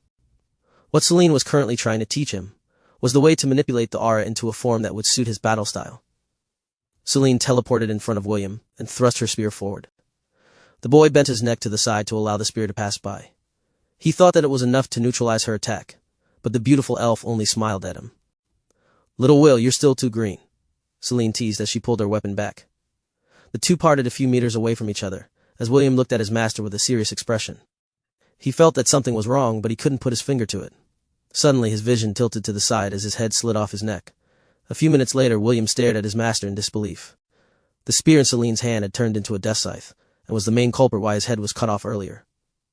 "You can also use your aura to change the form of your weapon at will," Celine explained. "What you saw was only a simple application of aura intent. As long as you master aura and aura intent, you will be able to fight even when you find yourself without any weapons." Celine tucked the hair blocking her face behind the back of her ear as she continued her explanation. "It's a shame that Dwayne wasn't able to show you how he manipulates his aura. That bald monk has one of the scariest martial intents that I have seen in the southern continent." "Third Master?" William frowned. "What kind of martial intent does the Third Master have?" Celine raised an eyebrow. "Well, I guess I can allow you to call him Third Master, since he taught you quite well in the year that the two of you were together. As for what kind of martial intent he has, you should ask him this question yourself." "Oh. How about you, Master?" William inquired. "What kind of martial intent do you have? Do you want to see it?" Celine grinned. "I can show it to you, but it will be a very, very, very painful experience. Are you sure you still want to see it?" "Forget that I asked, Master. Good choice." After that short intermission, both of them clashed once more. William was trying to find a way to use his aura, so that he could at least not be at a disadvantage. Celine was also kind enough to teach him how to form a defensive barrier, using his aura against magical attacks. However, William's aura could only withstand first circle magic attacks. If someone were to use a fireball against him, his aura shield would immediately be destroyed, and the half-elf would be burned to a crisp. 2 years after William and Celine entered the divine artifact Eternity, Stormcaller flew in the air and engaged Celine in close combat. As Celine was trying to fend off the lightning-imbued spear, several whistling sounds reached her ear. The beautiful elf kicked Stormcaller aside and twirled her spear behind her in order to deflect the arrows that William had shot at her from her rear. A mischievous smile appeared on Celine's face as she took a step forward towards the half-elf who was about to shoot another arrow in her direction. William's perception had warned him about Celine's arrival, so he immediately released the arrow before jumping backwards. Celine reappeared just in time to bend her head to the side to allow the arrow to pass harmlessly at the side of her neck. The next second she was already behind William, and delivered a powerful kick on the boy's back without any shred of mercy.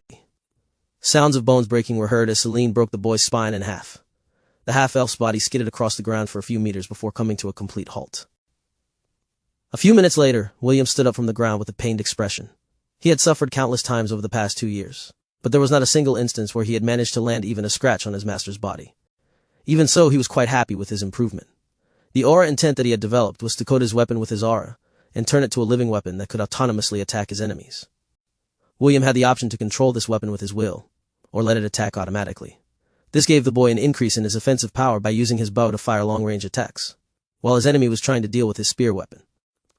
Due to his aura being at the initial stage, William was only able to control one weapon at a time. He could also only control this weapon up to 300-meter radius away from. "Shall we take a break?" "Oh, let's take a break. Let's take a short break, Master," William pleaded while trying to straighten his aching back. Although they were fighting using their souls, they could still feel pain. The ironic part was that since it was a soul battle, the pain was multiplied by 2. Due to the constant beatings he received, William's spiritual resistance had also increased dramatically. This was another hidden trump card that his master had prepared for him in case that he ever found himself fighting against a spirit master. "Master, right now, am I able to fight against those elven prodigies you were talking about?" William asked. With your current abilities you can perhaps last 10 minutes, Celine answered without batting an eye. Consider it an achievement if you can last for more than 12 minutes against an elven prodigy. William scratched his head in disappointment as he sat opposite of his master. Deep down, he was really itching to fight against one of these so-called elven prodigies and see if his master was only making fun of him or not. Still, he was happy that he was able to train using a divine artifact. If he were to train in the outside world for 2 years, he would be left in the dust by those who had been trained with vast resources at an early age. Of course, if he hadn't lost his powers, and his ring of conquest was still working like it used to, William knew that there was no genius that he couldn't beat. In the games that he had played, William usually beat every boss because of the massive level difference. Even if the boss was resistant to fire, he would still be able to kill it with fire attacks due to being overleveled. It was a strategy that some gamers used in order to beat down an opponent that was stronger than them. Unfortunately for William, his magic power in dungeon was out of commission. Even so, for the red-headed boy, it was a blessing in disguise. If he hadn't lost his magic power and his ability to gain massive experience in the dungeon, he wouldn't have had the opportunity to train his martial skills. If William were given a chance to return to the past, he would have done the same thing all over again. For he knew that at the end of the day, without a good foundation, he was just like a tall building that was built using cheap materials. A building that could collapse, anytime, without any warnings whatsoever. Chapter 106, Aura Training Part 3. William and Celine had been inside the divine artifact for 3 years and 2 months. The half-elf had spent the first 2 years awakening his aura, and forming his own aura intent. After he managed to infuse his aura on his spear, Celine had focused on honing his ability to keep his aura in battle for as long as possible. Celine was amused at William's resourcefulness, and even praised him for being able to accomplish such a feat. After 2 years of aura training, William finally focused on his spearmanship training. The spear's primary attack is the thrust, Celine explained as she thrust her spear straight at William's face, stopping 2 inches away from his nose. The spear's main advantage is its long reach. If you were to use it to slash at people, then you're better off using a sword. Remember, thrust first, slash later. Thrust first, slash later, William repeated as he nodded his head in acknowledgement. When you aim your spear at your enemy, aim it at their face, not their chest, not their stomach, not their legs, but their face, Celine continued her explanation. The reason? It allows you less openings, and your spear point would act as a deterrent. Basically, you're telling them that you'll hit them before they hit you. Celine then showed William how to properly hold the spear. Her right hand was holding the rear end of the spear, while her left hand firmly held the middle of the handle. The basic attack of the spear is the short thrust. Celine demonstrated a short thrust for William to see. When you pull back the spear, do not lower the spearhead because it creates an opening. It must remain pointing at your opponent's face at all times. She repeated the move a few more times, and asked William to do his own short spear thrusts. I've noticed that when you use your spear, you make wide slashes, which is not really the way to properly use it. In close quarters, the short thrust will be your friend. All you need to do is match it with good footwork, and your opponent will definitely get a headache when they fight against you. The next thing you need to learn is the long-range thrust. When you extend your thrust, your right hand needs to move up to underneath your armpit. Same rules apply. When you pull your spear back, it should still be pointing at your enemy's face. Remember, the spear is made to thrust, not to slash. Your primary objective should be to poke your target to death and not use wide swings that leave your body open for counterattacks. Even in mounted combat, you will still use the thrust more than the slash. William raised his hand to ask a question. Master, then when do we slash our opponents? Good question, Celine smiled. Usually we slash when our thrust is deflected. When the thrust is deflected upwards, we need to recover our stance, and that is why we slash downwards. Of course, we can also initiate a slashing attack if we want to, but there are 2 things that you have to keep in mind when you do a slash. The first thing you need to remember is that when you slash, your slash shouldn't go past the center of your body. What does that mean? It meant that your spear blade should never point downwards. You mustn't slash your spear all the way to the ground, because that is not how spears are used. Those who do that are amateurs. She then showed William how a slash was made. After that, she showed him a combination of slash and thrust in rapid succession. It was a very deadly combination if used effectively, because the possibility of poking your enemy's eye out using that combination attack was very high. The beautiful elf then resumed a fighting stance, and showed William another option. Of course, there are other alternatives that you can do when your thrust is deflected. The blunt end of your spear is not just for how. It is also used to block and counterattack when your thrust is deflected. The key here is hand position and control. When your thrust is deflected, you can move your hand and position the spear to either block an attack, or hit your opponent's body parts such as their joints, knees, or hips, to catch them off balance. Celine demonstrated the block and counterattacks that he could use using the bottom end of the spear in order to regain the fighting stance and continue fighting. After showing William how to block effectively using the spear, the two once again engaged in a sparring match which helped William increase his proficiency with his spear mastery, and of course gain experience points at the same time. In the past, William thought that he could only level up his job classes by killing monsters in the dungeon. He didn't know that constant repetition also gave enough experience to level up the job class as long as it was done properly. When William showed Celine the monkey staff technique that Dwayne had imparted to him, the dark sorceress laughed and said that it could be used as an effective means of attack if William's defenses were breached. Basically, what Celine was saying is, just let go of your spear and switch to your monk class and pummel your opponent with punches until he doesn't recognize east from west. William scratched his head because he couldn't refute Celine's comment. Then William's repetition training began. Short thrusts, long thrusts, short and long thrust combinations, and slash and thrust combinations. Celine also paid extra attention to William's footwork. The Spearman job class has the battle art called the Relentless Dragon Spear Art. William was quite fascinated with this spear art because, unlike the Prince of Thunder's Lightning God War Art, that focused on killing strikes, the Relentless Dragon Spear Art focused on close combat spear techniques and cavalier spear techniques. It was a spear art that was commonly used by dragoons and Templars in the Central Continent. The young boy's main weapon was the wooden staff, so learning this war art was a good option. For him, he would only use the Lightning God War Art as killing blows because most of them were one-shot techniques. William spent his remaining time inside the Divine Artifact Eternity, perfecting his spear art until his Spearman job class reached its max level. Celine also made sure that he didn't slack off in the rest of his training.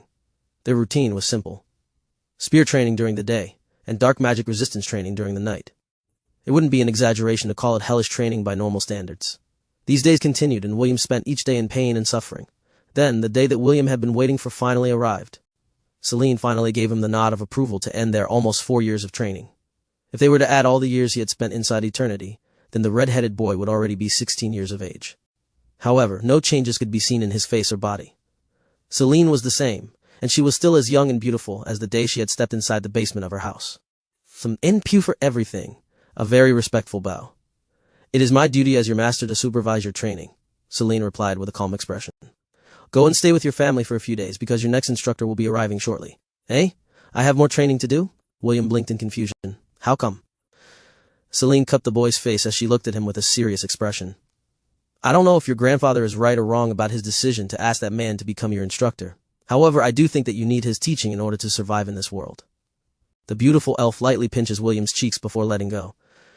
I just hope that you will still retain some of your innocence when his lessons are done. Although I want you to become strong and powerful, I don't want you to become cold and indifferent. I still prefer this stupid version of you. William massaged his cheeks as he looked up to his master with a frown. Master, I'm not stupid. It's just a figure of speech, Celine snorted. Go, spend some time with your family because you will be leaving Lant soon. William was still half in doubt, but he still nodded his head in acknowledgement. Celine and Oliver watched the boy's retreating figure through the window and sighed. Mistress, I like this version of William. If possible, I don't want him to experience such an ordeal, Oliver said. Me too, Celine replied. But change is the only permanent thing in this world. Let's just wait for his return. We can think of a way to help after he finishes his next lesson. Oliver closed his eyes and sighed one more time. Tough times don't last, tough people do. Celine had already done her best for William. It was now time to pass the torch to others. However, the one to whom the torch had been passed on was someone who thrived in the darkness. In a place where darkness reigned supreme, a burning torch was no different from a small candle whose light would be snuffed out by the swaying of the wind. Please have mercy, I won't do it again. A middle-aged man begged as he looked at the man approaching him with dread. What do you want, money, women, authority? I can give it to you. Just spare my life, I beg you. The man wearing a hood walked towards the middle-aged man with silent footsteps. Due to the hood covering his face, no one could tell if he was handsome or not. The man in question didn't care for such trivialities. The only thing he needed to do was carry out his work, as ordered by his liege. Please, I beg yo, The man wasn't able to finish his sentence, for the hooded man pierced his chest with a short sword in one swift motion. The middle-aged man died with his eyes wide open and staring at the starry skies. For a brief moment, before his death, his eyes showed fear and regret before they clouded over as his life left his body. I find no joy in this, but there's no other way, the hooded man said. Requiescat in pace. A.N. The hooded man walked away, disappearing in the darkness of the night. Having finished his task, it was now time for him to return to Lant, where his new mission was waiting for him. Chapter 107. Bell of Anthanasia. It was the second day after William had finished his training with Celine. He had just finished his daily martial arts routine and was waiting for the sun to rise from the east. I wonder what Mama's doing right now, as he took off his shirt and started to wipe his body with a towel. He hadn't seen Ella for the past 2 years, and his grandpa only told him that she was busy training along with the rest of his herd. After he finished drying himself off, William sat on the hill as the first rays of sunlight peeked from behind the hill to the east. Watching the sunrise and sunset had become a habit in this lifetime.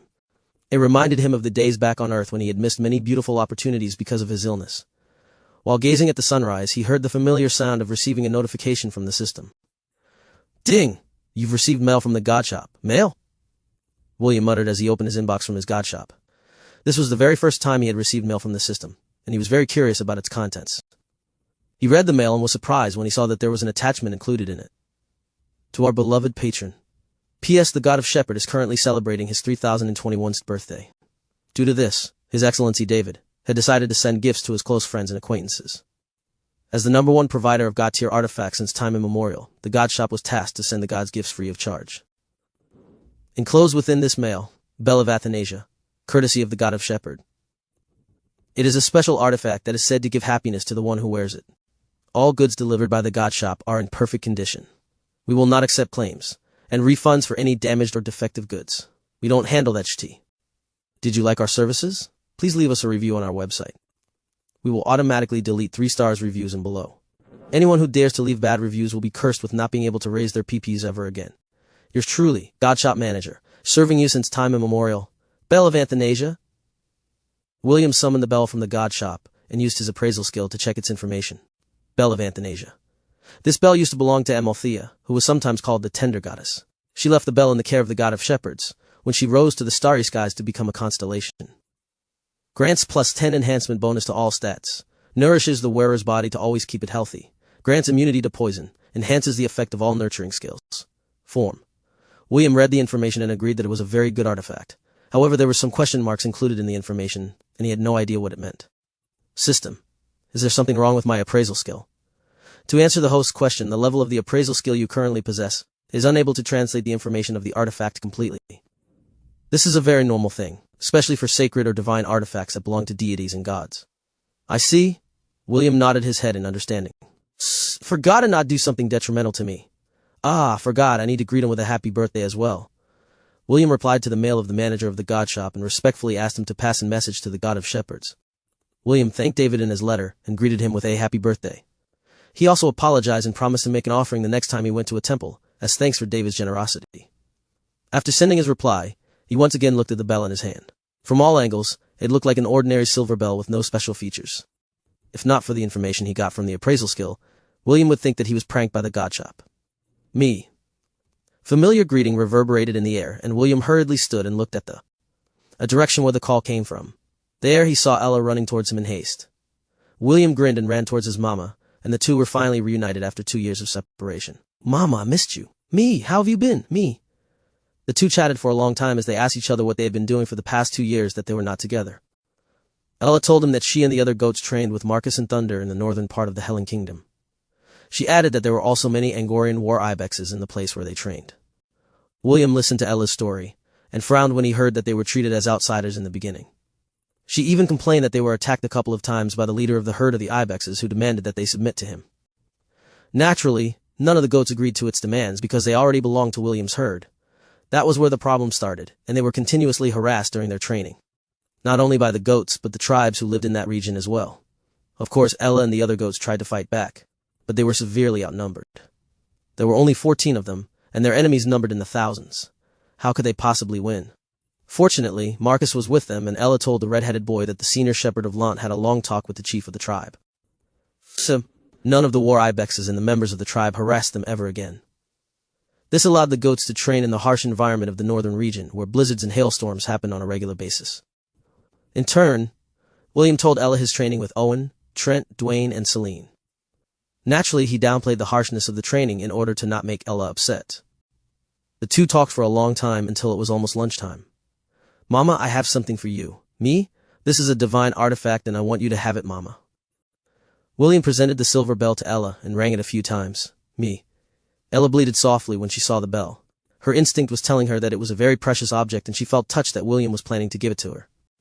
The bell was attached to a silver collar that automatically adjusted its size to accommodate its wearer. William lovingly adjusted the collar on Ella's neck and secured it in place. Mama, do you feel any discomfort? Ella shook her head and licked William's cheeks in reply. I need to go back to Master's house to cook her lunch. How about you, Mama? Me. All right, let's meet later this afternoon. William nodded. Ella told him that she would go and look after the other members of William's herd who were currently grazing in the valley near Lont. She was the only one who returned to the town because she wanted to see how William was doing. William gave Ella one last hug before he went to Celine's house. Ella, on the other hand, looked at William's retreating back with gentle eyes. She bleated softly to say her thank you, not to William, but to David, who had made her remember the things that had happened in the distant past. A past, when the gods and mortals worked hand in hand, to build a paradise that she thought would last till the end of time. Somewhere in the temple of the gods. 3021's birthday. Lily snorted. What a load of crap. Can't you just be honest and say that you wanted to give him a gift? Why do things in a roundabout manner? The lowly goddess was complaining because David had tricked William in believing that it was his birthday. Unfortunately, William had also forgotten that there were no birthday celebrants that sent gifts to other people during their birthdays. Usually, the ones that would be receiving gifts were the birthday celebrants and not the other way around. Lily, you are a new generation goddess. Don't you understand the concept of paying it forward? David asked. HMP, paying it forward? Do you really think that I'm a gullible child? Lily answered in disdain. I know you're up to something. An old schemer like you doesn't do things without a reason. David played with his beard and grinned. You think too much, Lily. It was just a gift. So you say, but I still smell something fishy. Lily narrowed her eyes. David chuckled and walked away from the lowly goddess, in order to escape her interrogation. Truth be told, the god of shepherds was only keeping the promise he made to his old friend, Amalthea, a promise that he had made thousands of years ago, when the universe was still young, and mankind was just starting to take its first steps towards the unknown. Chapter 108. Those Who Reside in the Darkness, Part 1. A hooded man walked through the countryside until he arrived at a valley overlooking the town of Lont. The sun was just about to set, and the sky was dyed in an orange hue. The man paused to admire the setting sun for a full minute before continuing his journey. As he neared Lont, the Robro sensed his presence, but it turned a blind eye to the approaching man. He had already seen him countless times before, and he remembered his scent well. This hooded man would leave Lont for long periods of time, but whenever he returned, he would carry with him a strong scent of blood. Ezio gave the golden ape a brief nod before melding into the shadows. He made his way to the Ainsworth residence like a silent specter, disturbing no one in his wake. When he reached the living room, he heard the giggle of a baby. Ezio smiled despite himself because his lord would always return to being a doting grandparent whenever he was around his granddaughter. It was the same for Matthew and William, but he could tell that James would spoil Eve rotten as she grew up. He offered a silent prayer to the fools who would dare to court the young lady when she reached adulthood. Ezio was sure that if Madrid didn't kill them, James certainly would. He found his lord, writing a letter inside his room. Like always, Ezio would wait until James was finished with his task. He was not in a hurry and decided to meditate for the time being. A few minutes later, James finally finished his letter and called out to him. How did it go? James inquired. The right hand of the minister will no longer bother us, Ezio reported. If the minister is not a fool, then he will know what to do. Well done. James nodded his head in approval. Rest for 2 days before you start your new assignment. I'm sure that you already know what it is, yes? Ezio nodded his head. If that is your will, my lord. Aren't you going to ask me why? No. I believe in the Lord's judgment. James tapped the armchair with a finger as he gazed at the hooded man who was kneeling in front of him. Show him the filth of humanity, James ordered. But do not tell him what to do. Let him make his own decisions. Whether he does or does not is all up to him. I hear and obey, Ezio replied. You may go now. By your will. After leaving the Ainsworth residence, Ezio made his way towards the one and only tavern in Lont, the Sleeping Forest. He removed his hood before walking inside the tavern. Ezio was now off duty, so there was no need for him to follow the strict creed that he had imposed upon himself. As always, he walked to the farthest stool at the bar and waited for the bartender to take his order. Will you be having the usual? The bartender of the Sleeping Forest, Ryan asked as he wiped the glass cup in his hands. Yes, Ezio replied without even looking at him. Ryan nodded and took out a few bottles from the cabinet. A few seconds later, he was expertly mixing a cocktail. This was a special blend that was not served to the other customers in the reason? None of them were strong enough to finish the drink. Only a handful of people in Lont appreciated this drink, and Ezio was one of them. Ryan placed the cup in front of Ezio with a wink before returning to his station. Ezio muttered a word of thanks before taking a sip from the glass. The brown-haired man closed his eyes as he savored the burning sensation that spread inside his mouth, down his throat, and into his body. He wasn't able to stop the soft sigh of pleasure from escaping his lips as he bathed in the afterglow of his drink. Ezio stayed inside the tavern for an hour before walking out into the night. Like always, he strolled around the town of Lont without any destination in mind. For some reason, he found himself walking towards the south of Lont. It was a place he rarely visited, for he had no reason to go there. However, for some reason, something was pulling him to go in that direction. It was then when he saw him. A young boy was lying on a stack of hay while looking at the stars in the sky. Beside him was an Angorian goat whose head was resting on his chest. Ezio recognized him right away, because very few kids in Lant treated a goat in this manner. In his eyes, the boy was like a burning candlelight in the darkness, a fragile light that could go out at any moment if the wind were to blow in its direction. Although he didn't question his lord's order, Ezio wondered what would happen if the boy's light were to suddenly disappear and be replaced by darkness. Would he still be the same carefree boy that laughed happily? The same boy that sang songs as he led his goats towards the valley to graze? Would he still look at the world with those clear green eyes that shone like emeralds? Or would their radiance fade and be clouded by a haze as he lost his faith in humanity? Ezio wanted to know. He was dying to know. 1 month, Ezio thought. I will know the answer after a month. The brown-haired man retraced his steps and wandered through the night. His lord ordered him to rest, and that is what he was going to do. 2 days later, William stood inside the conference room with a serious expression plastered on his face. James had told him yesterday that his instructor had already arrived in Lant, and he was to go to the conference at midnight the next day to meet him. William's new instructor was currently standing in the corner of the room, dressed in black and wearing a hood. He was giving off the assassin vibe, and it was making the young boy feel very uncomfortable. Will, I would like to introduce you to your new instructor, Ezio, James said as he made a gesture to the man standing at the corner of the room. Ezio, you already know who William is. I hope the two of you get along from now on. Nice to meet you, Sir Ezio, William said with a smile. Likewise, Ezio replied. James patted William's shoulder with a serious expression. You will accompany Ezio as he completes his missions outside of Lant. You are free to act however you please, but you are not allowed to interfere with his work. Do I make myself clear? Yes. William nodded. Ezio, look after my grandson, James ordered. You already know what he's like. I'm sure that you're going to suffer a few headaches, but be more tolerant of him. As you command, my lord. Ezio gave James a respectful bow before turning towards William. Let's go, William. Time for you to start your training. Yes, Sir Ezio, William replied. The two left the residence under the cover of darkness. William had already said his goodbyes to his master, his Mama Ella, his Uncle Mordred, Aunt Anna, Aunt Helen, and his cute niece, Eve. The two had just left the town of Lant when Ezio initiated a conversation. You have already trained under several masters, and I can tell that your overall fighting ability has reached the initial stages of gold rank, Ezio said as he continued to walk. Class D beasts pose no threat to you, and to a certain extent you will be able to handle normal Class C beasts on your own. Ezio paused for a while before continuing his explanation. However, the greatest threat to you right now are humans, not monsters. Although I was supposed to be your instructor, I will not teach you anything unless you have fully committed yourself to take that next step. Until then, you will just observe on the sidelines. You are free to do anything you want as long as you don't get in the way of my mission. Do you understand? Yes, William replied. The boy had a vague idea what his new instructor was hinting at, and it was already making his stomach churn.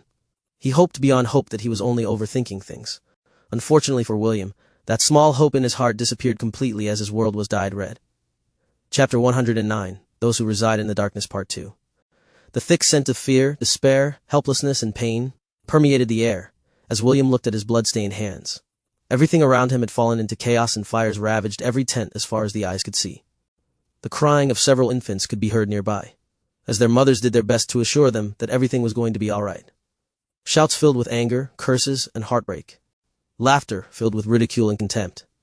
All of these merged together to create a ballad that had brought the red-headed boy to his knees. Overwhelmed with lightheadedness and nausea, William tried to wipe away the blood that had stained his hands, but instead of removing them, he only spread them further. Guac! The young boy wasn't able to hold it back any longer, as the smell of blood, piss, sweat, and excrement assaulted him from all sides. He vomited until he could vomit no more as tears streamed down his face. Roars, shouts, explosions, and weapons clashing against each other resounded throughout the encampment, where the nomads of different tribes had gathered. William panted as he saw several men, carrying weapons, move in his direction. He wiped away the filth on his lips and forced himself to stand up. The young boy firmly held Stormcaller in his hands and took a step forward. The crying of the babies grew louder as their mothers shivered in fright. William stood in front of them with his weapon raised high. His legs were shaking due to exhaustion and discomfort, but he couldn't back down. He refused to back down. Alas, there were times when doing one's best was not enough. He had already gone above and beyond his limits in trying to keep this place safe. The red-headed boy had already reached the end of his rope. He could barely stand, but stand he did. For who else would do it in his place? None. That was why he needed to make his stand. William's small body was sent flying before finally skidding on the ground a few meters away from the women and children. He was a spent candle, and there was no way for him to fend off the group of men who had arrived at the makeshift shelter where the women and children of the tribe hid. Stormcaller crackled a few meters away from the fallen boy as tendrils of lightning hissed around its body. It was as if it was urging, pleading, for William to stand and protect everyone behind him. As much as the boy wanted to hear its call, he could no longer move his body. One of the men walked up to William and stomped on his legs without mercy. The resounding sound of bones breaking and the young boy's pained cry echoed in the night. Laughing at his suffering, the man stomped on his arms, breaking them as well. "That's enough. Don't kill him," one of the men said. "He's a half-elf. We can sell him for a high price." The group of men laughed as they looked at William and the people who were trembling behind. Amidst the crying of infants, William's blurred vision wandered at a tree in the distance. There he saw a man wearing a hood as his robes fluttered in the wind. The hooded man walked towards the group of men with even steps, and yet no footsteps could be heard. When someone finally noticed him, he was already only a meter away from the man who broke William's arms and legs. And on that day, William finally saw with his own eyes and finally understood that the world outside the boundaries of Lant was a place filled with misery and strife, where the strong bullied the weak and the evil tyrants ended the lives of innocent people as if they were merely cutting grass. Before William's consciousness descended into darkness, he heard the hooded man say something in his direction. "Requiescat in pace." The blood from the group of men sprayed into the air like fountains and fell on the young boy's body like rain. The only saving grace was that William had already fainted and was unaware of what was happening in his surroundings. The hooded man looked down on the pitiful boy lying on the ground, with his limbs bent in unnatural angles, and tears dyed with blood staining his handsome face. Even though he was unconscious, his tears never stopped falling. Perhaps William wept for the lives that were lost, or perhaps he wept for his own loss. Whatever the reason, one thing was clear. When morning came, the young boy who had left Lant more than a month ago would never be the same again. Compared to William, Eve is such a handful, Anna said as she softly patted the sleeping baby's back while looking at the flowers in the garden. "When do you think he'll be coming back, father?" James looked at his sleeping granddaughter with a smile on his face. However, when Anna mentioned William's name, the smile stiffened and was replaced with a troubled expression. "It has been 6 months since he left Lant," James replied. "I'm sure that he's already on his way back home." Anna pouted. "Father, just where did you order William to go? I don't want Eve to grow up without spending time with her big brother." The red-headed boy firmly insisted that he be called big brother by Eve instead of cousin. Anna agreed on his request with a laugh because she felt that William's reaction was quite funny. She was not aware that James had sent the poor boy to a mission that would cause him to become. Suddenly James raised his head to look in the direction of the northern gate of Lant because he had received a hidden message from Elyon. He hurriedly took his leave from the garden and headed north. When he arrived at the gate, he saw 2 hooded people. One tall, one small, and both wearing hooded robes. James had recognized both of them right away. The Lord of Lant had a calm expression on his face as he waited for the 2 people to arrive in front of him. "I have returned, my lord." Elyon placed his hand over his chest in greeting. "Welcome back." James briefly nodded his head before turning at the young boy whose face he couldn't see. "Welcome back, William." The boy only gave a brief nod in acknowledgement and did nothing else. William simply stood there as his robe swayed in the wind. James sighed internally as he looked at his beloved grandson. He could immediately tell that the boy was not in the mood for emotional reunions. "Both of you must be tired from your journey," James said.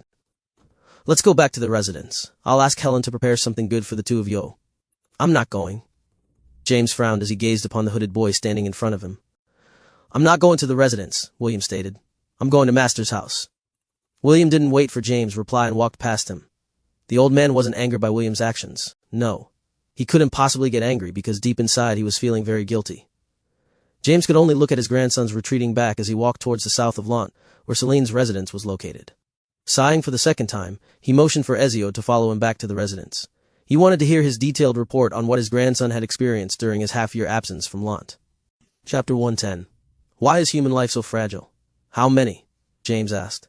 100, Elyon answered. "Only 100? Yes." James closed his eyes as his fingers tapped the armchair. He was thinking on what to do next, for he knew that he couldn't allow William to stay in his current state. The longer he stayed in that condition, the harder it would be for him to break free from its hold. "Thank you and sorry for troubling you," James said as he looked at his loyal subordinate. "Can you tell me everything that happened in detail?" "Yes." Elyon nodded. The man took off his hood and began to narrate everything that happened since he left Lant with William. He told James the places they visited, the people they met, and the things that happened in between. The old man listened with a serious expression, as if he was afraid that he would miss a single word of Elyon's story. While this was happening, William had already arrived at Celine's house, but instead of meeting with his master, he went to the goat pen. Once inside, he closed all of its windows and barred the entrance. The young boy went to the corner where the hay was stacked in a neat row and laid on top of it. Soon he closed his eyes to sleep. His body would twitch from time to time, and words would sometimes escape his lips. He was reliving the nightmares that he had experienced over the last 6 months in his dream. This was not the first time this had happened, for he had experienced this countless times during their journey. A few hours later he woke up from his slumber. His stomach was growling and it was now time to eat. The boy was just about to take out the fruits he picked on their way back to Lant from his storage ring when the door of the goat pen swung open. Light flooded the dark environment, and the boy had to cover his eyes due to the sudden brightness. "Stupid disciple, why didn't you come and greet me first?" A sweet and silky voice reached his ears. William looked at the beautiful woman who was walking towards him. If this was in the past, he might have already backed away in fear, but the current him only looked at Celine with an apathetic gaze. "Disciple greets master," William said with a brief nod. "I have returned. That's it." Celine placed her hands on her waist. "No souvenirs or gifts?" "There was no opportunity to find any gift suitable for the master," William answered. "Disciple will do better next time." Celine clicked her tongue in irritation. She wasn't liking the current William and it was pissing her off. "Go to the house and cook me an early dinner," Celine ordered. "Make sure to put your heart into it." "Okay." William nodded as he stood up from the haystack. He didn't question why his master wanted dinner at 3 in the afternoon, nor did he have any intention of asking. The boy simply followed Celine back to the house and headed straight towards the kitchen. Oliver, who was seated on his perch, observed the young boy as he prepared the food for Celine. William had left Lant for a little over 6 months, and when he had returned, he had become like this. The parrot monkey had figured that this was bound to happen. However, seeing the mischievous William turn into an emotionless brat still ruffled his feathers. An hour later, Celine sat at the dining table facing William. The corner of her lips were twitching as she tried to maintain a smile on her beautiful face. "William, what are these?" Celine asked. "Master, this is a vegetable and fruit salad," William answered. "You know I like to eat meat, right?" "Yes." "Then why didn't you prepare any meat dishes?" Celine inquired. "Although salad is good, this only serves as a side dish for the main dish." "I don't like the smell of meat," William replied as he casually filled his plate with salad. He was taking the "eat if you want and don't eat if you don't want" stance, which made Celine frown. The old William would never disobey nor argue with her when it came to her requests, especially food. The red-headed boy would even do his best to impress Celine with his cooking in order to be praised by her. However, this boy in front of her didn't care whether she wanted to eat or not, which was giving her a headache. The beautiful elf grudgingly ate the dishes that William had prepared for her. Although they tasted good, she was someone who liked to eat meat for breakfast, lunch, and dinner. She was cursing James internally for doing this to her disciple. Celine was regretting the fact that she had agreed to the old man's suggestion to have William accompany Ezio on some of his missions. "Perhaps we rush things too much." Celine sighed as she looked at the boy who had already finished eating. "William, come to my room tonight," Celine said as she placed down the fork in her hand. "Make sure to bathe properly, do you understand?" "Yes," William replied. "Master, if you don't need me for anything, I will be returning to the goat pen." "Oh, go. But remember that you have an appointment with me tonight." After giving Celine a brief nod, William left the house and returned to the goat pen. Celine and Oliver glanced at each other and shook their heads at the same time. "So, this is what it means to not cry over spilt milk." Oliver rolled his eyes. "Such an apt saying, don't you think, mistress?" "Oliver." "Yes? Cook me some meat dishes." "As you wish, mistress." 3 hours after sunset, William knocked on Celine's bedroom door. He was wearing a plain robe used for sleeping, and his body had a subtle fragrance of soap. "Come in." "Yes." William stepped inside his master's room. Celine gave the boy a brief glance before beckoning him to come to the bed. William obeyed and laid beside his master. He then closed his eyes to sleep. For some reason, the beautiful elf felt a slight disappointment in her heart because the boy didn't even bat an eye while looking at her in her nightdress. Just a few months ago, William's face would turn beet red whenever he saw Celine in her nightwear. Now he was acting as if he was an adult, and Celine was just a little girl who had no redeeming features whatsoever. Celine pushed aside these mundane thoughts to the back of her mind as she pressed her forehead over William's. Synchronization. Celine almost didn't recognize William's sea of consciousness, because it was very different from the one she saw 6 months ago. Last time, William's sea of consciousness was filled with stars that glittered brightly in the sky. The ocean underneath their feet would reflect these stars and create a world filled with dazzling colors. Now, there was only one color in William's world, and that was red. Red clouds hung in the sky, and the ocean under her feet had a deep crimson color. Countless weapons were embedded in the ocean's surface, with their handles pointed towards the heavens in defiance. Swords, spears, axes, daggers, and several weapons both exotic and unique could be seen everywhere. In the center of it all stood a small figure wearing a hood. Blood droplets fell from his blood-stained hands, which made small ripples beside his feet. Celine frowned when she saw this scene, but her feet didn't stop moving. She walked up to the boy who was staring in the distance, with his hood covering his face. "Master, why is human life so fragile?" William asked without turning his head. Why do the innocent always have to be the ones to suffer? If showing goodwill to other people is repaid with a stab in the back, then what is the point of kindness? William finally turned his head to look at the beautiful woman, who had tortured him countless times in the past. I think it would be best if everyone just stopped being nice to each other, William said softly. That way, you wouldn't feel betrayed if someone were to put a collar on your neck and sell you as a slave. Celine took a step forward, then gently held the back of William's head. She then pulled him close to her chest, giving him a tight hug. William felt his master's warmth and softness, as well as the familiar fragrance that was coming from her body. However, it didn't have the same meaning as it did in the past. Nothing mattered to him anymore. He even missed Celine's torturous lessons. At least during those times, he could scream and cry out because of the pain. Now, all the tears in his eyes had dried out. He no longer had tears to shed. He no longer cared. For him, the life he had now had lost its meaning. Chapter 111, Hate Cannot Drive Out Hate. Only love can do that. Within that blood-stained world, William laid on Celine's lap. He was sleeping very deeply. His body, heart, and soul were very tired. The young boy hadn't slept much during those 6 months that he had been away from Lant, and it had taken its toll on his body. Celine had a feeling that William had just wanted to return to Lant before he closed himself off from the world. Right now she had a vague feeling that the boy had no intention of ever waking up from his slumber. It was as if he had gone into a self-inflicted coma without knowing when he would open his eyes again. Did we make a mistake? Celine muttered as she gently caressed the side of William's face. Did we push you too much? Did it hurt you that deeply? She wanted to know the answers to her questions, but no answer came. William's sleeping face, that used to look peaceful and attractive, was now pale and rigid. She could even see the slight frown that creased the corners of his face, and it made her wonder if the boy was still in pain even in his comatose state. James sighed for the umpteenth time as he stood on the hill overlooking Lawn. His gaze was turned to the south where Celine's house was located. He had already received a message from Celine about William's current condition, and it filled him with endless worry. A week had already passed since William had entered a catatonic state, and only Owen's nutritional potions were maintaining the functions of his body. The old man racked his brains to find an answer to his problem, but all of the solutions he thought up came to a dead end. He didn't dare to try and forcefully wake his grandson from his current state, because it might cause his consciousness to be wiped out completely. I should have waited until he was older. James blamed himself for his stupidity.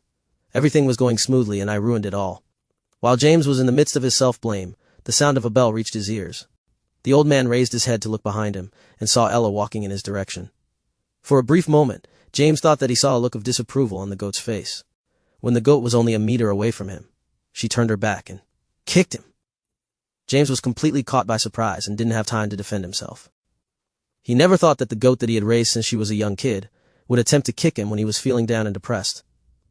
Ella snorted at the stupid old man who was sprawled on the ground before walking towards the south. She had just arrived a few hours ago and learned the cause of William's current condition from Oliver.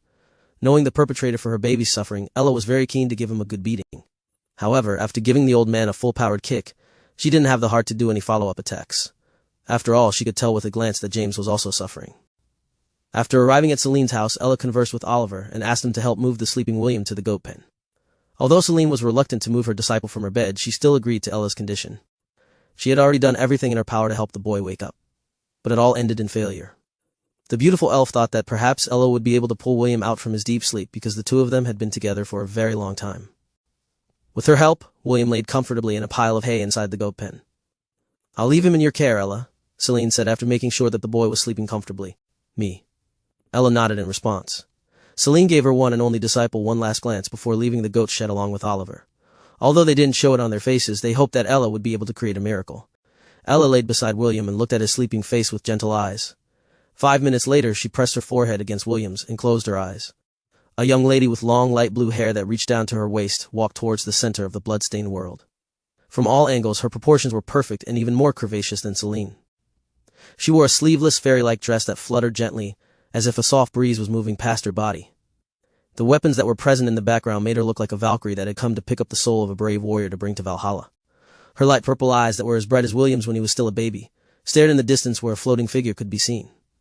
The silver bell on her neck rang softly, as if to announce her arrival. The two purple horns on her head glowed faintly as she neared the sleeping boy whom she had raised since he arrived in Lant. The young lady, who seemed to be around 19 years old, made a gesture with her hand, and faint ripples started to appear under her feet.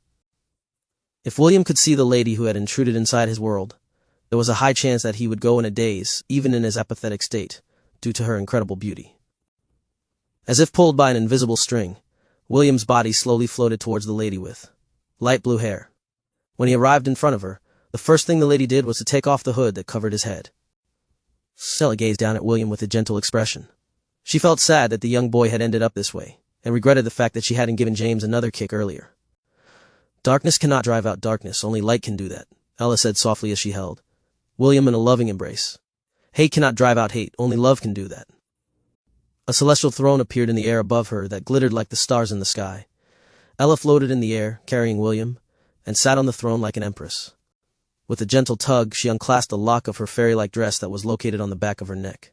Her beautiful upper body was laid bare for the world to see. But in this world, only one person existed, and he was currently unconscious. Ella gently raised William's head as she caressed the side of his face.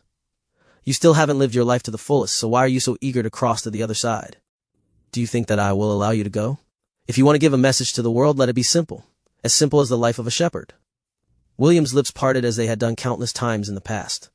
The beautiful lady didn't need to do anything, and simply watched with a loving gaze as her baby moved by instinct to receive what was rightfully his. Daily quest. Drink milk has been completed. Rewards. 5,000 EXP points. Bonus rewards. 10 God points. Soul healing currently in effect. Host's consciousness will slowly recover over time. A series of notifications flashed across William's status page, but the boy was unable to see them because he was still unconscious. However, these messages only flashed briefly before disappearing from the message logs completely. The system made an arbitrary decision to delete all records of Ella's actions. Even though the messages were deleted, the rewards and healing effects remained. Currently, the system was in the process of brainstorming a made-up story to explain where the additional experience points and God points came from. Ella, who had remembered the memories of the goddess Amalthea, was able to use her power for a short period of time. However, there was only one downside. She wouldn't remember anything that happened while she was in her celestial form. Even so, she didn't care. The only thing that mattered to her right now was to pull William out of the darkness and slowly bring him back to his lively self, whom she loved with all her heart. Chapter 112. Final Heaven Part 1. What am I doing here? William thought as he gazed at the familiar ceiling of the goat pen. His memory was a bit hazy, and he couldn't remember much of what happened after he had talked with Celine inside his sea of consciousness. The only thing he remembered was closing his eyes to sleep. Just as he was trying to understand how he ended up in the goat pen, a fluffy Angorian goat arrived at the entrance carrying a basket in her mouth. Ella walked towards William and dropped the basket by his side. She was very happy that the young boy was finally awake. William blinked once, as he looked at the Angorian goat that he hadn't seen for more than half a year. His hand slowly reached out to her, but stopped midway. His instinct prevented him from completing the motion because he felt that if he touched her, he would be staining something pure with his blood-soaked hands. As if sensing his thoughts, Ella pressed the side of her face against one of William's hands while bleating softly. Me! Ella moved closer and rested her head on William's shoulder. She didn't say anything else, and simply wanted to be close to William. The red-headed boy, on the other hand, pressed his cheek against Ella's face as he lowered his hands to the ground. He wanted to hug his second mother, like he always did. But he was afraid that he would make a mistake and accidentally. William lifted his head. Ella reluctantly stepped back and bleated. Me. Thank you, Mama. Me. William opened the basket and saw some pancakes and a small bottle of honey. The moment he saw the food, his stomach started to grumble, but he didn't eat right away. He left the goat pen to draw some water from the well in order to wash his hands. The boy had always been strict with himself when it came to cleanliness. He would always wash his hands before he ate, and even his pang of hunger wouldn't stop him from performing basic hygiene. When he was done washing his hands, he returned to the goat pen and began to eat. Ella sat on the hay beside him, and simply watched her baby eat the first breakfast he'd had after a week of sleeping. William had just finished eating his food when Celine entered the goat pen. It's good to see that you are finally awake, Celine said. How are you feeling? I'm fine, master, William replied. Do you need me for something? Celine shook her head and appraised the young boy that was sitting on the hay. He still had that standoffish mood, but it was much better compared to how it was when he arrived in Lant a week ago. Since you just woke up, it would be best for you to take it easy for the time being, Celine stated. Do you have any plans for today? I don't, William answered. Why don't you go back home for a while? I'm sure that your uncle, aunt, and grandfather are worried about you. Can I stay here for a few more days?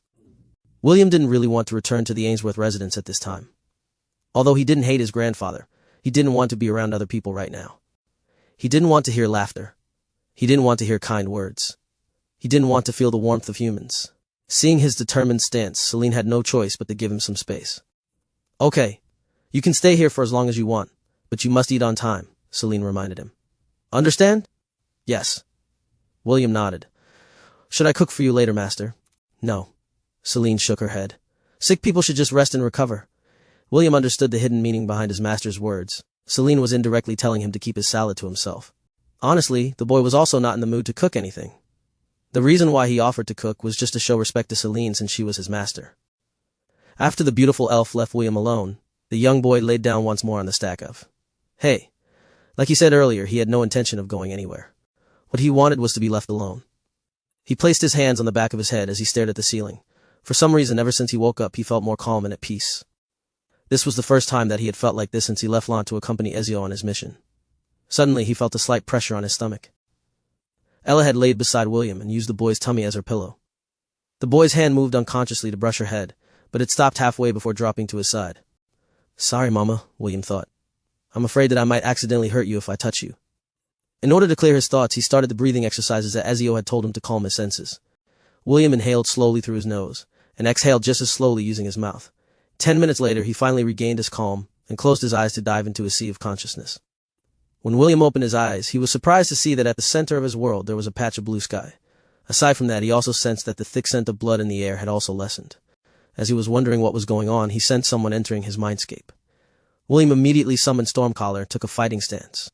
Lightning crackled on its purple blade as the image of the intruder slowly materialized in front of him. I didn't come here to fight, but I guess this is good as well, an almost musical voice said as it stopped a few meters away from William. I'm curious to know how far you have come in your training. If the two of us are going to fight together, I will need to know your current fighting ability. William could hear himself drawing a deep breath as his gaze locked on the beautiful lady in front of him. He had thought that his master was already very beautiful, but the intruder who had entered his world made his heart tremble. It took all of his willpower to break out from his daze and force himself to ask her a question. Who are you?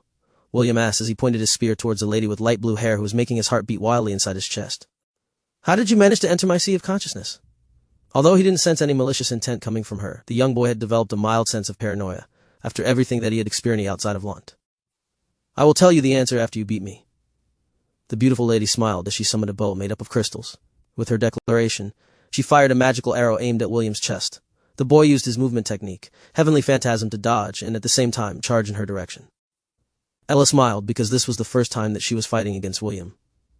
She couldn't possibly do this in the real world because she was afraid that he would receive a serious injury. However, since they were inside his sea of consciousness, she could fight to her heart's content. After all, she wanted William's killing intent to diminish, and for that to happen, he needed to fight against someone without holding back. Since that boy managed to cross the distance in an instant, Ella unsummoned her bow and clenched her fists. Taste the fury of the celestial heavens, Ella said with an enchanting smile on her face. Final Heaven! Chapter 113. Final Heaven Part 2. William made a full thrust with his spear, as Stormcaller's full power burst forth from its enchanted blade. Just like a lightning bolt, the young boy drove his spear forward without mercy. However, what happened next blew his breath away. The beautiful lady didn't move and calmly received his strike. For a brief moment, William had the urge to pull back his attack because the person in front of him felt strangely familiar. However, this feeling disappeared just as quickly as it arrived. William put all of his attention on the opponent in front of him, and put more force behind his attack. When the tip of the spear was merely a meter away from Ella's face, her fist moved and casually deflected the blow upwards. The boy calmly executed a downward slash to regain his momentum, but Ella was a step faster than him. The two exchanged blows a couple of times within the sea of consciousness. No matter what William did, he couldn't get the upper hand. No. It was more like his opponent was matching his current level of strength. Stormcaller, annihilate my enemy. William threw Stormcaller towards the blue-haired girl and let it attack autonomously. He then summoned his bow and quiver and unleashed a barrage of arrows that left no paths of escape. Very good, Ella said with approval, but not enough. She grabbed Stormcaller after it tried to attack her and used it to deflect the arrows that William had fired. She then charged forward and wielded the spear who was struggling hard to escape her grasp. The spear emitted powerful lightning currents in order to injure the person who tried to forcefully wield it, but it was to no avail. The lightning flowed harmlessly through Ella's body as if it was just a passing breeze. William narrowed his eyes because he finally understood that his opponent was only taking it easy on him. Lightning God War Art 8 form, William muttered as he aimed his bow at the approaching figure in front of him. Exterminate Chrysolakatos! The arrow that was knocked on the bow glowed with an eerie green light. When William released the string, a subtle hiss that was similar to that of a viper's reverberated in the battlefield. Ella was about to William's attack, but immediately changed her plan because she felt something ominous from the arrow that William had shot towards her. She stopped her charge just in time to see the arrow multiply into hundreds of copies. The lightning god war art Chrysolicatos was a special move that William could use when he was wielding a bow. Its ability was to imbue an arrow with a very potent poison that was especially deadly against women. To make things worse, the arrow shot by this skill would multiply in the hundreds. Each arrow had the same attributes as the original, which made this skill the perfect attack for a group of enemies. Even if the arrows just grazed them, the poison would immediately render them unable to continue fighting. "You've learned quite a nasty trick," Ella said calmly as she threw the struggling spear in her hands. She then smiled and extended her slender hand above her head. Cryo Fortress. Massive walls of ice surrounded her on all sides, and a giant fortress appeared inside William's sea of consciousness. All the arrows that William had shot embedded themselves within the fortress walls, while Ella stood above it, smiling at William. "Playtime's over," Ella announced. With just a single step forward, she appeared right in front of William before casually delivering a simple punch. Before the boy could even react to the unbelievable move by his opponent, Ella's blow had already reached him. Ella's fist embedded itself on William's chest and sent him flying 100 meters away from where she stood. William's face contorted in pain when he received the unbelievable attack from the blue-haired beauty. Everything happened so fast that he didn't even have the time to understand how she was able to land a blow on him in that short period of time. "It's dangerous to let your mind wander during a fight," a voice whispered in his ear. "Make sure to stay focused on your opponent at all times." Before William could even say or do anything, he found himself slamming into the ground face first. If he thought that his current situation couldn't get worse, he was greatly mistaken.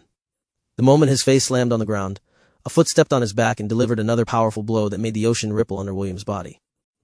Unlike his master, Celine, the beautiful lady with light blue hair and purple eyes, didn't give William time to recover and made him experience a world of pain. With each punch, William felt the core of his soul shudder. With each kick, the boy's thoughts scattered. Ella delivered blow after blow after blow and didn't stop hitting William until the boy had loosened his hold on his weapon. Stormcaller fell on the ocean, and the light from its blade disappeared completely. William was about to hit the ground as well, but a pair of slender arms caught him and held him in a protective embrace.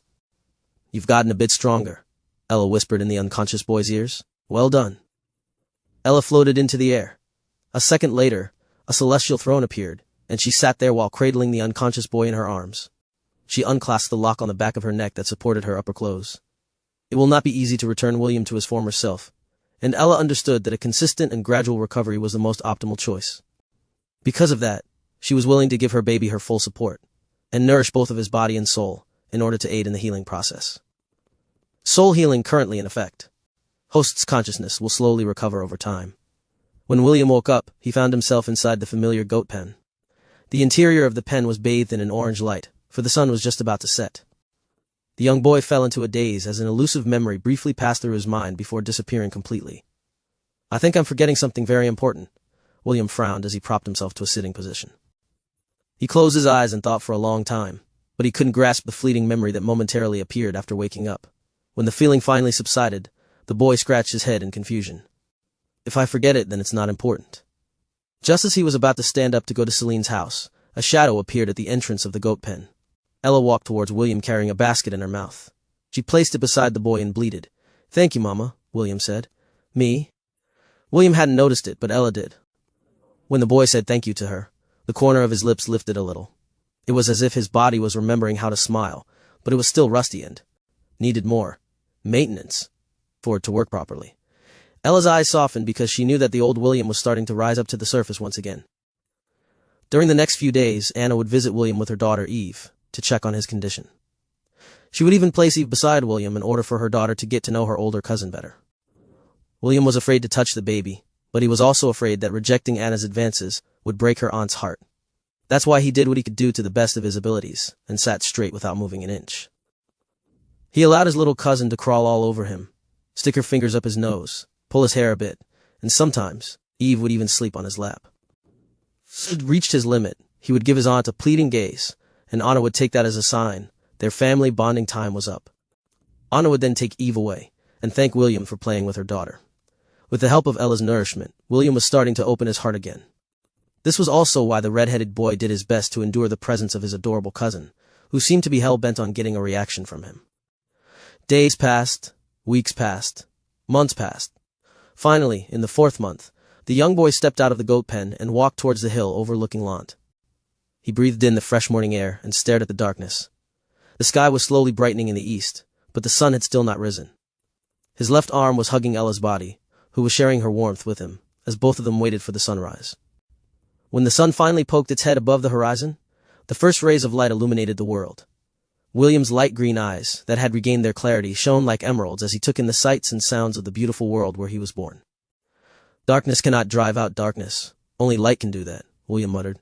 Hate cannot drive out hate. Only love can do that.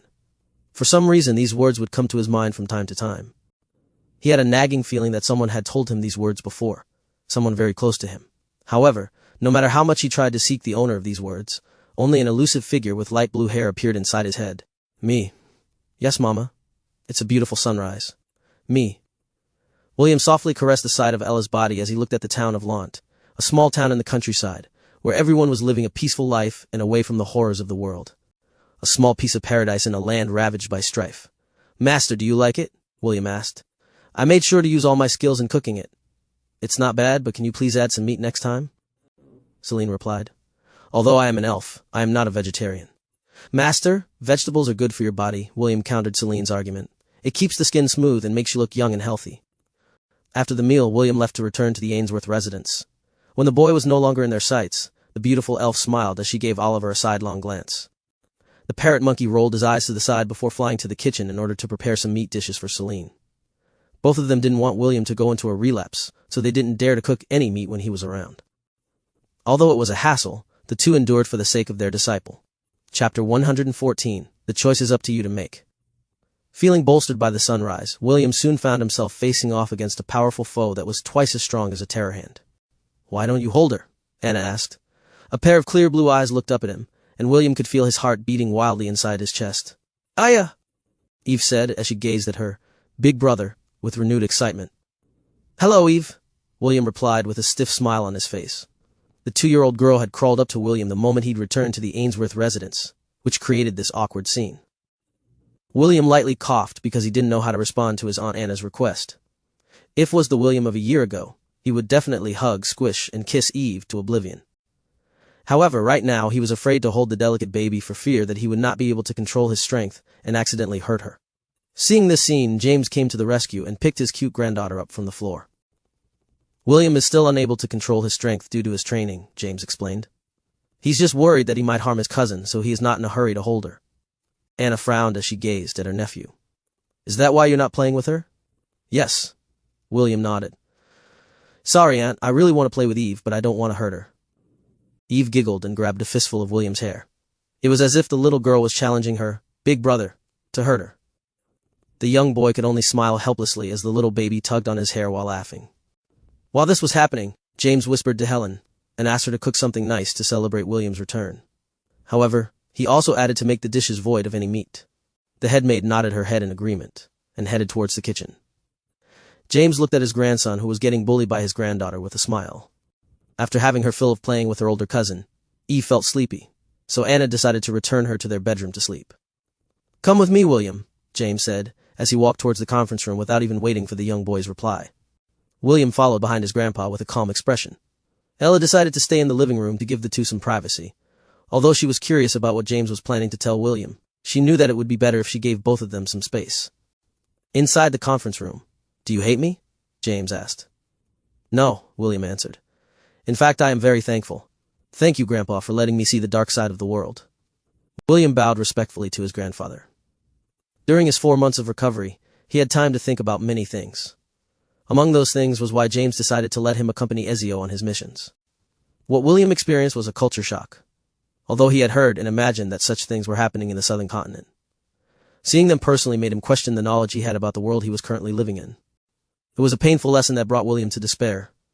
Fortunately, there were people who cared about him and pulled him out from the darkness that he had trapped himself in. James didn't say anything and just looked at his grandson.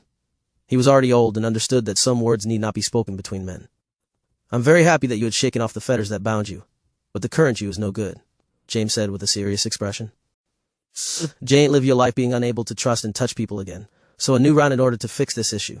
This time, I will give you 2 options. William stayed silent as he listened to his grandfather. He also knew that his current state was not ideal, because it prevented him from being able to interact with people. If possible, he wanted to hug his cute cousin and play with her as well. The first option is that you need to train with Jekyll, James said. He will teach you about etiquette and how to act like a proper gentleman. The second option is to learn from Fayrite. He will teach you how to become a bard and help you release your negative emotions as well as residual killing intent. The choice is up to you to make. I'll choose the second option, William answered in a heartbeat. Being a gentleman is not my style. My character will become inconsistent if I force myself to act that way. I'm fine with being a narcissist. There was another reason why William chose Fayrite instead of Jekyll. Due to his heightened perception, he had grasped the ability to tell who among the people he had met were the most dangerous. The sole dentist, who always had a smile on his face, was on the very top of his list. Even Ezio's killing intent was not able to make William cower. But when facing Jekyll, the boy always felt as if he was a pig that was about to be slaughtered. Fayrite? This is not a bad idea. James nodded. You can also use this skill to court the beautiful ladies that you see on your journey. William just smiled at his grandpa's never-ending attempt to make him bring home potential bride candidates. Very well, I will arrange for him to teach you by afternoon tomorrow. He's always asleep till noon because he performs at the tavern during the evenings. Thank you, Grandpa. You're welcome. After eating lunch, William returned to his room that he hadn't visited for a long time. Everything was in order, and the young boy could tell that his Aunt Helen had cleaned his room in regular intervals. On his desk, several books with information about the Silver Moon continent could be seen piled up on top of each other. However, the one pile that caught William's attention was the neatly stacked letters on the right side of his desk. The young boy's eyes widened in surprise as he immediately took the letters in his hand. Just as he expected, all of the letters belonged to his mother, Arwen. William felt a slight ache in his heart at the thought of not being able to reply to her letters. It made him feel bad that several years had passed and their exchanges came to a halt. Sorry, Mother, William muttered, as he opened the first letter according to the date that they arrived. He planned to read all of them and write a reply letter as soon as possible. As he read the letters one by one, Ella laid beside him with her eyes closed. She was planning to take a nap to recover her strength. The months that she had spent beside William had also taken a toll on her soul as she used the power of the Bell of Anthanasia. Since William was already feeling better, she decided to catch up on her much-needed rest and read Arwen's letter at a later time. A few hours passed before the boy finished reading all the letters that Arwen had sent to him. Complicated emotions rose from his chest as he went to his desk to write a reply to his mother. It seems that James had written a few letters to Arwen and explained that William was currently in training. Even so, that didn't stop Arwen from sending a letter once every month. She hoped that one of her letters would arrive during her son's in-between break so he would be able to reply to her. Unfortunately, Skyla always arrived at a bad time and wasn't able to meet William. The crane also didn't want to disturb the boy's training, so she simply asked James to give Arwen a monthly report on William's training. As William focused on writing his letter, he didn't notice that the sun had already set. If not for the knock on his door that broke his concentration, he would still be writing his letter. Young master, it's time for dinner, Helen said with a smile. Thank you, Aunt Helen, William replied. I'll be in the dining room in a minute. After dinner, William was about to return to his room when he heard the familiar cry of a crane come from outside the house. The boy immediately ran out of the door and was just in time to see Skyla land down a few meters from the main door of the house. The Silver Moon crane gave William the "Finally you're here" gaze as it uttered a soft cry in greeting. Big sister? William ran towards the 2-meter-tall crane and was about to hug her, but stopped midway. He had still not fully recovered from his mental shackles that prevented him from being intimate with anyone aside from Ella. Just an hour ago, he was thinking of a way to send his letter to the Silver Moon continent. He didn't want Arwen to wait for a second longer, and was about to ask his grandfather for an alternative way to deliver the letter. Fortunately, an express carrier had arrived to answer his prayers. William respectfully invited Skyla to the garden and brought her food. He then waited patiently for her to finish eating before he started to ask questions about his mother and what she had been doing over the past few years. Although the crane was exhausted from her journey, she still talked to William and shared quite a bit of gossip about the Silver Moon continent. The crane also noticed something different about William. As a very intelligent beast, it was quite easy for her to spot these changes. However, she didn't pry, because she also understood that this was part of William's growth. The two talked until midnight before the crane left the boy to hunt for more food. Skyla planned to rest for an entire day before her return trip to the holy city of Neatfe Ethel. Deep inside, she was very happy after finally seeing William. After a very long time, she would finally be able to deliver William's handwritten letter to Arwen, who had been missing him terribly for years. Chapter 1-15. Breaking Free from the Shackles. The next day, Ella, Anna, Eve, and Skyla sat in the garden while listening to the songs that William was singing. He was in the middle of recording songs using a high-grade recording crystal that had been given to him by James at his request. Since he was always stuck inside a hospital room back on Earth, William had decided to have a few hobbies like playing the guitar to pass time. He was quite good at it, so when he had Obtaining the bar job class, he decided to record a few songs for Arwen.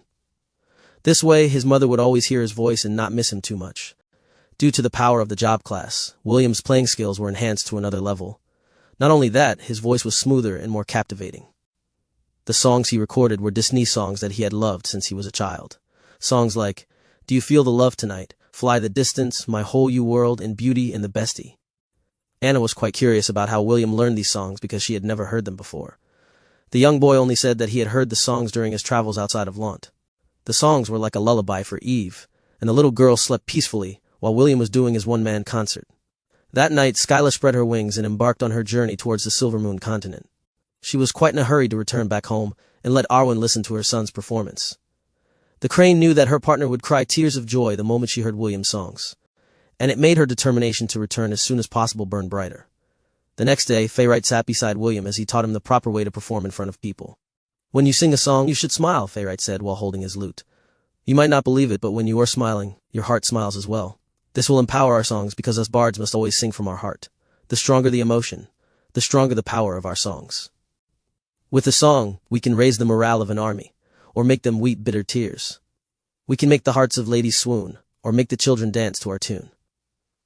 This is the power of music, and I dare say that it is one of the most wonderful gifts that the gods have given us mortal creatures. William nodded in agreement. Music had been one of his constant companions during the hard times of his life. Well, since both of us are already handsome, we don't need to fix our faces, Fayrite smiled. However, we need to always look presentable, especially when performing in front of people. Those shabby shepherd clothes of yours just won't do. Fayrite shook his head because, although William looked good, his fashion sense was a disaster. As a fashionista, he couldn't accept the young man's taste in clothing. Listen, although I understand that you are a shepherd, while we are together I expect you to dress up as a performer, Fayrite ordered. I don't want my colleagues to spread gossip that my student is a crew boy who doesn't even have an ounce of professionalism in his bones. The moment I hear that you performed wearing shepherd's clothes, I swear I will whack you until you forget your name. Do I make myself clear? William nodded his head once more. Although he didn't think that playing a song while wearing shepherd's clothes was a big deal, he didn't want to offend his current instructor. The young boy was currently holding a lute similar to the one in Fayrite's hands. The only difference was that William's was more beautiful. James had rummaged through his treasures and found several musical instruments like the harp, flute, mandolin, lyre, and several others that he had taken from the bandit camps that he had raided. After pondering for a while, William decided to just take them all. Since he was a bard, he could play all the instruments with the help of his job class. Since that was the case, taking these treasures from his grandpa was the most ideal choice. Fayrite and William did their lessons in the garden, because the elf wanted to be surrounded by beautiful things when he performed. William didn't expect Fayrite to be very skilled in his craft. The boy thought that his songs were already good enough, but when he heard the elf sing, he felt his soul being forcefully taken to places that he had never been before. To glorious battlefields, to beautiful valleys, hidden abodes, and to peeping in on romantic trysts. Fayrite did it all, and he did it so naturally that William felt envious of his musical talent. You can praise me, you know. Fayrite gave him a teasing smile. I will not charge extra for overtime. You're amazing, maestro, William praised from the heart. I wish I could perform like you. Don't worry, when I'm done with you, you'll be able to perform in front of kings and emperors. Fayrite flipped his hair like the narcissist he was. Sometimes, all you need to do is let your heart do the talking when you play. Remember this, my dear student. Music is the universal language of mankind. Spirits don't usually talk to anyone, but when you play them a tune, they will start to dance. With Fayrite's personal teachings, William was able to let go of all the pent-up emotions inside his heart. Every time he sang a song, he could feel himself letting go of all of his worries, and it made him feel at peace. Anna and Helen were his avid fans. They would always find time to listen to him singing in the garden, and William liked their company. Although singing by himself was good every now and then, singing for others made him happier. Sometimes, Eve would crawl towards William and tug on his clothes. Other times, she would grab his lute and touch the strings. These precious incidents helped William gain better control of his emotions, which greatly helped in his recovery. Almost half a year had passed since William started his bard training with Fayrite. The exchange of letters between him and Arwen continued without fail. With each letter he opened, he felt closer to his mother, who was hundreds of miles away from him. The two had grown very close through these exchanges, and the young boy's love for his mother grew with each passing day. William gave Skyla a big hug, and the latter nuzzled him before soaring to the sky. In his last letter, the young boy sent his mother a recording crystal with the songs he sang. Arwen loved William's gift and played them every day. Big sister, have a safe trip and tell my mother I love her, William shouted as he waved at the crane in the sky. Skylar replied with a cry of affirmation and circled William once before flying in the direction of the Silver Moon continent. With the maestro's help, the red-headed boy was able to break free from the shackles that prevented him from being intimate with other people. Sometimes the half-elf wondered if things would have ended differently if he had chosen Jekyll instead of Fayrite. He had a feeling that he might have lost something very important to him if he had chosen the dentist as his instructor instead of the lively bard who taught him the power of music. Twinkle, twinkle, little star, how I wonder where you are, William sang while Eve sat on his lap. Up above the world so high, like a diamond in the sky. Eve was making random baby sounds as she tried to sing along with William. The two of them had gotten close after her big brother had started to open up his heart to people again. Deep inside, William was very happy because he loved spending his time with children. He was now in full control of his emotions and held Eve in a protective embrace. The two of you have really become close, Anna said with a smile as she walked towards them. I'm starting to feel jealous. Mama! Eve clapped her hands as she called out to her mother. Anna scooped up her daughter and kissed her cheeks. Have you been a good girl? Eve kissed her cheeks in reply, and Anna nuzzled her beloved daughter. William watched this scene with a smile on his face as he stood up from the ground. Although he wanted to stay, there were still a few things he needed to do. He bid his aunt goodbye and headed towards the valley where the herds were grazing. Yesterday, he bought the weapon that the system had recommended to him from the god shop. This weapon contained a job class that William had wanted for a very long time. Thanks to the % discount coupon, the god points he had earned during his missions, and the bonus god points that he earned through overcoming his weakness, he was able to purchase this weapon from the shop. The system had thought long and hard for a proper excuse to give William for the extra god points he had received out of nowhere, and decided to just say that it was the bonus points that was awarded to him after being able to recover from his previous state. After acquiring the job class from the weapon, William understood that it worked the same as the other professions that he had mastered so far. Since that was the case, he wanted a master to teach him on how to utilize this new power to its fullest potential. He believed that if he mastered this job class, he would be able to work with Ella to overcome most adversities. Just a few more months, and I'll be leaving Lant, William muttered as he looked in the direction of the capital of the Helen Kingdom. I'll be seeing you again soon, Est. William knew that he couldn't stay inside this safe haven forever, for he had to meet his mother and father in the Silver Moon continent. However, this time he was no longer afraid. He had regained his purpose, and the light in his heart was now brighter than before. It would not lose so easily to the darkness that had taken hold of him not long ago. The young boy knew that right now, he couldn't change the world and make it a better place. He was not strong enough to do that. William understood that he had to venture outside of Lant in order to make his mark to the world. Although he would encounter hardships, challenges, and people stronger than him along his journey, he would still walk the path he had chosen. For he was not alone. He was not the same boy he was back on Earth, stuck inside a hospital room waiting for the day when he would draw his last breath. There were people who loved him, cared for him, and supported him. He also had his herd that would stand with him when he faced the inevitable battles that he couldn't escape from. Naturally, he didn't plan on losing any of these battles. He would face them with everything he had. If he couldn't win, then he would just run away and call his grandpa. Calling reinforcements was not against the rules, and William was perfectly fine with sitting on the shoulder of giants. He would just get his revenge when he had leveled up and became stronger. William chuckled as he thought of these stupid thoughts. The image of him hiding behind James' back as the old man punched the living lights out of his enemies made him laugh out loud. Ella stood beside William and looked at the happy expression on his face. Let's go, Mama. William grinned as he pointed at the sun in the distance. In this world of swords and magic, where adventure runs wild and free, our legend is about to begin. Me, Chapter 116, Forever Loving You. 4 years had passed since William lost his powers during the Trial of Courage. Many things happened in the Helen Kingdom during this time.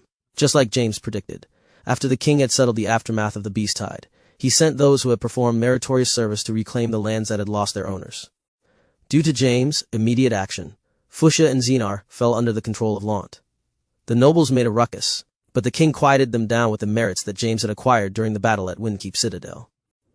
Of course, that was only the king's excuse. He knew that dealing with James was a pain, so he decided to just turn a blind eye to his actions. Also, the Orubro was not just for show. It was a one-man army that could easily match a flood dragon in a life-and-death battle. The nobles that had reclaimed the lands near the borders of Lant decided to send James plenty of gifts in order to show that they wished to coexist in peace. Cedric had also accepted the fact that there was no way he could rebuild Fuchsia with the remaining survivors. He would be lying if he said that he didn't feel sad about the current situation. But Leah convinced him that this was for the best. In order to forget his heartache, Cedric asked James to help him go to the central continent, so that he could enroll in one of their academies. James agreed to his request and gave him the funds he needed. The king also gave orders for Fort Windermere to be rebuilt, and even drafted a plan to make a fortress that would face the Forbidden Land directly. He knew that if another beast tide occurred, the newly built towns and villages would once again be wiped out from the face of the map. The nobles who had laid claims to the western region supported this plan, and even donated a few thousand gold from their own treasury to hasten the building of the fortress. On a hill overlooking Lant, a 14-year-old boy sat on top of an Angorian goat. He was cradling a 3-year-old girl in his arms, while waiting for the sun to rise. The little girl in his embrace was sleeping peacefully without a care in the world.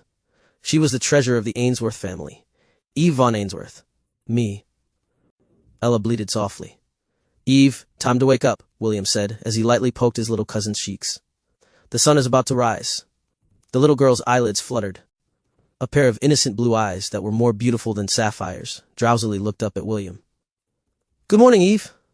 William smiled at the cute little girl. Eve gazed at him for a few seconds before she closed her eyes to go back to sleep. Her lips moved in a pout for having been disturbed in her slumber. William could only helplessly shake his head as he gazed at the sunrise.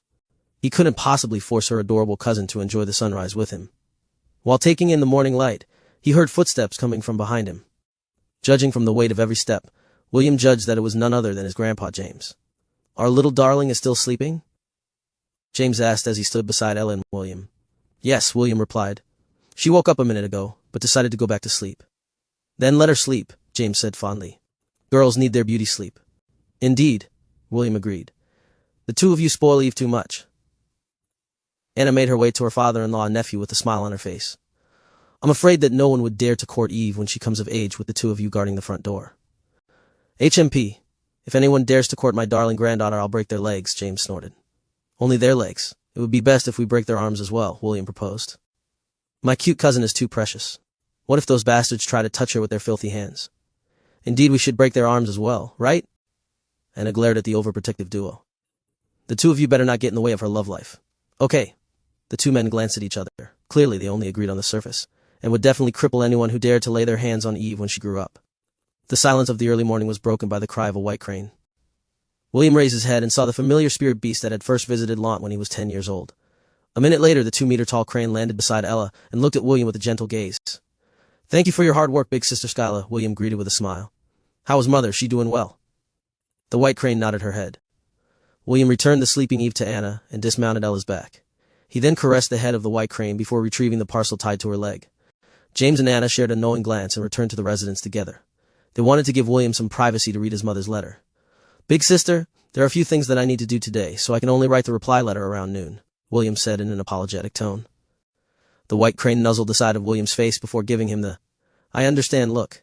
It then opened its wings to fly towards the river where it would catch some fish and rest, while waiting for William to write his letter.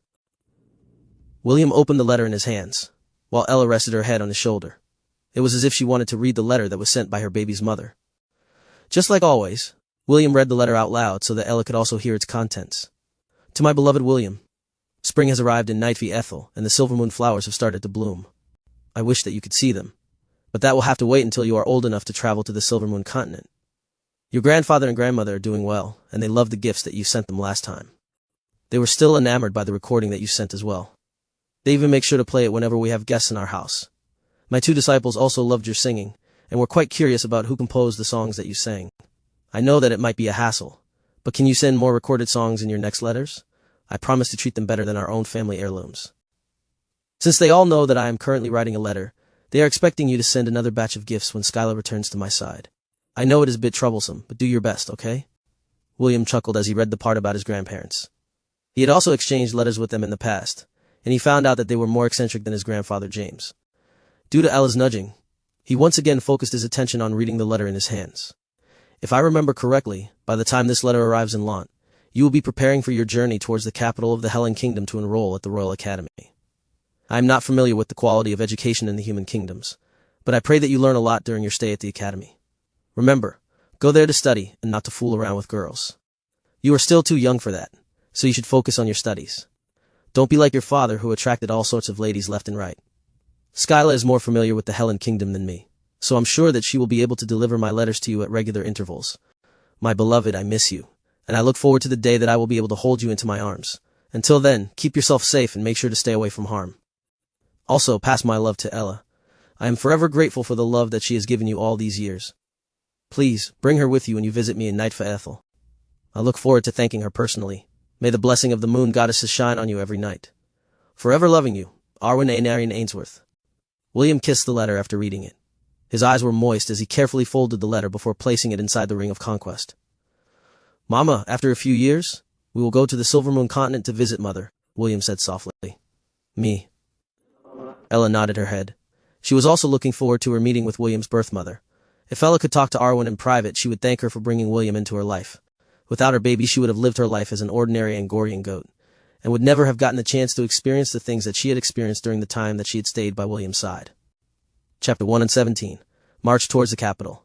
William? Celine caressed the side of William's face. It had been 4 years, and the effect of the slave collar had finally lost its hold over the redhead boy. Do you hate me? Celine asked. She stared at the handsome boy in front of her and waited for his answer. I would be lying if I said no, master, William replied honestly. Although I feel some resentment towards you, I will not forget that you treated me well over the past few years. I am very grateful to have become your disciple.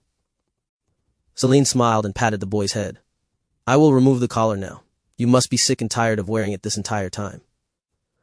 The beautiful elf was about to remove the collar from William's neck, when the boy held her hands and firmly shook his head. Leave it as it is, master. William gave Celine a mischievous smile. Didn't you tell me that this is your gift to me? Since it is a gift, you shouldn't take it back. Oh? You like being my slave that much? Celine raised an eyebrow. It is the first gift I received from you, master. Naturally, it is very precious to me, William answered. HMP, you become a sweet talker after growing up. Thank you for the praise. Please praise me more, master. Celine flicked William's forehead, but it didn't have much force in it. The boy only smiled at his master's attempt to act cute. Have you prepared everything for your journey? Celine inquired. The journey to the capital will take at least 10 days from Lant. Make sure to pack extra food and water.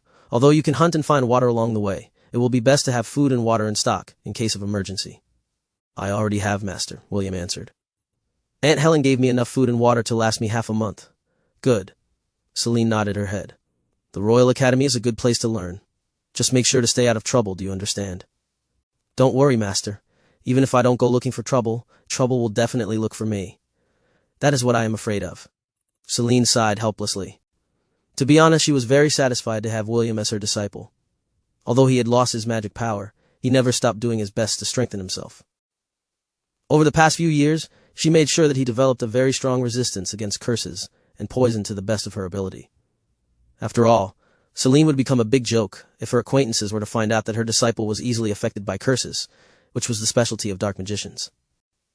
I hate goodbyes, so I won't follow you to the gate of Lant. Celine gave William a hug. Come back after you've come of age. There is something that I need to teach you. Is it a new spell? William asked in curiosity. Yes, a powerful spell that will allow you to surpass your limits, Celine replied with a smirk. So make sure to return after you feel that the Royal Academy can no longer teach you anything. For some reason, I'm looking forward to learning the spell that you are going to teach me, master. Look forward to it. William waved goodbye to his master as he mounted Ella's back. The enrollment for the Royal Academy would be starting soon. This was why he needed to go to the capital before the registration ended. Celine and James both knew that they couldn't keep William in a small town like Lant forever. If they did, they would only hinder his growth, and that was not a good thing. Although William was only 14 years old, Celine and James both agreed that it was time for the boy to see the world. Since that was the case, going to the Royal Academy of the Helen Kingdom would be the best place to teach him another side of how the world worked outside the borders of Lant. Mistress, did you already know? Oliver, the parrot monkey, inquired. It's still too early to tell, Oliver, Celine replied, as she watched her only disciple disappear in the distance. Perhaps when he returns in a few years, we will finally know the answer. Understood, my lady. Oliver nodded. He looked forward to the day when William returned to Lant. I hope that he is the one that is mentioned in the prophecy. Oliver had watched William grow up and he could vouch for the boy's character.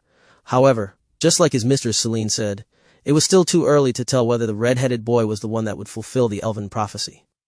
Helen tidied William's clothes and wrapped a traveling cloak over his shoulders. When she thought that everything was in order, she gave William a kiss on the cheeks before taking a step back. James, Mordred, and Anna said their goodbyes, which almost made William tear up. Theo and the rest of William's friends in Lant also gave him a hug and wished him a safe journey towards the capital. Although Eve was only 3 years old, she was a very smart girl. She felt that her big brother Will was leaving her, so she grabbed onto William's clothes and cried. Why is our little princess crying? William asked as he carried the little girl in his arms. Woo woo woo, Will! Woo woo woo! Eve latched onto him like a leech as she covered William's traveling clothes with her tears and snot. Yes. Woo woo is the substitute word I used for Eve's crying. William kissed her cheeks as his hand softly rubbed the back of her head. If he still had his powers, he might have used the sleeping spell to put his cousin to sleep. Will. Woo woo woo, leave? Yes. Woo woo woo, don't. Aunt Anna, William said with a pleading expression. Anna stepped forward and coaxed Eve to let go of William. Don't worry, your big brother will return soon. He's just going away for a while to study. Woo woo woo. Eve grabbed hold of William's clothes, but Anna pried her fingers off him. The little girl bawled her eyes out as she tried to reach for her big brother Will. Seeing Eve's sad expression, William's heart ached so much that he decided to use one of his secret weapons in order to coax the crying girl. William activated Lily's divinity, and a lollipop appeared in his hand. He took the wrapper off the candy and presented it to Eve. Here you go. It's your favorite candy, William said like a kind uncle who liked to give candies to little children. Eve's eyes locked onto the lollipop and reached for it. William handed it to her, and her crying immediately stopped. Good girl, William patted her head. When I come back, I'll bring you a lot of candies from the capital. Be a good girl until I return, okay? Eve reluctantly nodded her head as she started to lick the lollipop. Lily's divinity was the ultimate weapon against little girls. No, it was an ultimate weapon for girls of all ages. As long as their height doesn't surpass 125 centimeters, 4.11 feet, they would be unable to resist the lollipop's charms. William mounted Ella's back and urged her to move forward. He was afraid that his tears would start to fall if he stayed any longer. Ella understood William's feelings, so she started to run as fast as she could, leaving the town of Lant behind. Only when they were a mile away from Lant did she stop. William turned his head to look back at the small town in the distance. It was the place where he grew up. A place filled with happiness, warmth, and love. I'm only a mile away and I'm already starting to feel homesick. William sighed. He then hardened his heart and looked forward. Mama, let's go. Let's march towards the capital of the Helen Kingdom. Me? Chapter 118. I wish not for dominion, but I can't let the innocent suffer. Screams reverberated in the air as a merchant caravan was being attacked by bandits. No, please don't hurt my daughter. A woman grabbed the bandit's leg while pleading. The bandit was holding a little girl in his arms as he sneered at the girl's mother. Clearly, he was unwilling to let her go. Scram. I don't like used goods. The bandit roared as he kicked the woman away. No, Mama! The little girl wailed as he saw her mother's body crash on the ground. Men, take the treasure and all the good-looking girls. As for the rest, kill them all. The bandit leader ordered as he chopped off the head of one of the caravan's guards. Yes! The bandits simultaneously replied as they looked at the carriages with greed. The woman painfully propped her body on the ground, but the injury she received made her unable to stand. Lucy! The woman cried out her daughter's name as tears streamed down the side of her face. Mama. Lucy called out to her mother. Sorry, little girl, but you're not going anywhere. Let me go, I want my mama. Wah! The little one struggled, but it was all for naught. The bandit was way stronger than her, and the only thing she could do was cry and call out to her mother. The merchant group had descended into chaos, as the bandits looted and killed to their heart's content. The guards were hard-pressed to fight them off because the bandits had the number advantage. Over 100 bandits had appeared out of nowhere and ambushed them. The leader of the merchant group, Benjamin, led his men and fought off against the bandits with everything he had. However, their enemies were simply more powerful and more experienced in battle than them. When hope seemed lost, and the end was at hand, the whistling sound of an arrow pierced the air. It landed in the forehead of the man who was holding a little girl in his arms, who hadn't stopped struggling to run to her mother's side. Everything happened so fast that the bandit fell to the ground, not knowing how he died. I wish not for dominion, but I cannot let the innocent suffer. The voice of a young boy spread over the chaotic battlefield. The bandit leader glared at the direction of the voice and saw what seemed to be a boy, wearing a hooded robe, seated on top of an Angorian goat holding a bow and arrow. Gate open? William muttered, as he knocked another arrow on his bow and took aim. Behind his back, a portal appeared and a herd of Angorian war ibexes charged towards the bandits with fury. William's arrow flew straight and true, as it pierced through the neck of a bandit that was carrying a little boy on his shoulder. Mama, use war cry, William ordered. Me! Ella's war cry resounded in the battlefield, which strengthened the capabilities of William's herd by 30%. Why are these goats so strong? Arr! A bandit cried in alarm as a glistening blue horn pierced his chest. This can't be. This is not possible. The bandit leader backed away when the war ibexes made their appearance. How have these war beasts from the northern regions appeared here? Benjamin, the leader of the merchant group, felt that the tide of battle had shifted in their favor. He immediately ordered his men to support the Angorian war ibexes that had appeared and fought against the bandits with renewed vigor. Benjamin had never seen these beasts before, but the bandit leader's words were laced with shock and disbelief. As a merchant, he was well aware of the tribes in the north, but they had never gone there to trade. Even so, it was not something that he needed to worry about right now. What mattered most was that the newcomer was on their side. "Men, kill them all!" Benjamin roared as he led his men to battle. William kept on shooting his arrows at the fleeing bandits. The arrows he was using were not ordinary arrows. They were steel arrows forged by the greatest blacksmith of Lant, Barbados. Aside from their piercing power, it also had a paralyzing venom that was taken from the millennial beast, Amphisbaena. Anyone who got pierced by William's arrow would become paralyzed and unable to move for a few hours. That was how strong the millennial beast's venom was. "Return," William ordered, and the arrows that had pierced the bandits flew into the air and returned to the quiver on his back. Some of them were still stained by blood, but William didn't care. He didn't have that many arrows in his possession, and each of them was precious. "Who are you?" the bandit leader roared as he charged at William with his war axe. "Just a shepherd," William answered as he deposited his bow and arrows inside his ring of conquest. "Come forth, Stormcaller!" A purple flash of light burst forth from the ring. William grabbed the 2-meter-long spear in a firm grip as tendrils of lightning traveled along its blade. Ella then took that as a hint and charged towards the bandit leader. William was like a cavalier riding a warhorse to battle. His spear was poised to strike as the bandit leader closed the distance. "Lightning God War Art, 13th form!" William roared. "Go for the Kilgate Bolg!" William threw Stormcaller and the body of the spear crackled with lightning bolts. The bandit leader knew that he couldn't face the attack head-on, so he jumped to the side to dodge. He succeeded, and the spear passed by his side by mere centimeters. The bandit leader then immediately propped himself up on the ground and prepared to clash with William. At the same time, a string of words drifted through his ears. "Omawamu." The bandit leader didn't understand these words, because it was said in a language that he was not familiar with. It was at that moment when his face grew lax, and his legs collapsed under him. As the bandit leader fell, his body skidded across the ground, due to the momentum, and only stopped in front of Ella's hooves. Like the bandit that William had shot with his arrow, the bandit leader had died not knowing how he died. William didn't even give the corpse under Ella's hooves a second glance as he waved his hand to control Stormcaller. The family heirloom of the Ainsworth family snaked across the battlefield as it reaped the bandits' lives like the god of death.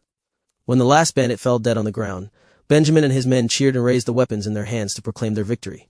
Everyone in the merchant group breathed a sigh of relief because they had survived from being wiped out by the bandits. Benjamin was about to thank their benefactor when he noticed that the young boy wearing a hood had disappeared. Even the Angorian war ibexes who had trampled and impaled the bandits were nowhere to be seen. An eerie silence fell upon them as Benjamin and his guards glanced at each other with dumbfounded expressions. "Did we just get rescued by a ghost?" one of the guards asked in a stuttering voice. "That can't be possible, right?" Another guard offered his opinion. This was the same opinion of everyone in the merchant group, but the fact remained that they couldn't find their benefactor. Just like a ghost, he had appeared and disappeared like a passing breeze. "He was real!" The little girl who was supporting her mother from the ground shouted. "He saved me and mother from those bad bandits." Everyone looked at the girl and nodded their heads. They had seen the young boy with their own 2 eyes, so it was impossible for them to say that he wasn't real. "Yes, he was real. As real as you and me," Benjamin replied. "We will properly thank him if we cross paths with him again in the future." This was the only thing that Benjamin could say to pacify his people. Even so, deep in his heart, he wished that he would once again meet the mysterious boy who had saved all of their lives without asking for any reward. After this merchant group arrived at their destination, the story of a young shepherd leading a herd of Angorian war ibexes spread across the land. By the time this happened, William had already arrived at the capital of the Hellen Kingdom and had successfully enrolled at the Royal Academy. Chapter 119, Gladiolus, the capital city of the Hellen Kingdom. "Mama, I finally see it." "Me." William and Ella were currently on the mountainside admiring the capital city of the Hellen Kingdom, Gladiolus. The high city walls made William remember the cities in the fantasy movies that he had watched back on Earth. Gladiolus looked like an impenetrable fortress that could easily endure a siege from a beast tide. The sword and shield emblem of the royal family were emblazoned on the flags on the city ramparts fluttered in the breeze. It was as if they were welcoming William's arrival and urging him to enter the city gates as soon as possible. "Let's go, Mama." William patted his mama's neck. "Let's go visit Est first before we enroll at the Royal Academy. Me." Est had sent him a letter 4 months ago asking if he was going to enter the Royal Academy this year. After getting William's positive reply, Est immediately made preparations to welcome him at the capital. The young boy gave William the address of their manor and told him to drop by as soon as he arrived in the city. It was a few days before the start of the enrollment, so William was not in a hurry to visit the academy. He had exchanged plenty of letters with Ian and Isaac over the past 4 years, and their relationship had deepened since then. When William and Ella finally reached the gate, they noticed that they needed to fall in line to participate in an inspection. According to procedure, William should have also lined up along with the others, but Est explicitly told him to go to the special entrance that was allocated for noble families. Est had given him a special insignia that would allow him to pass through the special gate without getting inspected. William led Ella to the gate located near the main entrance of the city. The guards manning the entrance looked at William with interest. When the boy was just a few meters from entering the gate, a chubby guardsman blocked his way. "Boy, is this your first time visiting the capital?" A chubby guardsman asked with a smile. He had already dealt with countless people trying to enter the gates meant for nobles in order to find a faster way to enter the city. "Yes, Mr. Guard." William nodded his head. "This is my first time visiting the capital. It looks so majestic from afar, and I'm looking forward to seeing what is inside the city." The chubby guard appraised the young boy who was seated on top of an Angorian goat. The red-headed boy was wearing decent clothes, which didn't make him look like a peasant. Even the traveling cloak he was wearing didn't look too shabby. Because of this, the chubby guard decided to ask questions first before telling William to line up at the main entrance to enter the city. "This gate is only meant for the nobles of the kingdom," the chubby man said in a clear and crisp manner. "Do you have any form of identification?" William smiled and raised the insignia that was given to him by Est. When the chubby guard and the rest of his comrades saw the insignia, all of them stood straight and looked at William in a different light. Can I now pass?" William asked. Yes, the chubby guard stuttered as he stepped aside to allow William to go through. "Thank you, Mr. Guard. No need to thank me. I'm just doing my duty, sir." William nodded. He was still doubting whether or not the insignia that Est had given him had actually worked. Fortunately, it was the real deal, and he was able to enter the gate without any problems. Wow. William stared wide-eyed at the medieval city in front of him, the cobblestone streets, and the buildings made William's heart beat wildly inside his chest. For some reason he could hear the background music of a big battle that was about to take place inside his head. Several people noticed William's starry-eyed gaze and immediately labeled him as a country bumpkin. There were also others who looked at him with amused expressions. They found it funny that a little boy was riding on top of a goat. Although it was not unheard of, it was still their first time in seeing such a scene in the city of Gladiolus. "Me. Sorry, Mama, I got carried away." "Me." Ella broke William out of his daze because she could sense that the people were looking at her baby with amusement and ridicule. If William hadn't told her to behave before entering the city, she might have already charged at those people and kicked their faces. After William regained his composure, he decided to ask around in order to find ES's manor in the city. Surprisingly, none of the people he had asked knew the location of Lilac Lane. Since that was the case, William decided to ask a patrolling guard he saw in the distance. At first the patrol guard snubbed him, but William came prepared. He took out the insignia from his storage ring and showed it to the guard captain. Just like what had happened at the gates of the city, the patrol guard suddenly had a 180-degree change in the way they treated William. Lilac Lane? The guard captain whom William asked pondered. "The name sounds familiar, but I can't remember where it is." "Captain, isn't that lane located in the second level of the city?" The guard captain's companion commented. "I've been tasked to patrol that area a few times in the past, so I'm very sure that Lilac Lane is found on the second level of Gladiolus." "Then, can you please tell me how to get to the second level?" William pleaded. "I am visiting a friend and his residence is located on Lilac Lane."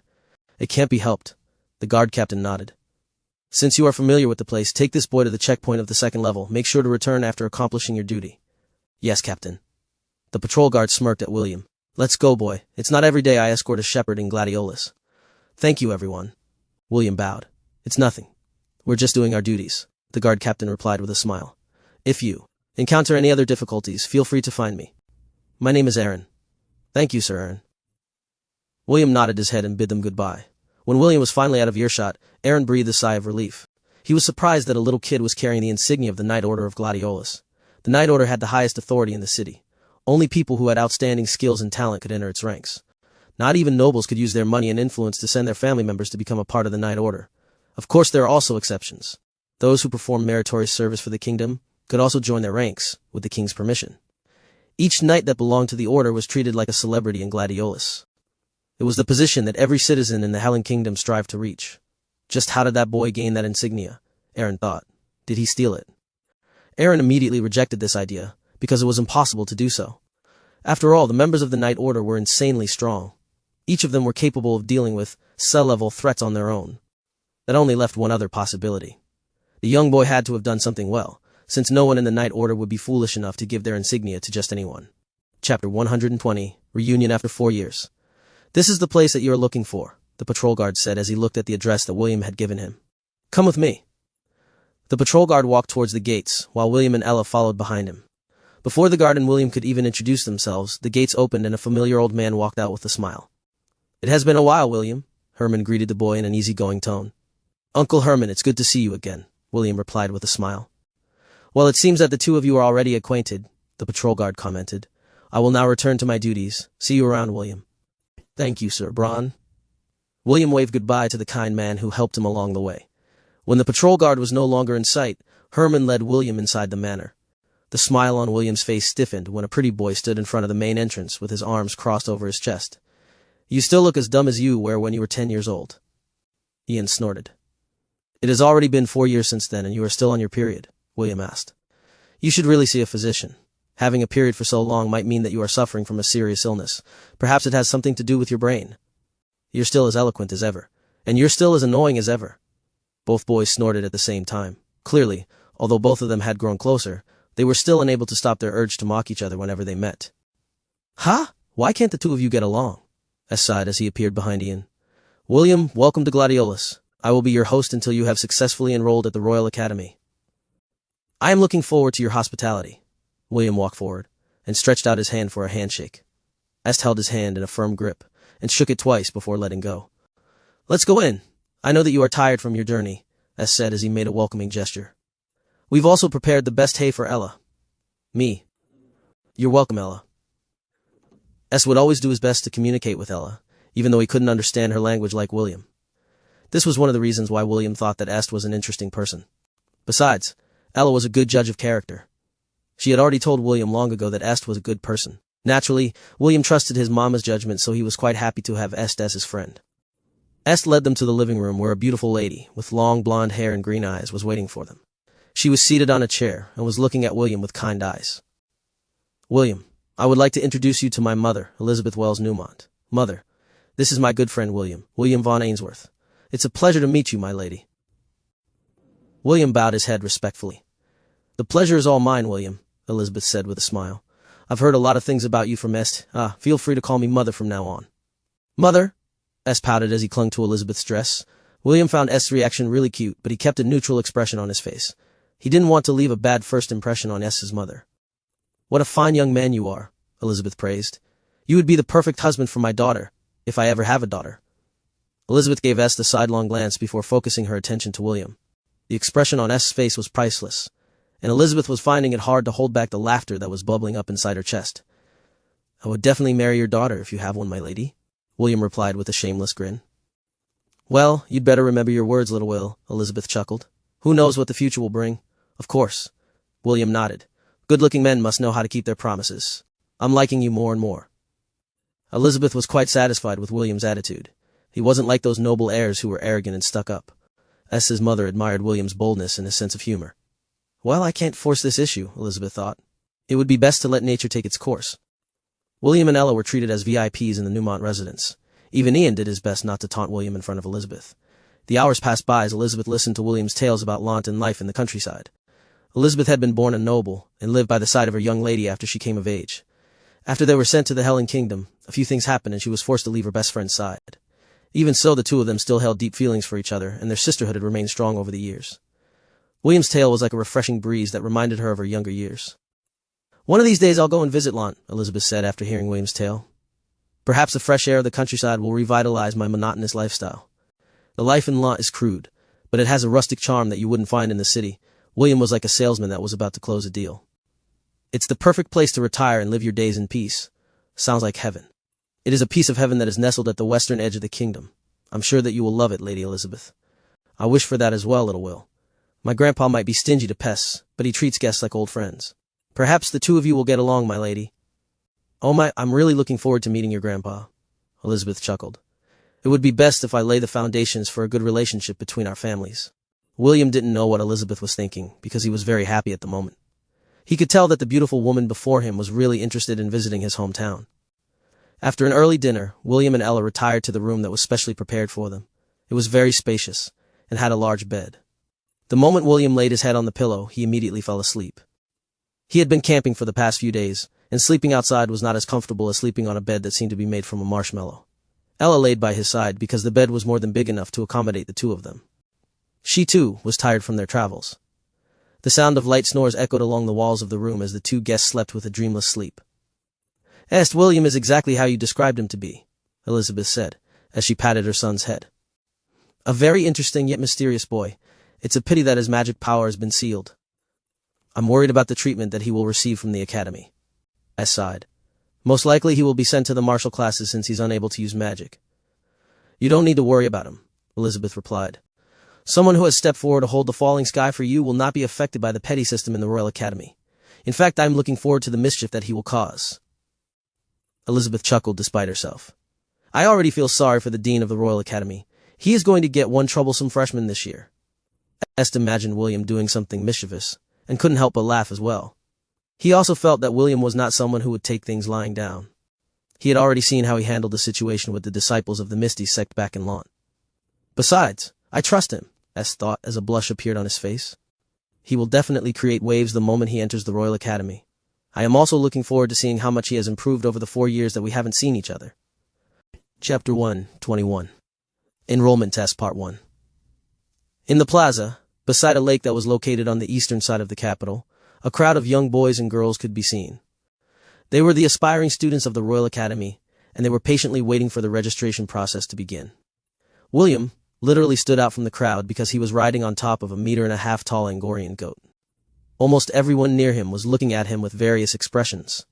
Although William was wearing simple clothes, his bearing and good looks made him an eyesore to the boys and eye candy for the girls.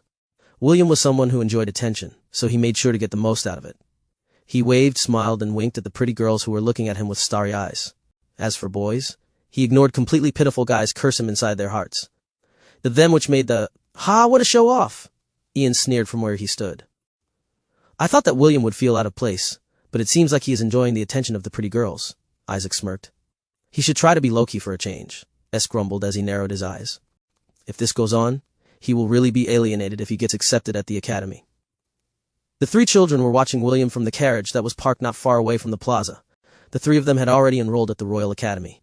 Due to EST's special circumstances, he and his 2 companions were allowed to bypass the test for the new students, and were allowed to enroll directly. Every year, thousands of children and teenagers would gather in this very plaza to take part in the Royal Academy selection process.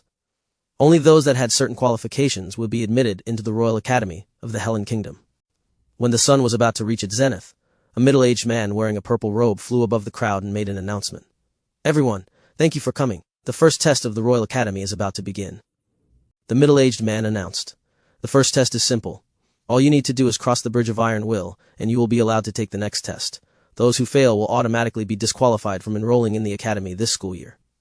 As if waiting for him to finish his announcement, a majestic bridge started to magically appear from the other side of the lake. Its end curved upwards and extended towards the plaza. When the bridge had fully formed, the middle-aged man raised his hand and announced the start of the first test. Everyone who planned to enroll at the academy rushed towards the bridge. William gazed at the crowd, but he didn't seem to be in a hurry to participate. He was planning to do some observation first, to see what kind of challenge the bridge imposed to those who dared to challenge it. The first batch of children managed to travel up a fourth of the bridge, before they started to slow down. It was as if a strong pressure was pressing on their shoulders that every step seemed to be a gargantuan task. Of course, there were others who shrugged this pressure off and walked with even steps. After waiting for 5 minutes, more than half of the challengers were unable to move forward. Some of them were sweating buckets, while others were gritting their teeth. All of them were doing their best to endure, but some of them had already reached their limit. The children who had already lost their strength and resolve were automatically teleported back to the plaza. William watched as some of them knelt down on the ground, panting for breath. A few others started to cry, and it made the atmosphere very depressing. William sighed and caressed his Mama Ella's neck. "Mama, let's go." Ella walked up to the bridge with even steps. The middle-aged man, who was the current examiner, looked at William with an amused expression. It was not the first time he had seen someone use a spirit beast to challenge the first trial, but it was his first time seeing a domestic Angorian goat take the challenge with its master. There were no rules that said that spirit beasts, or any other form of beast, were not allowed to participate in the trial. Ella stepped onto the bridge with confidence. Each step was at an even pace. William and her were not in a hurry. Both of them were observing the children who were ahead of them. The number of potential students who had managed to reach the halfway mark had dwindled once again. This time, less than 100 were able to move forward. Soon William and Ella passed the halfway mark of the trial. William was starting to feel a certain amount of pressure pressing down on him, but it was not a big deal. It was nothing compared to the torture that he had undergone under his master, Celine's, hand in order to increase his resistance against curses and poison. Hidden children raised their heads to look at William, who was having it easy. Some of them felt envious, while others thought that it was unfair. What they didn't know was that William and Ella were enduring twice the amount of pressure that these children were experiencing. The reason? The effect of the trial stacked if someone were to use a mount to help them clear it. This was a secret that only the examiners of the Royal Academy were aware of. The middle-aged man nodded his head in appreciation as his eyes observed William. "Looks like we got a few rough gems this year," the examiner thought. "I pray that they all make it through the last trial." When Ella finally stepped onto the other side of the lake, the trial ended as well. William was the last to take part in the trial, so naturally, the moment he cleared it marked the end of the trial. "First of all, let me congratulate all of you," the middle-aged man said with a smile. "Out of the thousands who came this year, only 50 managed to clear the first trial. However, let me remind all of you that this is just the beginning. You still have 4 more trials to complete before you are eligible to enroll at the Royal Academy." The middle-aged man waved his hand and all the students floated in the air. "I will now take all of you to the place of the second trial." The examiner didn't say anything else and flew eastward. The students flew behind him, and each of them had determined expressions on their faces. Soon they flew over a forest that was located outside the city. After 5 more minutes of flying, the middle-aged man landed in a small clearing near the center of the forest. When everyone's feet were securely planted on the ground, the middle-aged man pointed at a flag fluttering in the distance. "Your next test is to reach that flag within 4 hours, the examiner explained. "Know that this forest is inhabited by spirit beasts and they will attack you if you encounter them.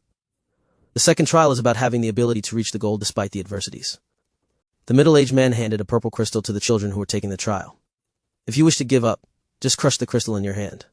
The staff of the school will immediately come to your rescue," the examiner stated. "You only have 1 life, so make sure that you treasure it well. Let's meet again at the finish line." With that, the examiner left the children to fend for themselves. One particular young boy snorted and walked in the direction of the flag with confidence. From his body language alone, one could tell that he was not afraid of the spirit beasts that were lurking in the forest. William, on the other hand, narrowed his gaze. As someone who had faced off against centennial and millennial beasts, he was quite sensitive when it came to strong presences. There was a creature in the forest that was looking at them from a distance. William couldn't see it, but he could tell that it was very strong. What perplexed the red-headed boy was that the beast was purposely making its presence known, instead of hiding it. However, only those with very keen senses, or those who had experienced life and death battles, would be able to perceive it. "Mama Ella, we should stay away from it," William said in a voice that only Ella could hear. Ella nodded her head in agreement. The Angorian goat walked to the other side of the forest. The route William chose was not the route that would take them directly to the flag. Instead, he intended to take a detour to avoid the strong presence that was waiting along the shortest route towards their destination. Chapter 122, Enrollment Test Part 2. "What a stupid test," a young man, with short brown hair and green eyes, said as he walked towards the flag in the distance. He was the one who chose the shortest route among the participants. During the first trial, he was the first to arrive on the other side of the lake. Because of this, his confidence was at its peak, and he thought that he was the best among the latest batch of examinees that were aiming to get enrolled at the Royal Academy. Suddenly, a boar-type spirit beast appeared out of nowhere and charged at him. "Small fry," the young boy sneered as he raised his right hand, aiming it at the boar. "Boulder smash!" A boulder that was at least a meter big shot out from the boy's hand and slammed at the charging boar's head with a resounding crash. The boar squealed in pain, but the boy wasn't finished by a long shot. After getting a clean hit, he summoned a sword in his hand and ran towards the boar. Channeling his magic into the sword, the boy made a wide strike with the intention of cleaving the boar into 2. Sensing that death was upon it, the boar gathered every bit of its strength to try and prop itself up, but it was too late. With a strike that was strong enough to crush boulders, the sword in the boy's hand sliced off the boar's head from its body, leaving a shower of blood in its wake. Tisk. Not even a challenge. The boy clicked its teeth as he continued to travel along the path that he had chosen. What the boy didn't know was that something was watching him from the depths of the forest. A demonic creature with a single eye on its forehead gazed at the boy with contempt. Although it only had a single eye, it had seen everything that had happened with incredible clarity. After seeing the boy's abilities, the creature confirmed that its prey was just a little lamb walking straight into a wolf's den. It licked its lips in anticipation, as its eye glowed with greed. It was looking forward to the delicious fresh meat that it was going to have for lunch. "Mama, did you feel that?" William asked. "Me. Such a sinister creature," William frowned. At least grade B in the threat rankings. Me. Sounds like a pain. William sighed. Ella then stopped walking and turned back her head to look at William. Me? Are you sure, Mama? Me. William scratched his head, but in the end he still smiled and caressed Ella's neck. As you wish, Mama. Some of the students formed groups in order to clear the trial together. They knew that the forest was a dangerous place, and there was strength in numbers. One of these groups decided to follow the boy with dark brown hair and head along the shortest route towards their destination. Along the way, they also met several spirit beasts, but all of their ranks were quite low. The strongest threat that had barred their way was a dozen giant rats that were known for being territorial creatures. As examinees who dared to enroll at the Royal Academy and had managed to clear the first trial, these children were no pushovers. After the gruesome battle ended, the group took a break to catch their breath. However, it was also at that moment when they heard several howling sounds in the distance. It seemed that the scent of blood had caught the attention of the wolves that were native to the forest. Forest wolves! A girl cried out as she hurriedly raised her staff. The other children ground their teeth in frustration and rallied to her. She was the elected leader of the group, and they promised to listen to her orders. The Wind Mage immediately asked them to initiate their battle formation. This group's lineup was quite impressive. They had a Wind Mage, a cleric, 2 swordsmen, and 2 archers. It was the standard party lineup when clearing out dungeons. Unfortunately, they were not only dealing with 1 or 2 forest wolves, they were dealing with a pack that consisted of 30 individuals. Forest wolves were also Class D creatures, but that only measured their individual strength. They were much more threatening when they fought with their pack. The children resisted with all their might, but soon they were overpowered by their sheer numbers. The first one to fall was the magician. Although not as smart as humans, the wolves understood who among the group of children had the greatest threat. In order to prevent their sides from suffering losses, the alpha wolf in the party ordered 5 wolves to break through the formation and deal with the mage. No, don't kill me! The Wind Mage screamed as a wolf lunged at her. It bared its teeth in the air with the intention of biting the girl's neck until it snapped. At this moment of life and death, the Wind Mage heard the whistling wind. A steel arrow appeared out of nowhere and struck the wolf's neck. The wolf that was about to end the girl's life crashed beside her. It was still alive, but it couldn't move its body. While the mage was still trying to understand what happened, more whistling sounds echoed inside the forest. All the wolves that had aimed to kill the children dropped to the ground with steel arrows sticking out of their necks. The alpha wolf immediately howled and gave the order to retreat. Although the other wolves were reluctant to leave, they had no choice but to obey their leader. Return, a soft voice said as softly as a breeze. All the arrows that had impaled the wolves floated in the air and flew towards a certain direction. William, who was standing on a tree branch, gathered his arrows and climbed down from the tree. They are now safe, Mama, William reported. Me. Ella licked the side of William's face, as if praising him for a job well done. After that brief moment of family bonding, William mounted Ella's back and left the scene. His mother asked him to prevent any of the children from dying in the forest.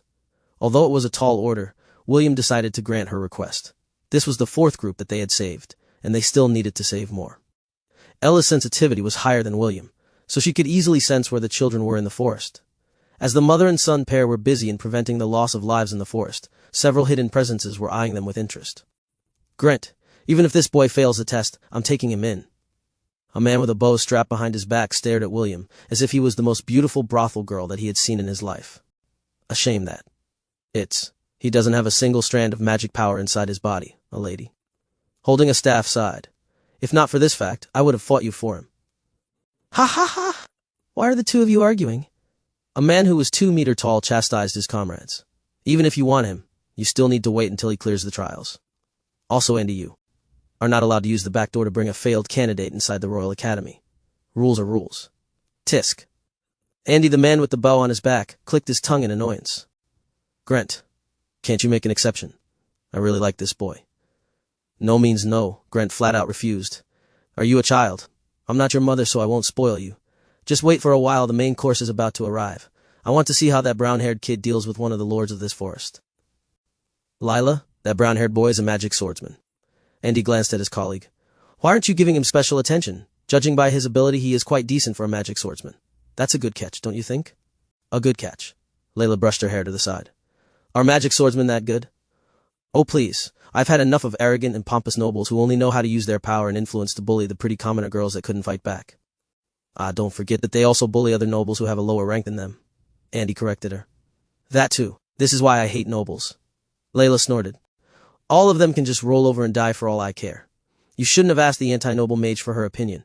Grant commented. As if you don't know that Layla hates noble brats to the bone. Even though Grant said that, he wanted to see just how far the magic swordsman would fare against one of the lords of the forest. Let's go. I want to have front row seats while we watch the show, Grant ordered, and the three of them headed towards the magic swordsman, who was about to face off against one of the most intelligent creatures that ruled over the forest. Chapter 123. Said West, only my perfection. Me. The demonic creature started to move. Me. Can we kill it, Mama? Ella pondered for a while before resolutely shaking her head. Although defeating a monster that had a level B threat was not impossible for the two of them, killing it was another matter. If Ella's war ibex form were to be graded, she would be at the initial stages of Class C. If you add William to the equation, then their combined battle strength could reach up to the peak stage of Class C. Even so, each grade was separated by 10 levels. They were not confident that they would be able to kill a monster who seemed to be in the middle ranks of Class B. Of course, if William still had his magic powers, then it would be a different story. Sadly, he couldn't use his skills that relied on mana right now. Should we go with Plan C? William asked. Me? Understood. Let's go, Mama. Me. Chandler, the brown-haired boy, halted his steps because he felt that something was amiss. He had just entered a clearing when suddenly all the sounds in the forest disappeared. He could not hear the cry of beasts or the chirping of the birds. Even the subtle sounds of the insects were gone. Chandler summoned his sword and raised his guard. He was trained as a warrior at an early age, and he could tell that something was terribly wrong with his current situation. The demonic beast that had been observing Chandler walked across the forest floor with silent steps. As one of the lords of the forest, the creatures were quite familiar with its aura and scent. Because of this, all of them fled for safety, leaving the clearing devoid of all life. With a sinister smile, it decided to take the initiative and attack the brown-haired boy. Its movements were very fast, however. Chandler's heightened senses were able to sense its approach. Boulder crash? Chandler immediately fired a magic boulder in the direction he felt the threat was originating from. It was at that moment when the boy's instincts screamed at him to block an attack from above. Earth Dome! Chandler hurriedly summoned a dome of solid rock to protect him from his assailant. The demonic beast slapped the dome of earth where it exploded into chunks of rocks, revealing the boy that was hiding in its center. Chandler gazed at the demonic beast who had the body of a humanoid, the legs of a horse, and a dog's head with razor-sharp teeth. Its other noticeable feature was the single purple eye on its forehead. Peekaboo, I see you, the demonic beast said with a devilish smile on its feral face. It's been a while since I ate the flesh of a young magic swordsman. Chandler's body uncontrollably shuddered, because in that brief exchange he understood that the beast was several levels more powerful than him. What are you? Chandler asked as he raised the sword in his hand with trembling hands. Me? A connoisseur of human flesh, the demonic beast replied with an amused expression. Now, would you volunteer to let me eat you, or must I tenderize you first to bring out the flavor of your flesh? Either way is fine with me. A monster! Chandler shrieked as he used the most powerful skill in his arsenal. Boulder assault. A 3-meter boulder appeared over Chandler's head. The boy then pressed his hand over the boulder and launched it towards the demonic beast who was looking at him with amusement. The demonic beast jumped to the side to avoid the spell. It was not in a hurry to kill Chandler. Instead, it wanted to play with him until the boy fell into despair. The dog-like humanoid had a very sick hobby when dealing with its prey. It would eat its target, one limb at a time, while keeping its victim alive. That way it would be able to taste the victim's fear and other negative thoughts. For the demonic creature, these negative feelings were like spices that made his meal more delicious. Only when the target had lost all hope would it deliver its coup de grace and finish its misery. After using his strongest move, Chandler felt his body became as heavy as lead. The boulder assault was a move that he couldn't use too often because it placed a heavy strain on his body. The dome of earth collapsed as Chandler ran away from the scene. The demonic beast chuckled and decided to enjoy this game of tag with its precious prey.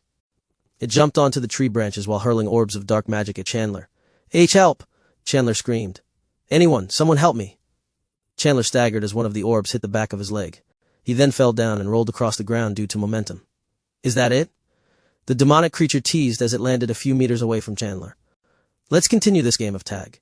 Since I'm in the mood, I'll give you 2 minutes to run away. During that time, I will not move from this location. However, once the time limit is up, I'll hunt you down. Before I forget. Which one is your dominant arm? I don't want to accidentally eat it and make this game of cat and mouse boring. See, curse you! Chandler struggled to prop himself from the ground. I am the son of Earl Edgard of Durincourt. You can't kill me. My family will hunt you down. Oh my, a noble child. The demonic beast licks its lips. It has been a while since I ate a noble. All of you have very delicious taste. It must be due to the noble upbringing. Being able to eat delicious food and enjoy resources to cultivate make your bodies very delectable. I can't wait to have a taste. You can't kill me. What do you want? Money? Women? I can give it to you. Just let me go. Money? I don't need your human currency. As for women, Although the flesh of ladies is sublime, it still cannot compare to the nutritious meat from nobles like you.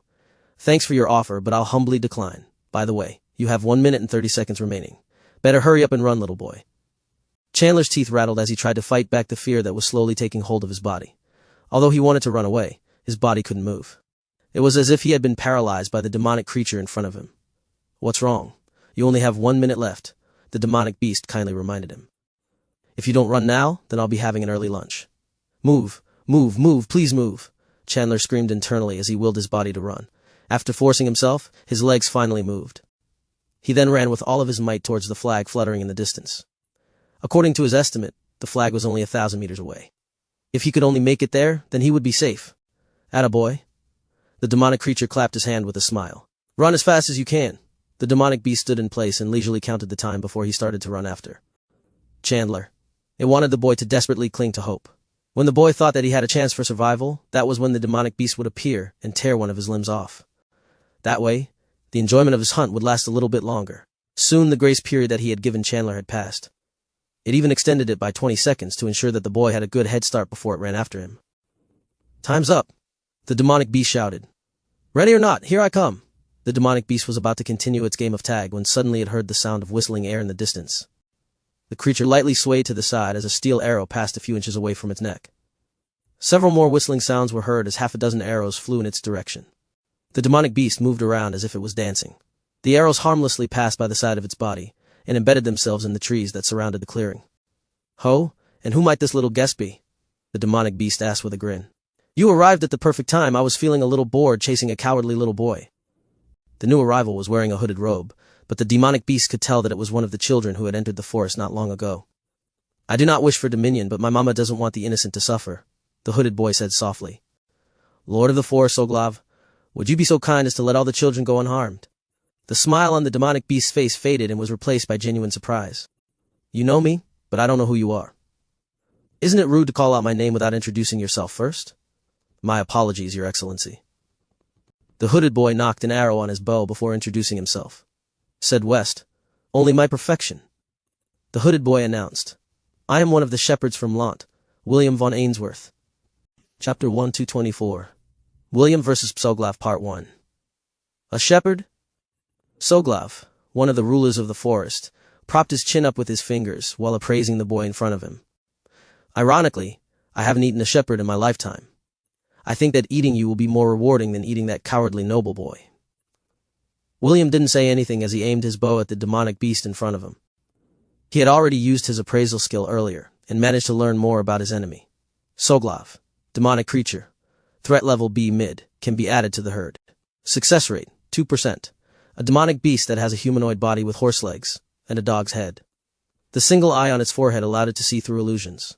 This demonic beast can also see perfectly well during the night and in dark places. Contrary to its looks, it has superhuman strength that can crush boulders with a single punch. Excels in speed, cunning, and dark magic. It is weak against holy magic. N, you can read its name as Physoglav or Pisoglav.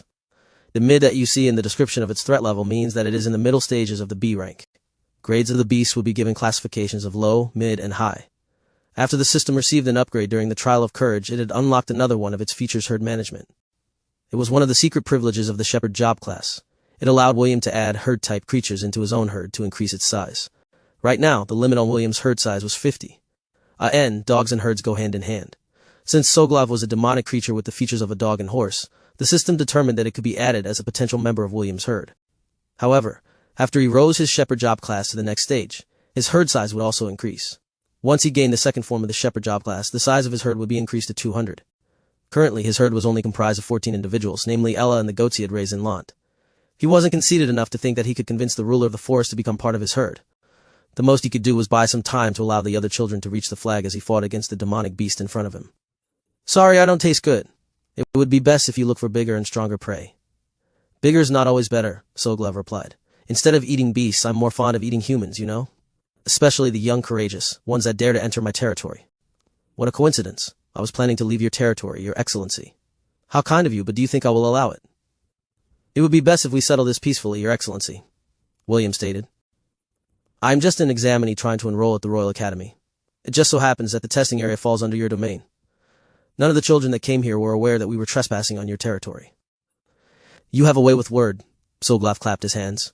However, do you honestly believe that having your trial in my domain is a coincidence? It's not. Of course not. In order for the Royal Academy to peacefully coexist with us, they have to offer some sacrifices on a yearly basis. And these, little lambs, are exactly those sacrifices. William narrowed his eyes. He was half in doubt whether Soglov was telling the truth or not, but the fact remained that the ruler of the forest was indeed serious in attacking the magic swordsman a while ago. He had watched their exchange from a distance, while waiting for the perfect opportunity to strike. Sadly, the demonic beast was not an easy opponent compared to the forest wolves he had fought earlier. Does this mean that the negotiations have failed? William asked. What do you think? Soglov asked back with a mischievous smile. William didn't reply. Instead, he released his arrow because he could tell that the demonic beast wasn't going to back down. Soglov sneered as it dodged sideways. Such a simple attack couldn't possibly hit him. However, out of the corner of its eye, the demonic beast saw a white blur closing in on it. Soglov roared as it raised its arms. Ella had circled behind the demonic beast and unleashed her quick attack using William's shot as a distraction. The demonic beast grabbed the war ibex's curved horns and skidded across the ground. Ella might not have been at full strength since she was lacking William's buffs, but the fact still remained that she was a strong beast. Soglov managed to grab a firm foothold as it stopped Ella's charge. However, it heard the whistling sound of the wind behind its back and immediately released the goat's horns while jumping to the side. The arrows passed by the sides of the demonic creature, and Ella without hitting either of them. Ella took this as an opportunity to use her wild charge and charged towards Soglov, who was still in midair. Dark shield. Soglov enclosed itself in a shield of darkness as it watched Ella's majestic horns ram against defenses. The shield withstood the impact. Soglov used the momentum of the strike to jump backwards and gain some distance from Ella. The mother and son pair didn't relent their attacks because they knew that the demonic beast was not still using its full strength to fight against them. They wanted to at least injure it before it decided to get serious. The steel arrows harmlessly bounced off the dark shield as Soglov caught its breath. The sudden sneak attack almost gave it a run for its money. Good, very good. Soglov glared at with its eye. You have caught my interest, little shepherd. Now it's time for me to get serious. William shouted as he jumped off the tree. William landed perfectly on Ella's back, and the two bolted out of the clearing. They had no intention of fighting the ruler of the forest. They only want to buy some time for the kids to reach their destination. Soglov stared at the retreating shepherd and sneered. You want to play tag? Soglov smirked. Playing tag is my specialty. Soglov ran after William like an arrow released from its bow. It immediately closed the gap by half in a span of a few seconds. It's faster than we thought, Mama, William said as he looked behind him. The snarling demonic creature was closing the distance at a rapid pace. However, William and Ella didn't seem to be too worried. In the worst-case scenario, I'll just summon Stormcaller. But the several hidden presences that Mama Ella warned me about might be from the Academy, William thought. I can't let them discover that I am capable of manipulating lightning magic. James had warned him before that anyone that specialized in lightning magic was treated like a very important person. However, this was only on the surface. The spies of the demon race had already integrated themselves into the humans' territories. Once word got out of William's existence, powerful subordinates of the Demon King would hunt him down. Of course, this was not limited to only the demon race. There were also humans and other races who coveted lightning magic. If William fell into their hands, they might enslave him and make him do terrible things, regardless of his will. Hold it right there, buddy. Grant placed his hand on Andy's shoulder. What do you think you are doing? I won't let that bastard kill the boy, Andy said in a calm manner as he knocked an arrow on his bow. This won't do. Layla shook her head. We have an agreement with the various rulers of the forest. If we break our part of the deal, they will never trust the Academy again. You and your clan wouldn't be able to handle that kind of consequence. Andy gritted his teeth in frustration. He had really taken a liking to William, and if possible, he didn't want the boy to die at the hands of the sadistic Soglov. However, Layla was right. There was a contract between the rulers of the forest and the Royal Academy. If one side broke the agreement, the repercussions would be dire. Relax, we can still do something about it. Grant knew what his friend was feeling. At most, we can just hunt some high-grade beast and offer it in exchange for the boy's life. Andy was about to reluctantly nod his head when he noticed something unbelievable. Grant and Layla also saw the changes, and it made them look at William in disbelief. William had unequipped his bow and was now holding a wooden staff in his hand. Ella had made a sudden turn and charged towards the incoming demonic beast. Mama Ella, use rampage, William ordered. The size of Ella's horns doubled in size, which made her look more imposing. The sudden change in its enemy's move pattern caught Soglov by surprise. It had no choice but to activate its dark shield without delay. After the horns and the shield collided, the sound of a mirror breaking into 100 pieces reverberated throughout the forest. Ella's horns had torn Soglov's defenses apart and were about to ram into its chest. The demonic creature only had enough time to cross its arms over its chest to protect itself from the goat's horns that were as hard as mithril. A loud clap was heard as Soglov was sent flying by Ella's most powerful attack. William then lowered his body on Ella's back and ordered her to use quick attack to close the distance. Since they couldn't outrun the demonic beast, they had decided to just fight against it. Ella and William still had aces up their sleeves, so they were not afraid of a confrontation.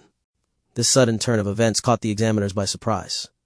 All of them watched with bated breath as the boy, mounted on the goat's back, fought against the ruler of the forest head-on. Chapter 125. William vs. Soglov Part 2. You! Soglov roared as he tried to move his body, but it was for naught. Ella's skill, Rampage, had a chance to inflict short-term paralysis when she hit her target with her attack. The demonic creature could only curse internally as the goat's horns collided with his arms for the second time. A resounding crack was heard, and Soglov felt a crushing pain in his left arm. The pain broke the paralysis effect on his body, and he was able to use his darkness power to push back the second attack of the war ibex who was going for the kill. We almost got him. William sighed as Ella regained her footing, his eyes focused on the demonic creature in front of him who was no longer acting like a gentleman. Soglov's single eye glared at William with extreme hate. The demonic creature's left arm was bent at an unnatural angle and was bleeding profusely. Soglov used his right arm to forcefully fix the dislocated arm. He then used his dark magic to stop the bleeding. William knew that the ruler of the forest merely did some emergency first aid treatment on its broken arm. Dark magic was different from light and life magic, which had the power to heal injuries. Dark magic, on the other hand, specialized in dealing curses and dark energy on the enemy. Of course, just like other forms of magic, it could also be used as a stopgap to prevent injuries from getting worse. Congratulations! You have succeeded in angering me! Soglov roared. Its roar sent shockwaves through the whole forest. Spirit beasts and birds started to flee in the opposite direction in order to not be included in the aftermath of Soglov's full-powered counterattack. You're welcome, William teased. Don't worry, it won't be the first and last injury that you will receive, Your Excellency. If it's a fight you want, then it's a fight you'll get. Me! Ella bleated as she raised her head in challenge. What a naive young shepherd you are, Soglov sneered. I'll teach you the true power of dark magic. William wanted to retort that Soglov didn't need to teach him anything. His master Selene had already taught him a lot while tormenting him with curses and dark miasma every day. Of course, he had no intention of saying this. Using your aces in a battle of life and death could turn the tide of victory. Soglov raised its dominant right arm and fired a barrage of dark beams towards William and Ella. The Angorian goat nimbly dodged to the side as it started to charge towards Soglov in order to close the distance. After that overbearing clash, Soglov didn't dare to underestimate the war ibex any longer. It used its nimbleness to jump to the branches of the trees while hurling dark orbs at the young shepherd and his goat. William and Ella ran around the clearing as they dodged the demonic creature's range attack. Too bad I can't use my magic, William thought, as he leaned his head to the side to avoid Soglov's energy balls. If I could use it, I would just erect ice walls and fight a battle of attrition. Doppelganger. Soglov used its special move and split its body into two. Since he lost one of his arms, he was unable to effectively fire a barrage of dark magic on William and Ella. In order to overcome this weakness, he was forced to use his trump card. As the dark magic raining down on them doubled, William decided that staying in the clearing was disadvantageous to them. Mama, to the forest. Me! Ella used her agility to deftly use the trees to block Soglov's attack. This move was quite effective because Soglov was forced to stop its barrage and run after them. The examiners who had been watching over the other children got attracted to the intense fluctuations happening inside the forest and proceeded to investigate as well. Most of the children had already arrived at their destination. Chandler was among them, and he was quite thankful that he managed to escape the demonic beast's pursuit alive. Meanwhile, the one who helped the children escape was having a tough battle with one of the rulers of the forest. Soglov was very familiar with the forest and used it to its advantage. The demonic creature along with its doppelganger aimed for a pincer attack as they circled around the retreating goat. William and Ella had repeatedly tried to run towards the flag fluttering in the distance, but the enraged Soglov didn't give them that opportunity. Every time Ella would attempt to break through, the doppelganger and Soglov would rain powerful dark magic attacks on them. This caused Ella to stop her attempts as she desperately dodged each and every attack coming from the trees above them. William knew that the situation was critical, so he decided to use one of his trump cards in battle. System: switch my subclass to Cavalier. Switching of subclasses complete. Host: may the odds be in your favor. Thank you, but I need another favor from you, System. How may I be of assistance? I want you to... William urged Ella to make a turn as she dodged a dozen dark bullets that were shot at her right side. Mama, use Rampage again, William ordered. Me! Rampage 10/10, 100 mana points. Release all your potential and go on a full rampage. Doubles the size of the user's horn to inflict massive damage to the enemy. Damage dealt is equivalent to strength stat x 15. Deals double damage against creatures that fall under the pack category. Has a high chance to cause bleeding status to the enemy. Has a chance to paralyze the enemy. The size of Ella's horns doubled, which almost made Soglov shudder. He could still remember how close he was to dying after receiving the War Ibex's full-powered attack. Dual X. William shouted, and an unbelievable thing happened. Soglov, who was standing on top of a tree, felt his body move unconsciously. It only had a moment to realize that the boy had used some kind of powerful taunt skill to forcefully force him to exchange blows in close combat. Damn. Soglov cursed out loud as it formed a bastard sword with its dark magic. William's Dual X skill was a specialty of the Cavalier job class. Once William identified a target within a 50-meter radius around him, that target would be forced to exchange a single blow with him. The effect of the duel would immediately disappear once the single strike had been made. William could use the skill 3 times a day, and the good part about this skill was that it didn't require mana to activate. Finding the true body of Soglov was hard because its doppelganger was a perfect replica of it. However, William had the system. It was able to distinguish which was real between the two. With its help, the red-headed boy could force Soglov to exchange blows with them, as long as it was within the duel's range. A resounding clap, followed by a shockwave, exploded inside the forest. Kuhak! Soglov spurted a mouthful of blood as it used a dark whip to grab onto a tree branch to pull itself up. William and Ella were pushed back by the impact of the bastard sword made of pure dark energy. However, both were very much unharmed since Ella's horns took the brunt of the blow.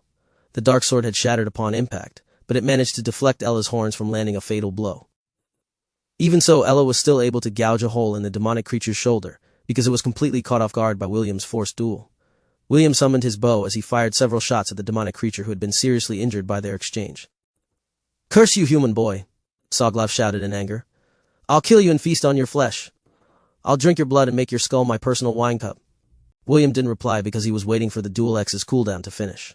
Although it didn't require any mana, he could only use it once every 5 minutes. The examiners who had arrived at the scene were dumbfounded at the exchange that they had witnessed with their own eyes. Aside from Grant, Andy, and Layla, there were 9 other examiners who were keeping a close watch on the children. All of the children had successfully arrived at the flag, except for one, and that one was none other than William.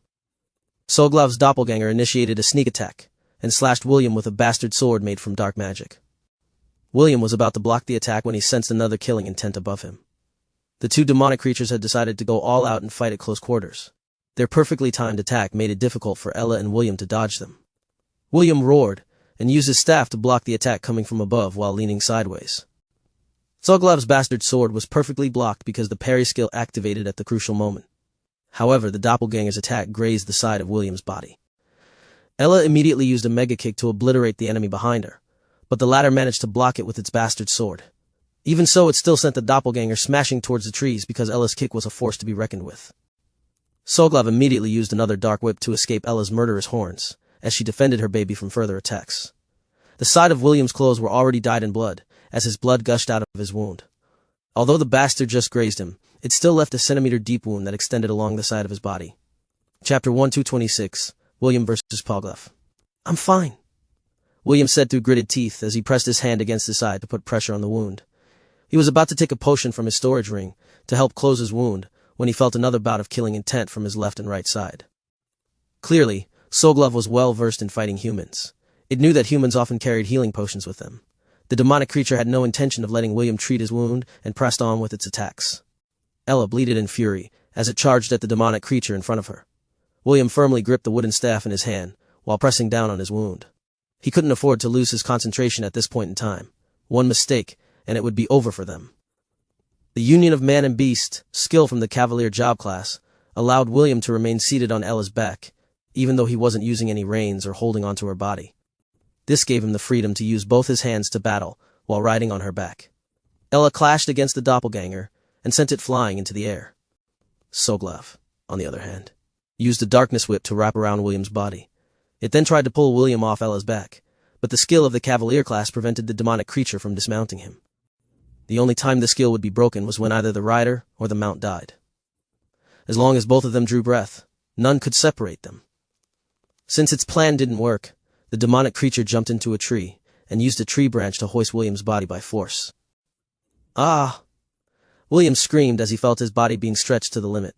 The wound on his side worsened, and blood once again drenched his clothes. Hearing her baby cry in pain, Ella opened her mouth and used her one and only ranged skill, Benevolent burst. Benevolent burst. He gritted his teeth as he ordered Ella to charge forward. Fires a concentrated ball of energy towards the enemy. Damage dealt is equivalent to intelligence x3. Deals double damage against undead, specters, and dark-type creatures. The energy ball the size of a basketball ball obliterated the tree branch and the dark whip that bound William's body. Ella fired 2 more shots. The first shot destroyed the tree, while the second hit Soglov squarely in the chest, sending him slamming towards several trees while howling in pain. William spat a mouthful of blood after he was released from his torment. The searing pain in his upper body would have driven any normal 14-year-old to their knees, but William was no ordinary boy. Me! Ella initiated her wild charge as it attempted to murder the creature who dared to hurt William. However, Soglov and his doppelganger already had a plan in mind. Both demonic creatures shot out red beams of light from the single eye in their foreheads, while their hands conjured 2 void arrows. The first beam of light landed on Ella, causing her to stop her charge. The second one landed on William's back, causing the boy's body to lurch forward. Grah. Me! 2 screams of madness reverberated in the forest as the confused rays hit their target. William and Ella entered a berserk state due to their enemy's curse. The 2 void arrows also hit their designated targets. Dark mist oozed out of William's eye as his world plunged into darkness. Ella, on the other hand, was able to resist the blind spell, but it wouldn't change the fact that she was still in a berserk state. Ella attempted to dismount William from her back as the berserk spell overwhelmed her. Rationality. The boy, on the other hand, swayed dangerously back and forth on her back, but the skill union of man and beast prevented him from being tossed away. Soglov howled in fury as it lunged forward for the kill. Its eyes had locked on William's neck as it raised its bastard sword high up in the air. Andy wasn't able to endure any longer, and he jumped forward to assist the boy. However, a gust of wind pushed him back as a winged lion blocked his path. Human, we have an agreement, the winged lion said with a sneer. Are you planning to break it? Of your mother! Andy cursed out loud. The winged lion ignored him and looked at Grant. Since he was the leader of the examiners, the winged lion gave him the do your job properly or else glare. Grant had no choice but to knock Andy unconscious to prevent him from breaking the agreement. Both sides didn't want to escalate the issue and watched as the final clash between the two was about to draw to a close. When Soglov was only 10 meters away from William, Ella's horn suddenly doubled in size. The war ibex locked her bloodshot eyes on the demonic creature and gave a deafening war cry as it charged forward. Damn! Soglov was about to use his darkness whip to escape when a voice that was filled with determination reached his ears. Duelex! William, who was supposed to be under the berserk and blind spells, sneered. As a disciple of a dark sorceress, it would be very shameful if he allowed himself to be affected by curses. Yes, the spells did indeed take effect. It had already taught William how to use these curses to his advantage. It was also a very effective way to trick the enemy into thinking that they had succeeded. Naturally, this was a gamble. However, this was a gamble that they had won.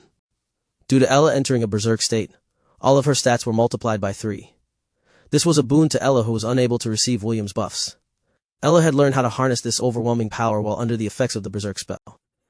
Everything she did earlier was just an act. Now Soglov was facing Ella's rampage. It was her most powerful skill that brought out every bit of her power in a single strike.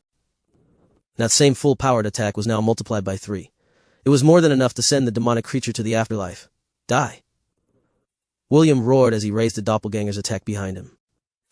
Were about to pierce through Soglov's chest and end its life when an overwhelming presence grabbed Soglov and threw him to the side. A giant hand then pressed down on Ella, holding her charge at bay, but it didn't make any move to hurt her. William's eyes widened in shock as he looked up on the monstrous creature in front of him. It seemed to be a giant ape with 2 protruding horns on its head. It also had a tail, but this tail was a serpent who looked down on William as if wanting to take a bite of him. What's the meaning of this? Grant roared as he dropped down from the sky. I thought we had an agreement? The creature scoffed and removed its hand from Ella's horns. William gulped his saliva as he used his appraisal skill to identify this creature in front of him. Diabolical hell ape. Underworld creature. Threat level. SS high. Millennial beast. Cannot be added to the herd. This creature was born from the underworld, and it has reached its rank through constant battles. According to legend, the diabolical hell ape was a creature that could crush mountains with a single punch. The strength it possesses is stronger than its counterpart, the Orubro Golden Ape. Another major difference between the two was that the diabolical hell ape focuses on offense, unlike the Orubro that is an all-rounder. The horns on its head are able to generate the fires of hell, which can then be used to coat its body in flames, making it a very tough opponent to fight in close combat. Its tail, that has earned the moniker Inferno Serpent, can spit out fire blasts and poison sprays that are capable of incinerating a level creature with a single strike. This creature has no known weakness. As if feeling William's stare, the diabolical hell ape glanced at the boy, which sent shivers down William's spine. A few seconds later, its eyes glowed like burning embers, that lasted only for a brief moment. William's body swayed as he lost consciousness. Ella, too, had been affected by the diabolical ape's eyes, and was about to fall to the side when the giant's hand prevented her from falling completely. Grant rushed out to take hold of the boy mounted on the war ibex's back, so that he wouldn't be crushed by his own mount as it fell. Surprisingly, after both William and Ella were knocked unconscious, the skill, union of man and beast, also lost its effect. "I demand an explanation," Grant said as he passed the unconscious William over to Layla. "Why did you interfere?" The ape gently supported Ella's body as it laid her sideways on the forest floor. He gave William a sidelong glance before looking at the leader of the examiners. "Since we were the first ones to break the agreement, I will personally give the boy compensation," the diabolical hell ape replied using telepathy. It made sure that its answer was heard by everyone, men and beast alike. It was the true sovereign of the forest, and all the rulers were his subordinates. It would not allow any of them to die. This was its duty as the guardian. Even the principal of the Royal Academy had no choice but to give it face in order to prevent full-blown hostilities from happening. This matter ends here. The diabolical hell ape made a gesture, and the other rulers of the forest returned to their territories. It then grabbed the seriously injured Sogla before walking into the depths of the forest. Grant stood there, gnashing his teeth as he watched the sovereign of the forest leave. He would like to nag at it for a while to vent out his frustrations, but the creature paid him no mind. "What do we do now?" Layla asked. "The third trial is about to start, but I doubt that this boy will be in any condition to participate in it." Grant pondered for a while before giving his order. "The other examiners, return to your duties and conduct the third trial," Grant ordered. "As for this boy, I will let the Dean of the Royal Academy decide his fate." Chapter 1 through 27. Did I fail? What Grant and the other examiners didn't know was that inside the dean's office, two men sat side by side, while looking at a viewing crystal in front of them. Both of them had witnessed the battle between William and Soglav. Although this battle didn't mean much to men of their level, they still weren't able to stop themselves from being impressed with how things ended. "So what do you think, Headmaster?" "I think it would be a shame for the Royal Academy to fail such an interesting boy. It's not every day that a 14-year-old can hold his ground against one of the rulers of the forest and live to tell the tale." The man wearing simple clothes stood up from his seat and walked towards the door. "Keep an eye on him for me, will you?" "As you wish, Your Majesty." The dean briefly nodded his head in acknowledgement. After the man left the room, a dozen guards appeared out of nowhere and flanked the man on both sides. The man kept on walking, as he remembered the words that Est had said a few years ago. "Father, I would have failed the trial if I didn't receive the help of a boy whom I met on my journey towards the temple," Est said with a gentle smile. "His name is William von Answorth." "What kind of boy is he?" the man asked as he listened to Est's explanation. "Narcissistic, but kind," Est replied. "A very mysterious boy who saved my life twice. Once from the mountain troll, the second from the Cyclops. We wouldn't have received the blessing of Lady Astrid if not for his sacrifice." "Sounds like an interesting boy," the man chuckled. "I'll think of an appropriate reward when I meet him. For now, maintain your connection with him, do you understand?" "Yes, father." The man left the academy through the secret passageway that was meant for people of his rank. A middle-aged man wearing butler's clothes bowed and welcomed him with a smile as his master exited the passageway. The butler then guided the man towards a simple carriage. No words were spoken between them because the butler already understood where the man wanted to go. As the man climbed into the carriage, the guards accompanying him dispersed. They didn't go away. Instead, they guarded the man from the shadows. As the man propped his head by the carriage window, he remembered William's unwavering determination. He also saw how the boy helped the other children pass the second trial, while maintaining his secrecy. That alone made the man understand that William wasn't aiming for any kind of praise or recognition. He just did what he wanted to do, then left, as if he was just a stranger passing by. "What an interesting fellow," the man thought as he looked at the scenery outside the carriage. "You've met someone quite capable, Est." When William opened his eyes, he found himself in an unfamiliar place. He was no longer inside the forest, but lying on a comfortable bed in a room that smelled of roses. His hand unconsciously moved towards his waist where he received the wound from Soglav. He could no longer feel any pain in that area, which meant that his wound had been healed. William heaved a sigh of relief as he propped himself up from the bed. The sky outside the window was already dark, signifying that night had come. "What happened during the trial? Did I fail?" William frowned because he couldn't remember anything that followed after he stared at the diabolic hell ape. It was then when William remembered something very important. "Wait, where is Mama?" William scanned the room and didn't see his beloved mother. He was about to stand up and go towards the door when it opened on its own. "You're finally awake?" Est said with a smile. "I thought that you would remain unconscious for a few days. It seems that the healers of the Royal Academy are quite competent." "Est, where is Mama Ella?" William stared at the familiar boy in front of him. "Where did the Academy take her?" "Relax," Est replied as he moved towards his bed. "Ella woke up 2 hours ago. Ian is watching over her at the academy stable. She has already healed from her injuries, and from what I could tell by her actions, she was very worried about you. S stared at the red-headed boy who seemed to have regained his calm. He felt quite envious, because the first question he asked was the whereabouts of his mama goat, instead of asking why he was there. That's good to hear, please. Take me to her, William pleaded. Mama will continue to feel anxious if she doesn't see me as soon as possible. Is Ella the one feeling anxious, or is it you who is feeling anxious? It's me feeling anxious. Ha! S sighed. Fine, come with me, I'll take you to the stables. Thank you, Est. William smiled. His smile was so bright that it made Est's heart skip a beat. In order to hide his embarrassment, he walked straight toward the door without looking back. William hurriedly followed behind him. The two walked in a vast hallway without speaking a word to each other. 10 minutes later they arrived at their destination. William immediately sensed his mama's presence, and the latter sensed him as well. Ella bolted up from where she laid and ran towards William. William laughed as he, too, ran with open arms. The red-headed boy wrapped his arms around Ella's neck as he kissed the side of her face. Ella returned her baby's affection by licking the side of his face as well. Est, Ian, and Isaac watched this touching reunion with smiles on their faces. The three knew that William and Ella were close, but none of them knew the extent of how much William and Ella cared for each other. 5 minutes had passed and the two were still locked in each other's embrace. Est had no choice but to clear his throat to get William's attention. You look so carefree and yet you don't know whether you failed the enrollment exams or not, Est teased. Ah! William turned his head to look at Est. Did I fail? What do you think? Est raised an eyebrow. I think you will give me an answer if I say please. William scratched his head out of embarrassment. Well, congratulations, you didn't fail, Est answered. However, before William could feel relieved, Est added another sentence. But you didn't pass either. Eh? William frowned. How can it be that I didn't fail, yet didn't pass at the same time? Est stared at William with admiration. Although he had briefly heard about what happened from one of the examiners, he still couldn't believe that William was able to go head-to-head with a ruler of the forest that specialized in dark magic. Your case is a bit special. So the academy decided to give you one last chance to pass the enrollment exams, Est continued his explanation. After all, the other examinees might think that the academy is showing favoritism if you pass just like that. Well, I guess you have a point. William nodded his head in agreement. So, do you have any idea about what kind of test I will be participating in? Sorry, but I don't, Est replied. You will know when morning comes. I have already informed the head examiner that you have woken up. He will be the one handling your trial. William hummed as he caressed his mama's neck. Are you worried about your test tomorrow? Not really. You're quite confident, Ian snorted. You think that passing the test of the Royal Academy is easy? William gave Ian a sidelong glance before giving him a refreshing smile. By myself I am not confident. However, since my mama is with me, everything will be daijubu.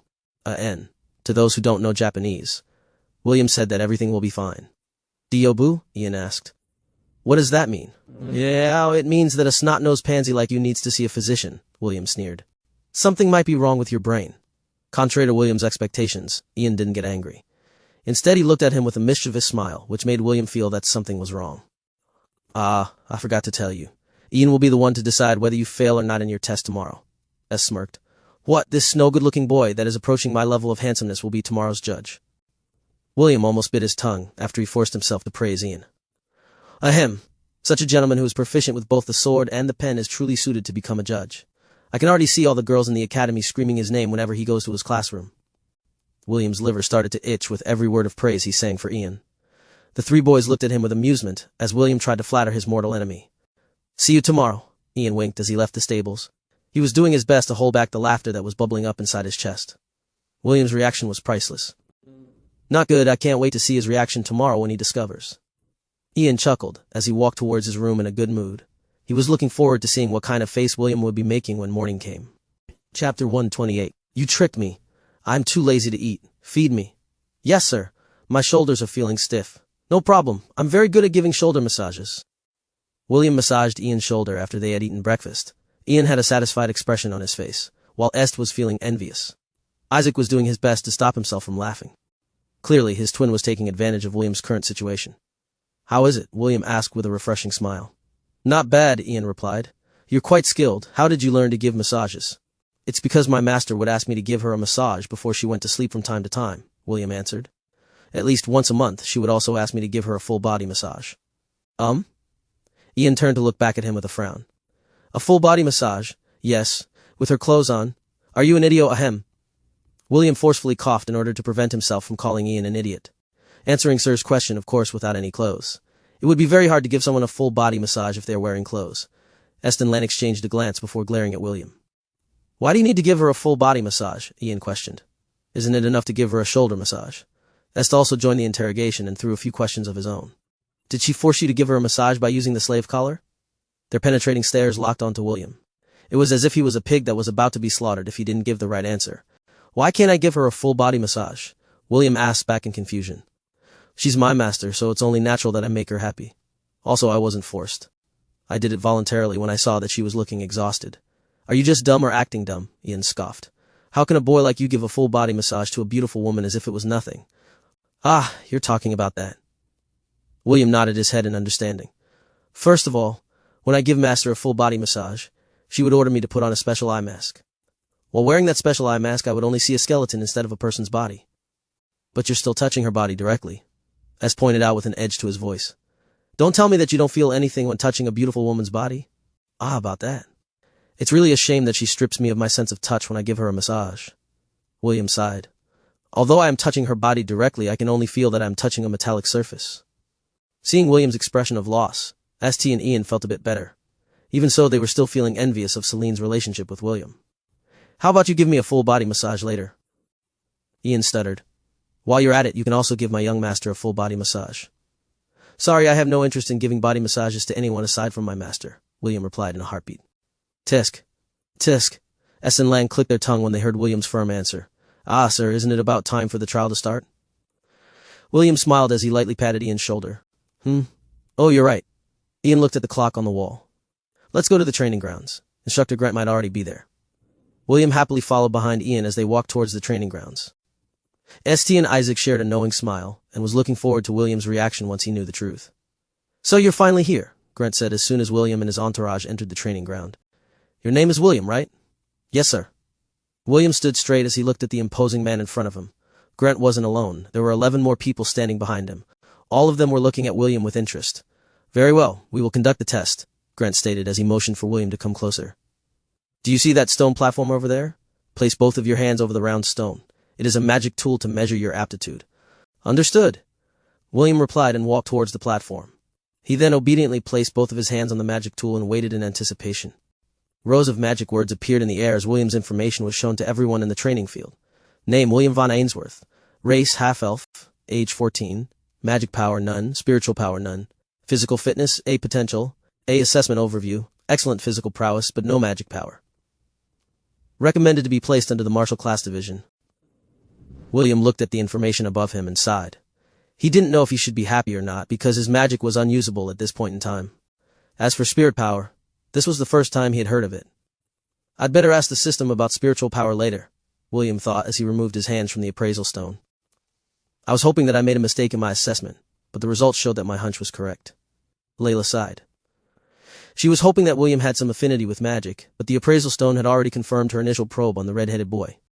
Andy, on the other hand, was all smiles. He was looking at William as if he couldn't wait to drag him to his side and personally cultivate him to become a powerful archer. The other professors had mixed emotions as well. Some of them sighed, while some had smiles on their faces. They were the representatives of the first-year martial class, spirit class, and the magic class of the Royal Academy. William had been a candidate that they had set their eyes on after his stellar performance in the battle against the ruler of the forest. Grant patted William's shoulder with a smile. From now on, you will be a first year in the martial class division. Classes will start a week from now. Make sure to fill out the form in the registration office so that you will receive the academy's uniform. Your lodging will be located in the Solaris dormitory. This is the lodging for all the first years of the martial class. Also, do you intend to become the head prefect of the Solaris dormitory? Head prefect? William inquired. What is that? Grant nodded his head in understanding. It was impossible for William to know how the hierarchy works inside the Royal Academy since he just became a first year. Although we call it head prefect, it's more like the commander of all the first years belonging to the martial class, Grant replied. Every year, the competition for that position is very intense. Being the commander of a division is a prestigious honor to any student in the Royal Academy. Sounds troublesome. William sighed. Can I pass? Of course you can. However, the head prefect's orders are absolute within the division. You have to obey them whether you like it or not. What a pain. William didn't mind taking orders from the head prefect as long as it doesn't break his bottom line. However, he had complicated feelings about taking orders from a stranger whom he barely knew. Welcome to the Royal Academy. Grant chuckled as he patted William's shoulders. I have high hopes for you. After saying those words, Grant and the rest of the instructors left the training field. William felt very happy because he had been accepted inside the Royal Academy. However, he had a feeling that he was forgetting something important. William propped his chin with his fingers as he pondered that fleeting feeling inside his head. His gaze then landed on S, then on Isaac, and finally on Lan, who was looking at him with a smug expression. Ah! William exclaimed. He finally realized that he had been tricked. Ian laughed out loud and ran away. Since William had already realized that they had worked together to trick him, he was sure that the shepherd would retaliate because he was treated like a personal maid. You! William roared as he ran after Ian. You tricked me! I did, so what of it? Ian chuckled as he kept his pace. I didn't know that you were so gullible. Damn you, don't let me catch you. Don't worry, someone as slow as you wouldn't be able to catch me. Est and Isaac watched the enraged William, who had gone all out to flatter Lan so that he would pass the test, continue to chase Ian around. The shepherd was so angry that his face had completely turned beet red. Ian, on the other hand, circled around the training ground with a smile. He even shot a few sprays of water magic to cool the enraged red-headed boy down. Soon, William was drenched from head to toe. The boy finally understood that he had no chance of catching the trickster who tricked him. This is not over. William gave Ian the middle finger. Just you wait. I'll pay you back tenfold. After making his threat known, William left the training room while gnashing his teeth. Ian watched him go with his arms crossed over his chest. Maybe we went too far with our joke, Isaac whispered to Est. The deed is already done, Est sighed. It's no use crying over spilt milk. What if William blames us as well?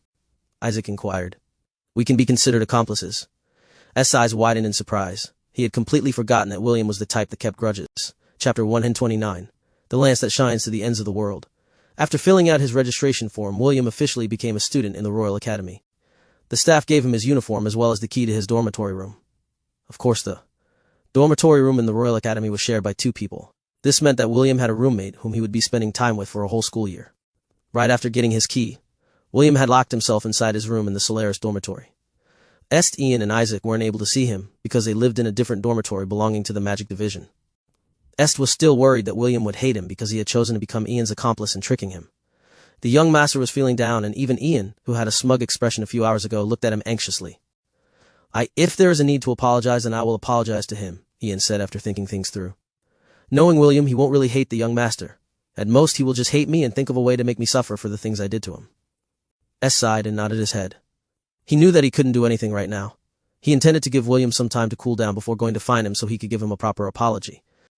What Est didn't know was that William wasn't thinking of them at all at the moment.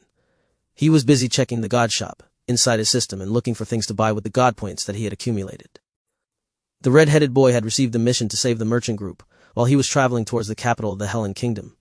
This act of heroism had given him 500 god points. Also, he acquired 2 hidden quests during the Academy's entrance exams. One was to save as many children as possible and help them reach their destination. The points for this mission were calculated by the number of survivors multiplied by 10. All 50 students had survived thanks to William's help, which netted him another 500 god points. The one that gave William a pleasant surprise was the hidden quest Beat the Ruler of the Forest. Hidden quest. Defeat the Ruler of the Forest. Reward 1,000 god points. This unexpected surprise made William very happy. With 2,000 god points in hand, he immediately went to open the god shop to see what interesting things he could buy. Over the past 4 years, he had received god points through the completion of his training, and additional points that the system treated as bonus god points for William's performance. All in all, he managed to accumulate 5,000 god points. Back then, he jokingly asked the system to give him a recommendation on the first thing that he needed to buy. Naturally, the system complied, and the item that appeared in the god shop was something that William wasn't able to pass up. The system had recommended a weapon that cost 50,000 god points, and it was none other than Reincarnated, the lance that shines to the ends of the world. It was the holy lance that belonged to King Arthur according to the legends. However, this particular lance was forged by a god. For some reason, the weapon was also able to bestow the Cavalier class on other people, if the right conditions were met, and if William allowed it. Another good feature of the lance was that it was imbued with a holy property. After the fight with the Cyclops, William realized that he was severely lacking in elemental weapons against certain types of creatures. The original cost of this lance was 50,000 god points. However, since William received a special discount coupon from the god shop, he could buy one item with a 90% discount. William could have ignored the system's recommendation, but after seeing the information on the Holy Lance, the red-headed boy bought it right away. It was a special class attached to it, and it was none other than the Cavalier class. The Cavalier class gave him the ability to fight side by side with Ella while mounted on her back. Another good feature of this job class was that it didn't rely heavily on mana. Most of the skills in the Cavalier class were passive skills, which made William very happy. As for why he didn't use Rongaminia during the battle against Soglov, it was due to the many spectators that were watching the battle. Rongaminia was a weapon forged by a god. It would be stupid to show it off in front of others, while William was in a weakened state. Now that he had 2,000 god points in his possession, William scrolled through the god shop in search of any items that he could buy with his current funds. It didn't take long for him to realize that there were very few things that he could buy with 2,000 god points. Most of the items that William wanted were priced at 10,000 god points at the minimum. In the end, William decided to use his trump card in order to get the best deals in the god shop. System, can you give me any recommendations on what to buy with my current funds? Very effective against undead-type creatures. Certainly. Please wait for a while as I search the god shop for possible items that you might need. Search completed. Here's the list of items that might be useful to the host at this point in time. Elemental arrows forged by the god of the hunt. Holy arrow. An arrow forged by the god of the hunt. Very effective against dark-type creatures. Very effective against evil-type creatures. Minus 500 god points per arrow. Additional 100 god points for auto-maintenance. Additional 400 god points for auto-retrieval spell. Total, 1,000 god points. Adamantium arrow. An arrow forged by the god of the hunt. Has a strong piercing power that is able to pierce through the scales of dragons. Very effective against dragon-type monsters. Very effective against construct-type creatures like golems and gargoyles. Very effective against armor-type creatures. Minus 500 god points per arrow. Additional 100 god points for auto-maintenance. Additional 400 god points for auto-retrieval spell. Total 1,000 god points. System. I got to admit that you are good at sucking all my god points dry. Thank you for your praise. Please, leave a 5-star review after you make your purchase. Thank you for your patronage. William sighed and purchased the 2 arrows and added them to his quiver. With this, he would be able to increase the trump cards in his arsenal. Even if he used these 2 arrows in public, no one would think that it was strange. There were plenty of elemental arrows sold in the market, and William having a few of them wouldn't make others' eyes go green with greed. The only difference between the elemental arrows sold on the market and William's was that the red-headed boy's arrows were forged by a god. Naturally, their efficiency couldn't be compared to those that were forged by mortals. While William was admiring his 2 arrows, a soft knock was heard on the door. The red-headed boy hurriedly returned his items inside his storage ring and went to answer the door. When William opened the door, he saw a delicate silver-gray-haired boy wearing glasses. He was holding a small backpack on his back and wearing expensive clothing. "Hey, hello! Is this room 401? The young boy asked in a timid voice. "I have just arrived today, and the registrar's office told me to go to this room after I finish my registration." "Yes, this is indeed room 401, William replied with a smile. "Please come in. Thank you." The young boy bowed and entered the room. When William closed the door, he smelled a faint scent of herbs. He didn't think much about it, and sat down on his bed while looking at his roommate. William had a feeling that his roommate and him would get along well during their first year inside the Royal Academy. Chapter 130, William's Roommate. My name is Kenneth Sin Ashley, the delicate boy with silver-gray hair and blue eyes said timidly. "The name is William," William replied. "William von Ainsworth. Feel free to call me Will." William looked at his new roommate and gave him a thumbs up in his heart. He never thought that his roommate would be this cute. "Will, you have a good name," Kenneth said with a smile. "Are you also a first year?" "Yes," William nodded. "Why, do I look old?" Kenneth resolutely shook his head. "It's just that you give me a very mature feeling." William scratched his cheek as he looked at his roommate with approval. He was quite happy that his roommate was Kenneth. With just a glance, William could tell that the gray-haired boy was someone that was raised as a noble. Even so, Kenneth didn't have the arrogance like that most nobles did. For some reason, William felt like St. and Kenneth had something in common. Perhaps it was their aura, or presence, but William didn't dislike being together with him. "Well then, may you take care of me this school year, Kenneth," William said as he extended his hand for a handshake. Kenneth looked at William's hand before slowly raising his own hand to accept his handshake. The gray-haired boy's countenance changed when his hand touched William's hand. His body instinctively flinched as the rough hand touched his own. "Sorry." William apologized as he reluctantly let go of Kenneth's soft hands. "Did my hand hurt you? It's pretty rough, right?" "No," Kenneth stuttered. "I was just surprised. Your hand, although rough, feels sturdy and strong." William chuckled due to Kenneth's timid response. He then explained to his new roommate that he was a shepherd and was used to handling goats and performing manual labor. Also, William's lifestyle in Lant was not easy. Because of this, he had developed calluses on his hands, and it made his palms rougher compared to boys his age. When William woke up in the morning, he would chop firewood, then cook something for his master Celine. After that, he would feed the goats before taking a bath. After breakfast, he would go and spar against his grandpa or other people in Lant to become more proficient in the martial arts he had learned from his job classes. Since there were plenty of strong people in Lant, William was able to increase his proficiency and learn a few tricks from them as well. After sparring, he would take a bath and return to Celine's house to prepare her lunch. When afternoon arrived, he would spend it with his cute cousin Eve. Once night came, it would be the start of Celine's hellish training of curses, poison, and more curses. A shepherd. Kenneth eyed William curiously. Did you take the entrance test of the Royal Academy? Of course. Was it hard? William had no intention of telling Kenneth about his battle with the ruler of the forest. I see, Kenneth replied as his blue eyes appraised William from head to toe. Since he passed the entrance test, he must be quite capable despite how he looks. Being stared at by an angelic-looking boy made William feel like a kitten was scratching his heart. Am I that handsome? Why are you staring at me like that? Yes, Kenneth replied unconsciously. You are very handsome. Kenneth paused as his face became beet red when he realized that he had said his thoughts out loud. The sudden change in his reaction made William grin. Seriously, my roommate is too cute, William thought. I better not tease him too often. I don't want him to hate me. An awkward silence descended upon the room. Kenneth busied himself in arranging the items in his magic bag. He placed several robes in his closet and even took out a pillow for his bed. He then placed an incense burner on the small table beside his bed.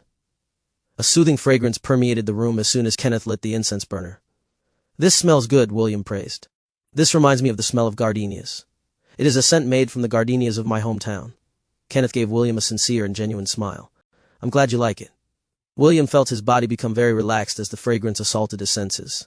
Before he knew it, he had already laid on the bed and had fallen asleep. Although he had rested properly last night, it seemed that he still hadn't fully recovered from his long journey and his recent battle against Soglav. Kenneth looked at his roommate, who had slept in an awkward sleeping position. With a sigh, he stood up from his bed and supported William's body into a proper sleeping position. As he covered him with a blanket, he heard William's sigh of pleasure. Thank you, William said, as if he was talking to someone in his dream. Kenneth gazed at his peaceful sleeping expression for a full minute before returning into his own bed to rest. For some reason, he also felt like sleeping. As he laid in the bed facing his new roommate, Kenneth felt thankful.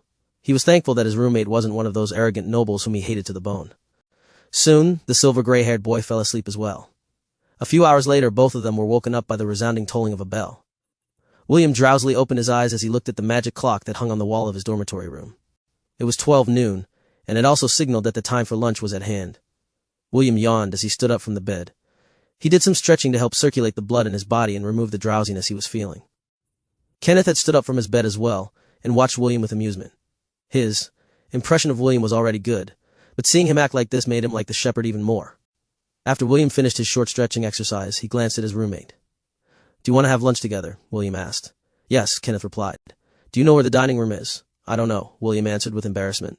I also just arrived today. However, don't worry, we can just ask around. I'm sure that we will find it sooner or later. You have a point. Kenneth nodded. The two boys left their room, but they didn't forget to lock it. Although they were inside the Solaris dormitory, it would be safer to lock the doors in order to prevent theft. Sure enough, it didn't take long for William and Kenneth to find the location of the dining hall. When they arrived, they immediately noticed 6 long tables that were at least 14 meters in length. Aside from that, there was also one long table, on an elevated platform placed horizontally facing the students where the instructors of the martial classes ate together. Several dishes had already been placed on top of the tables resembling a feast that was meant to be partaken of by the students of the first-year martial classes. William and Kenneth glanced at each other before picking a less crowded table. They sat near the end and happily filled their plates with meats, fruits, and other dishes that looked delicious. William had started to eat meat again, but in much smaller quantities. When lunch ended, several adult men and women appeared and cleared the table. One of the instructors had mentioned that there was an important announcement waiting for all of them after lunch. Because of this, none of the students left the dining hall. All of their gazes were focused on a handsome man with short light brown hair and green eyes. A bow was strapped behind his back, so William assumed that he was in one of the advanced classes of the archer profession. Good day, everyone, the man said with a smile. My name is Andy, and I am the instructor for the hunter classes. As the school year is only about to begin, you should all know that we need to have officers that will manage the first years. Some of the children nodded their heads in understanding because they had already been briefed by their families about this. Others were looking at Andy with determined expressions because they were aiming for the prestigious position that would bring honor to their name as they advance into the upper years in the academy. Right, I'm talking about the position of head freshman class during the school year. Andy grinned as his feral eyes briefly glanced at William before looking at the other expectant faces who were looking at him. Naturally, this position holds considerable power. Since that is the case, only those with power are allowed to wield it, Andy explained with a serious expression. An all-out battle royale will be conducted in the Enchanted Forest 4 days from now. The one who is left standing in the end will become the head prefect, and everyone is duty-bound to follow his orders. Do I make myself clear? Yes. Do I make myself clear? May the best man or woman win. Andy raised his fist and all of the students cheered at the same time. The bloody battle for the position of head prefect was about to begin, and William was still on the fence about whether he should participate in it or not. Chapter 131, Who do you think will win? After lunch, William decided to visit the stables to see his mama Ella. Kenneth, on the other hand, had nothing to do since he had already unpacked his belongings in the dormitory room. Since that was the case, he decided to follow William to the stables to meet the red-headed boy's second mother. Me! I missed you too, Mama. Me? William hugged Ella's neck while the latter rested her head on his shoulders. Kenneth was surprised when he saw this scene because he was very sensitive when it came to sensing the feeling of beasts. He could tell from a glance that Ella loved William very much. The same could be said for the boy who was hugging her. Because of this, Kenneth's good impression of William increased inside his heart. For the boy to show so much love and care towards an ordinary goat made the gray-haired boy think of William as a very good person. Mama, let me introduce you to my new roommate, William said as he reluctantly took a step back from hugging his mama. This is Kenneth, my new roommate. Kenneth, this is my mama Ella. I hope the two of you get along well. Me. Hello, nice to meet you too, Ella.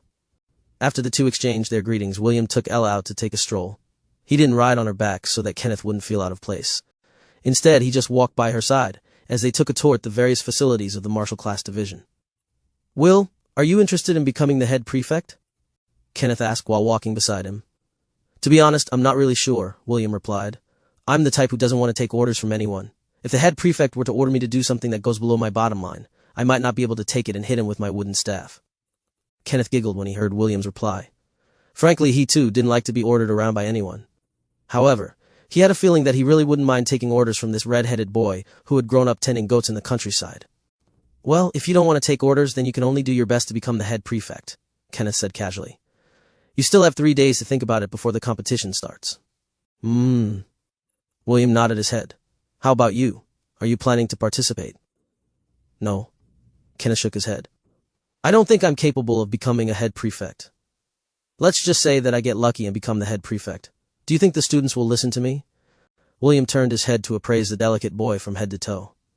Although Kenneth wasn't lacking in the good looks factor, he didn't seem the type that would make people follow him.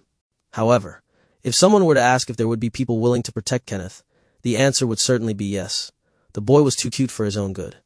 William was certain that even the hearts of the brave girls in the martial classes would feel overprotective of him. Well, a head prefect might be too high of a goal, William agreed. But being the martial class mascot is not impossible. In fact, the moment I raise this proposal, I'm sure that you will get the landslide victory. Don't you dare do that. Kenneth immediately grabbed William's arm. I hate being surrounded by people. William unconsciously patted Kenneth's head. For some reason, Kenneth reminded him of his cousin, Eve.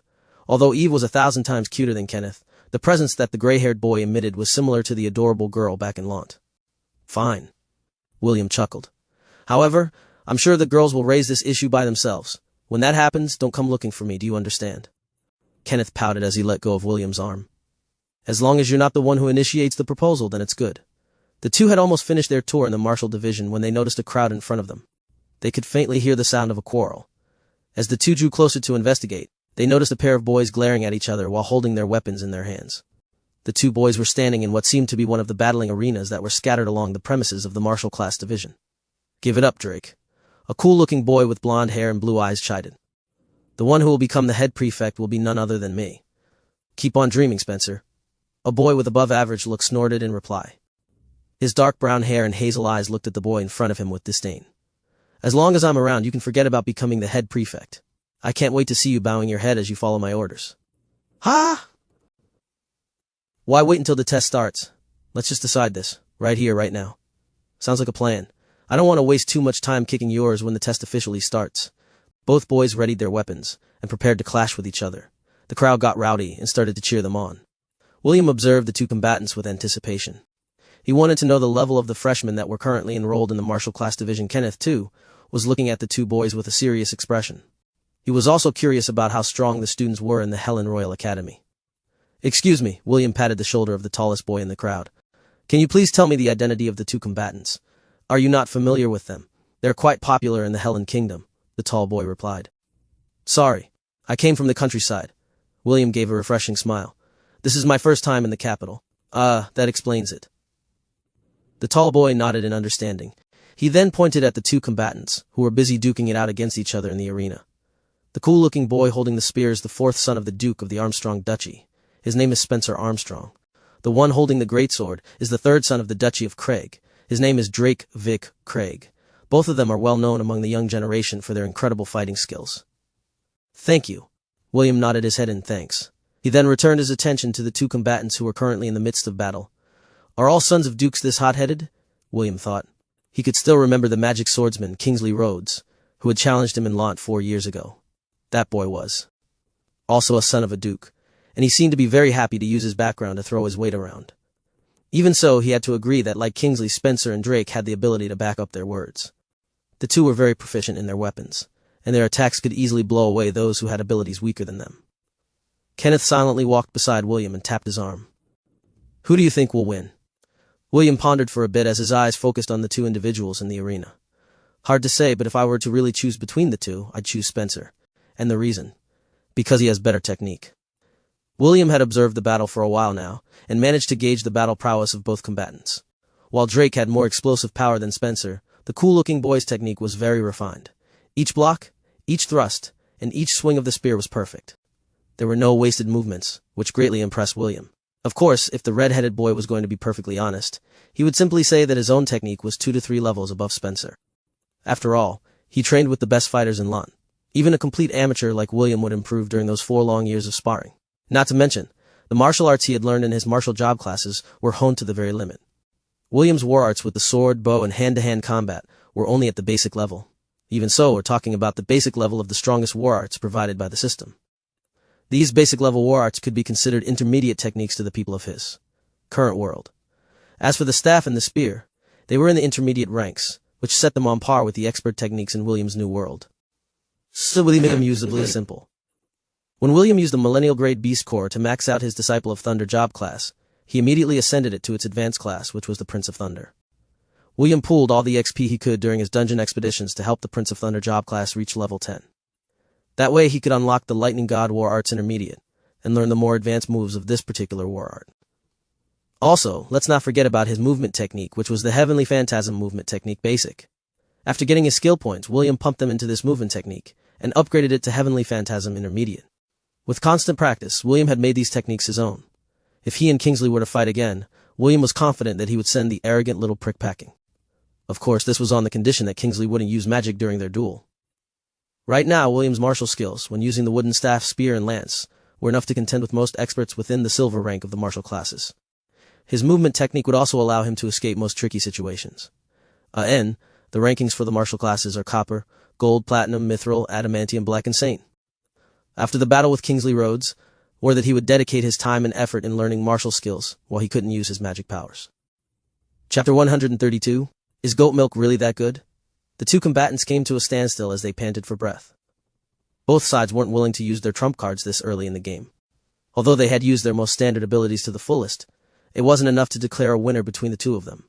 Enough, Drake said as he sheathed his blade. We will settle this inside the enchanted forest. At that time you will not be as lucky as you are now. My words exactly, Spencer replied. I can't wait to see the look on your face when you bow your head in front of me. The two boys snorted at the same time and left the arena. Seeing that the fight was over, the peanut gallery had also started to disperse. William was reluctant to part with Ella, and the latter felt the same way. When Kenneth saw this tear-jerking scene, he decided to clear his throat and offer a solution. You know, as long as both parties sharing the dormitory room agree, then bringing Ella to our room is not a problem, Kenneth stated. Really?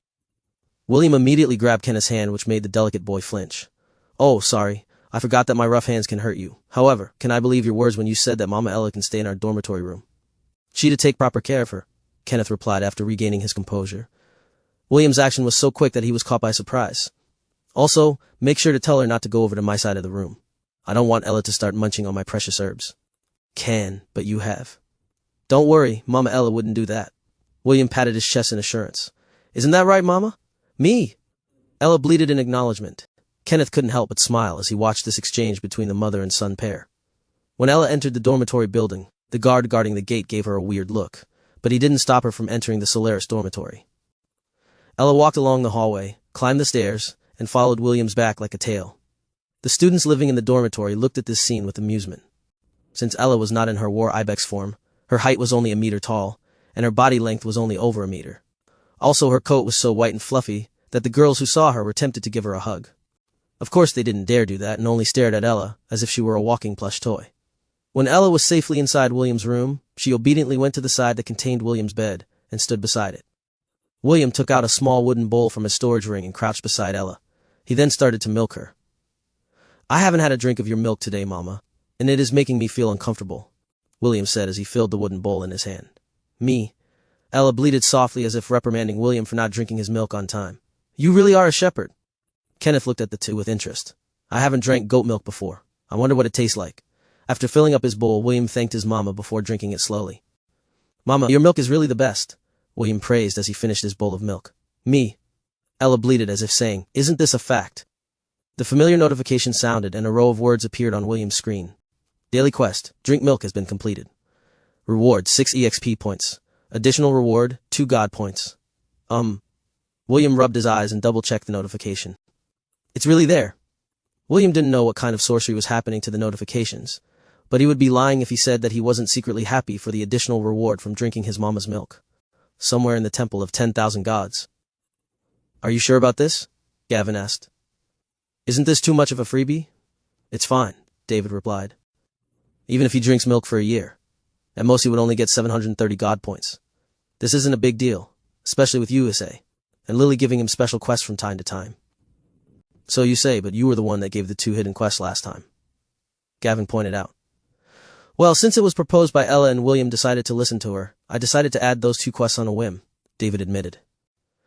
"I don't regret it, though." William performed spectacularly in that fight. His 4 years of training hasn't come to naught. Gavin nodded his head as he gazed upon his follower, who was being displayed in a large crystal ball. He wanted William to be safe and happy, but the world he chose was different from the one Gavin had envisioned for him. God points, 2. William opened the God shop and confirmed that he had indeed received God points from drinking his mama Ella's milk. His brain started to calculate the amount of points he could get over the span of a year, and it made him realize that it wasn't that much. It was not even enough to buy an elemental arrow with the necessary add-ons. "Even so, I'm still thankful," William muttered. Kenneth heard William's mutter and thought that he was thankful for drinking Ella's milk. Is goat milk really that good? Kenneth's curiosity had been piqued. However, he was too embarrassed to ask William if it was possible for him to have a taste of Ella's milk. 3 days passed swiftly, and there was only a day before the battle for the position of head prefect of the freshmen in the martial class. Excitement and determination could be seen on some of the faces of the students who intended to try their luck and win this prestigious position. As for people like Kenneth, who weren't interested in joining the event, they were just waiting patiently for the results. After thinking things through, William decided to join the competition as well. His reason for joining was quite simple. If I become the head prefect, then no one will say anything about Mama Ella staying inside the Solaris dormitory. That was what William thought. Although he wasn't too sure if he could win, he would still do his best in order to gain the rights to have Ella stay by his side in the Royal Academy. He didn't want her to spend her days in the stables while he went to his martial classes. Chapter 133. Enchanted Forest Part 1. That morning after breakfast, the martial class instructors brought everyone to a special building located at the very center of the martial class division. This building was called the House of Heroes, a place that was heavily guarded because it contained the entrances to 4 special domains that belonged exclusively to the martial class division. Domains were small worlds that had their own set of rules and laws.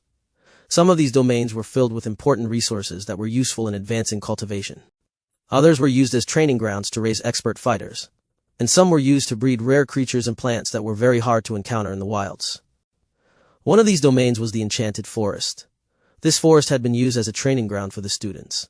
In some cases, it was also used for special events, like the choosing of the head prefect that would represent their grade. Right now, William, alongside all the freshmen who chose to participate in the prefect battle, stood in front of a huge copper gate. "Are all of you ready?" Gren asked. "Yes. Only one of you will be chosen," Gren stated. "Good luck to all of you." The instructors raised the emblems pinned on their chests and activated the door. The copper gate slowly opened, revealing a green portal at its center. "All of you will be teleported to random places inside the Enchanted Forest," Andy explained in a carefree manner. "This will prevent you from engaging in combat right away. However, remember that you can only stay inside the domain for 3 days. If in 3 days, there are still survivors inside the domain, the person who has eliminated the greatest number of people will become the head prefect. Make no mistake, this is a battle to the death. The only way for you to eliminate someone is to kill them. Don't worry, none of you will really die. Anyone who gets eliminated will be ejected by the domain and transported back to this hall. Are there any more questions? William raised his hand and Andy nodded his head in acknowledgement. What if we kill someone who has killed many people? William inquired. Will we get their points too? Good question. The answer is that you will only get half of the overall points that they have accumulated, Andy replied. At the end of 3 days, the one with the most points will become the head prefect. Are there any more questions?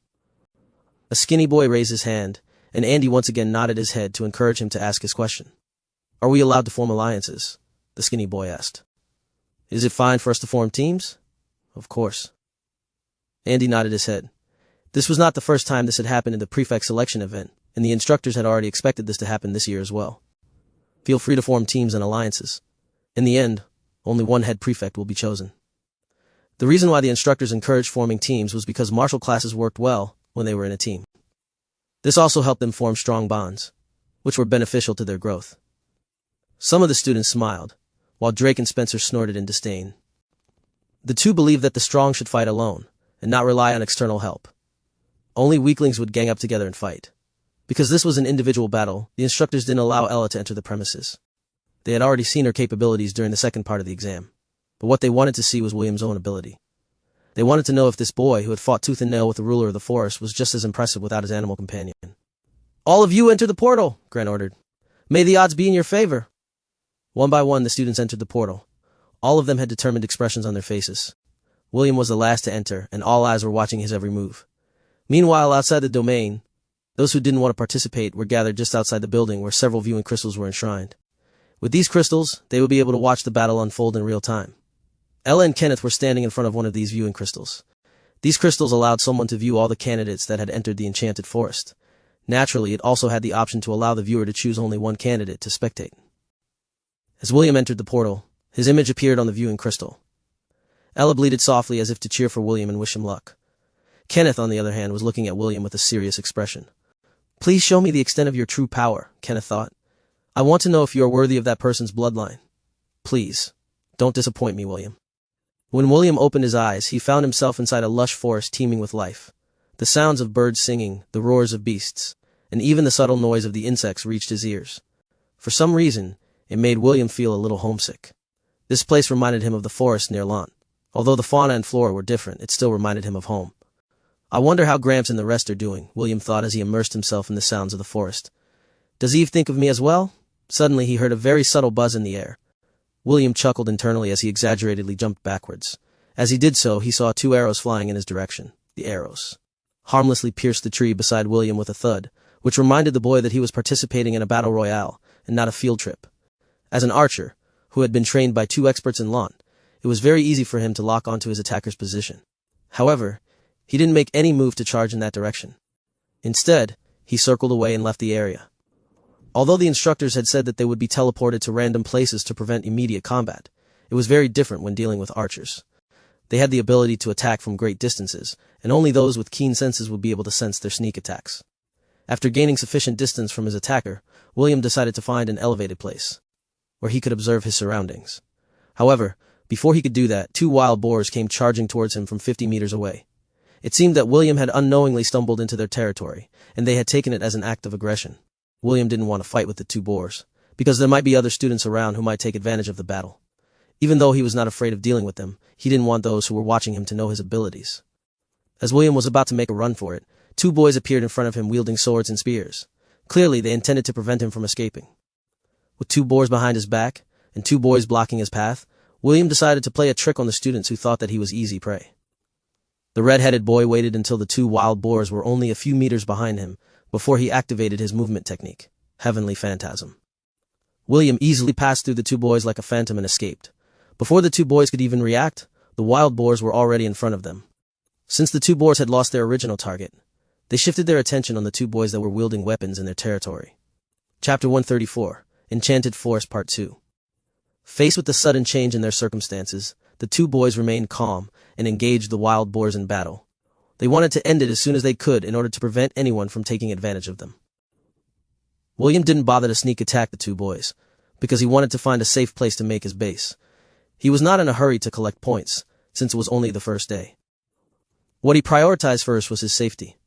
When William left the scene, 2 arrows came flying from somewhere in the forest and struck the backs of the 2 boys, who were busy dealing with the wild boars. Although they had already heightened their senses in order to escape being ambushed, the 2 arrows still managed to avoid their detection. The 2 boars didn't miss this opportunity and continued to charge at the 2 wounded boys. The impact of their charge sent the 2 boys rolling across the ground, which aggravated the injuries they had received from the arrow. The archer fired 2 more arrows which landed in the 2 boys' necks, ending their lives and turning them into particles of light. The 2 red orbs that emerged from their bodies flew towards the archer, who was hiding 100 meters away from them. After receiving her spoils of war, she left the scene in search of easier prey to kill. If possible, she wanted to eliminate the red-headed boy first, but he was as slippery as an eel. As an archer who took the second exam, she had watched William's battle against Soglov through a telescope. She was one of the first to arrive at the flag during the second exam, which gave her plenty of opportunities to observe the other candidates. Although she couldn't see the entire battle unfold, she was still able to see how the boy fought fearlessly against the ruler of the forest. Because of this, she had marked William as the greatest threat in this competition instead of Drake and Spencer, and wanted to eliminate him early.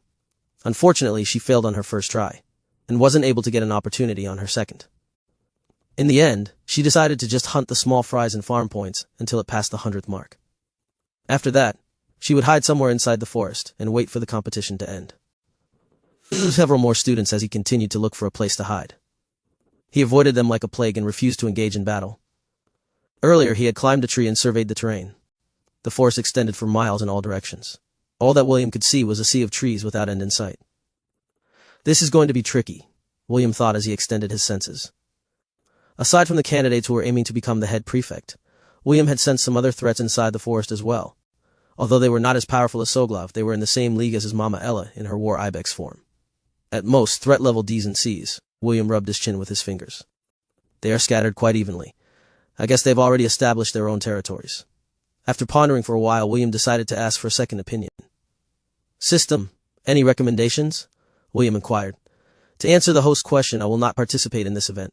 That also means that I won't be helping the host in any way aside from changing job classes. Also, I have already disabled the mapping function. Host will not be able to take advantage of seeing his enemies on the map. Why the sudden change? William asked back. What happened to the promised friendship between the protagonist and his system? Host. You must remember. Always depending on external help will not be advantageous to your growth. I believe in the host's power. Compared to the difficulties that you have encountered in the past, this measly test is nothing. I don't know if I should be happy or not, but you do have a point. William sighed. Please change my subclass to Cavalier class. Understood. Changing of subclass has been completed. Thank you. Good luck. William hurriedly climbed down the tree and headed in a certain direction. With the passive skills of the shepherd class, he had found a way to use the terrain to his advantage. Wait, why don't we team up? A skinny boy proposed. You be the boss and I'll be your underling. It's a win-win for everyone, right? Your offer is good, a cool-looking boy said with a smile. However, what I need right now is your points. Spencer took a step forward and traversed 4 meters in a single step. His spear stabbed forward and a scream of pain reverberated in the forest. Soon the body of the skinny boy changed into particles of light as a red orb floated in the air. The cool-looking boy grabbed the red orb with his right hand. As soon as he touched it, the orb disappeared, and the back of his hand glowed, showing the number 12. Contrary to his looks, he was very capable. Spencer thought as his points by 4. Now time to gather more points. Spencer walked towards the depth of the forest where the other candidates hid. He walked with confidence, for he knew that only a handful of people could threaten him in this battle for the title of head prefect. Wash your neck, Drake, Spencer sneered. The next time we meet, I will not hold back. 2 red orbs appeared in front of Drake as he sheathed his greatsword. Bunch of weaklings, Drake spat on the ground. It seems that only that bastard Spencer is the only threat in this competition. With a wave of his hand, the 2 orbs flew in his direction. The number 20 appeared on the back of his hand, which proved that he had killed more than Spencer had. The total number of candidates gunning for the position of head prefect was less than 300. It was around 2/3 of the first years in the martial class division. After making his initial estimate, Drake knew that he only had to kill over 100, and the position of head prefect would fall in his hands. Don't let me see you, Spencer, Drake muttered as he set his sights on his new target. I'll make you regret in Royal Academy. I see plenty of rough gems in this year's competition, Grant said with a smile. He was looking at Spencer's and Drake's battles, and he was very satisfied with their performance. He had also discovered the archer girl who was sniping people from afar. Perhaps we don't need to wait 3 days in order to see who the winner will be. What do you think, Andy? I think those 2 brats are overestimating themselves, Andy replied in a lazy manner. As for the hunter girl, she holds promise. I might take her as my apprentice if she gets a good rank in this competition. Grant snorted. You're still hung up on that boy, William. Grant looked at the shepherd who was currently inching his way towards the depths of the forest. He had seen how the red-headed boy had escaped from his pursuers, and Grant was very dissatisfied with him. Naturally, he was hoping that the boy could bring him another surprise. After all, he was there when William fought against the ruler of the forest. "Just wait," Andy said as he sipped a mug of ale. "I'm sure that he won't disappoint the two of us." "That better be the case. I have a lot of expectations for him. How about we make a bet?" Andy grinned as he proposed the stakes to his superior. "Half a month's salary if we can guess who will become the head prefect for the first years. What do you think?"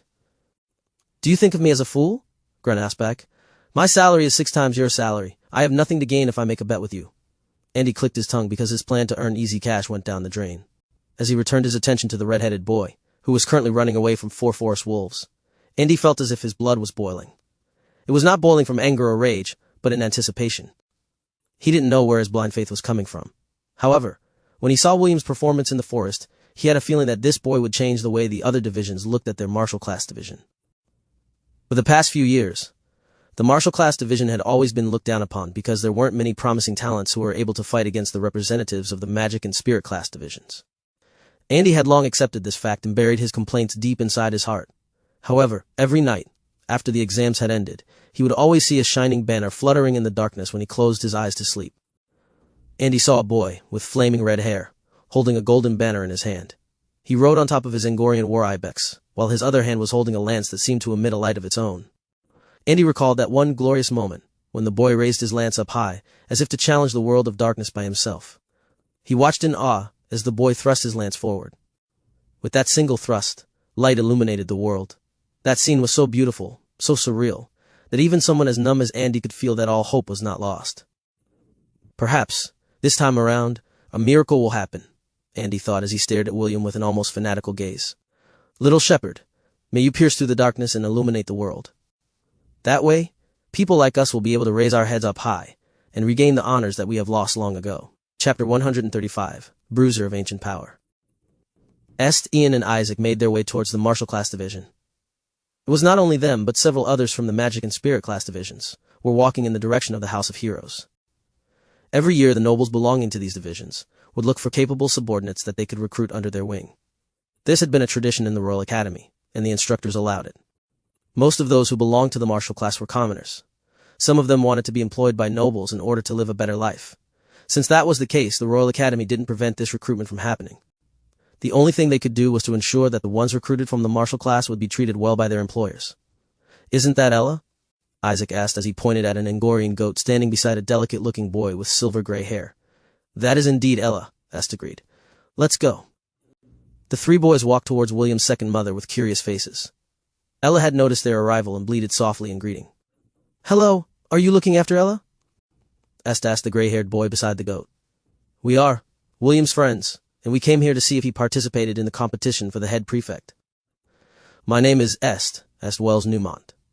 Est extended his hand for a handshake. The silver gray-haired boy looked at the offered hand and reluctantly raised his own. Kenneth introduced himself. "Kenneth Sin Ashley. I am William's roommate. Nice to meet you."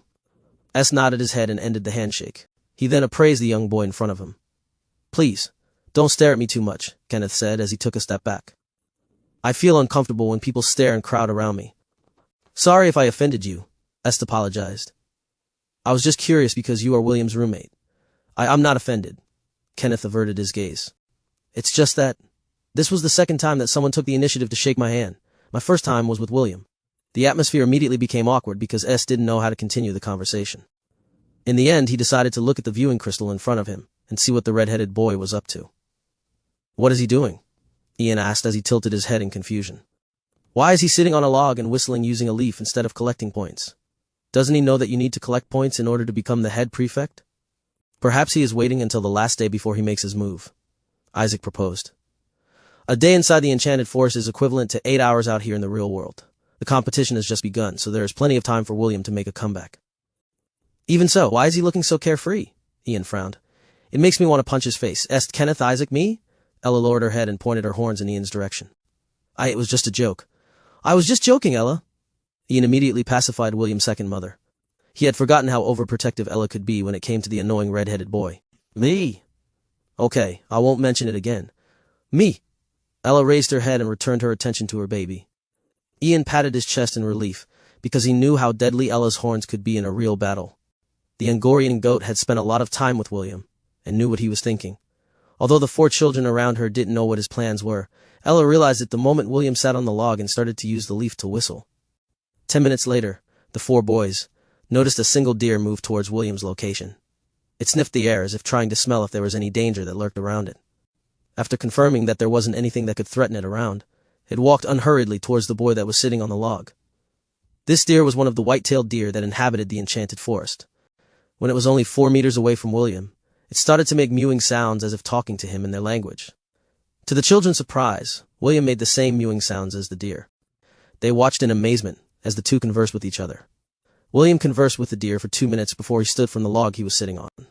The white-tailed deer then started to walk towards the eastern side of the enchanted forest, and William followed behind it. After half an hour of walking, William arrived in a clearing surrounded by lush grasses beside a river. There were hundreds of white-tailed deer grazing upon the grass, and all of them raised their heads when they sensed the new arrival. William's eyes fell upon the giant white deer at the center of the herd who was looking back at him with a calm countenance. The giant deer was over 4 meters tall, and its majestic antlers shone like a sharpened blade as the light of the sun fell upon its regal splendor. The red-headed boy then used his appraisal skill to understand more about this proud creature, who was an apex beast within the enchanted forest. Spire, noble creature, bruiser of ancient power, threat level C-high, can be added to the herd. Success rate 20%. The noble protector of the white-tailed deer. This creature is gentle by nature. However, when someone or something threatens the safety of its herd, it will charge head-on with the intention to kill. It has the ability to make its antlers as sharp as blades to cut through any foes who stand in its way. The spire has the ability called Eternal Guardian, which has allowed it to double its size and increase its power 3-fold for a short period of time. The spire also has the ability called Call to Arms, which increases the strength of its herd by 50%. This creature has no known weakness. As expected. It is strong, William thought as he read the description of the spire. The sea of white-tailed deer parted as the spire walked towards William. The alphas of the herd walked alongside it. Although these alpha deer's threat levels were only at the D grade, William didn't dare underestimate them because they had the advantage of numbers. Even so, William wasn't afraid. He didn't come here for a confrontation. He came to ask a favor. Speak. What is your reason for coming, shepherd? The spire said in a commanding tone.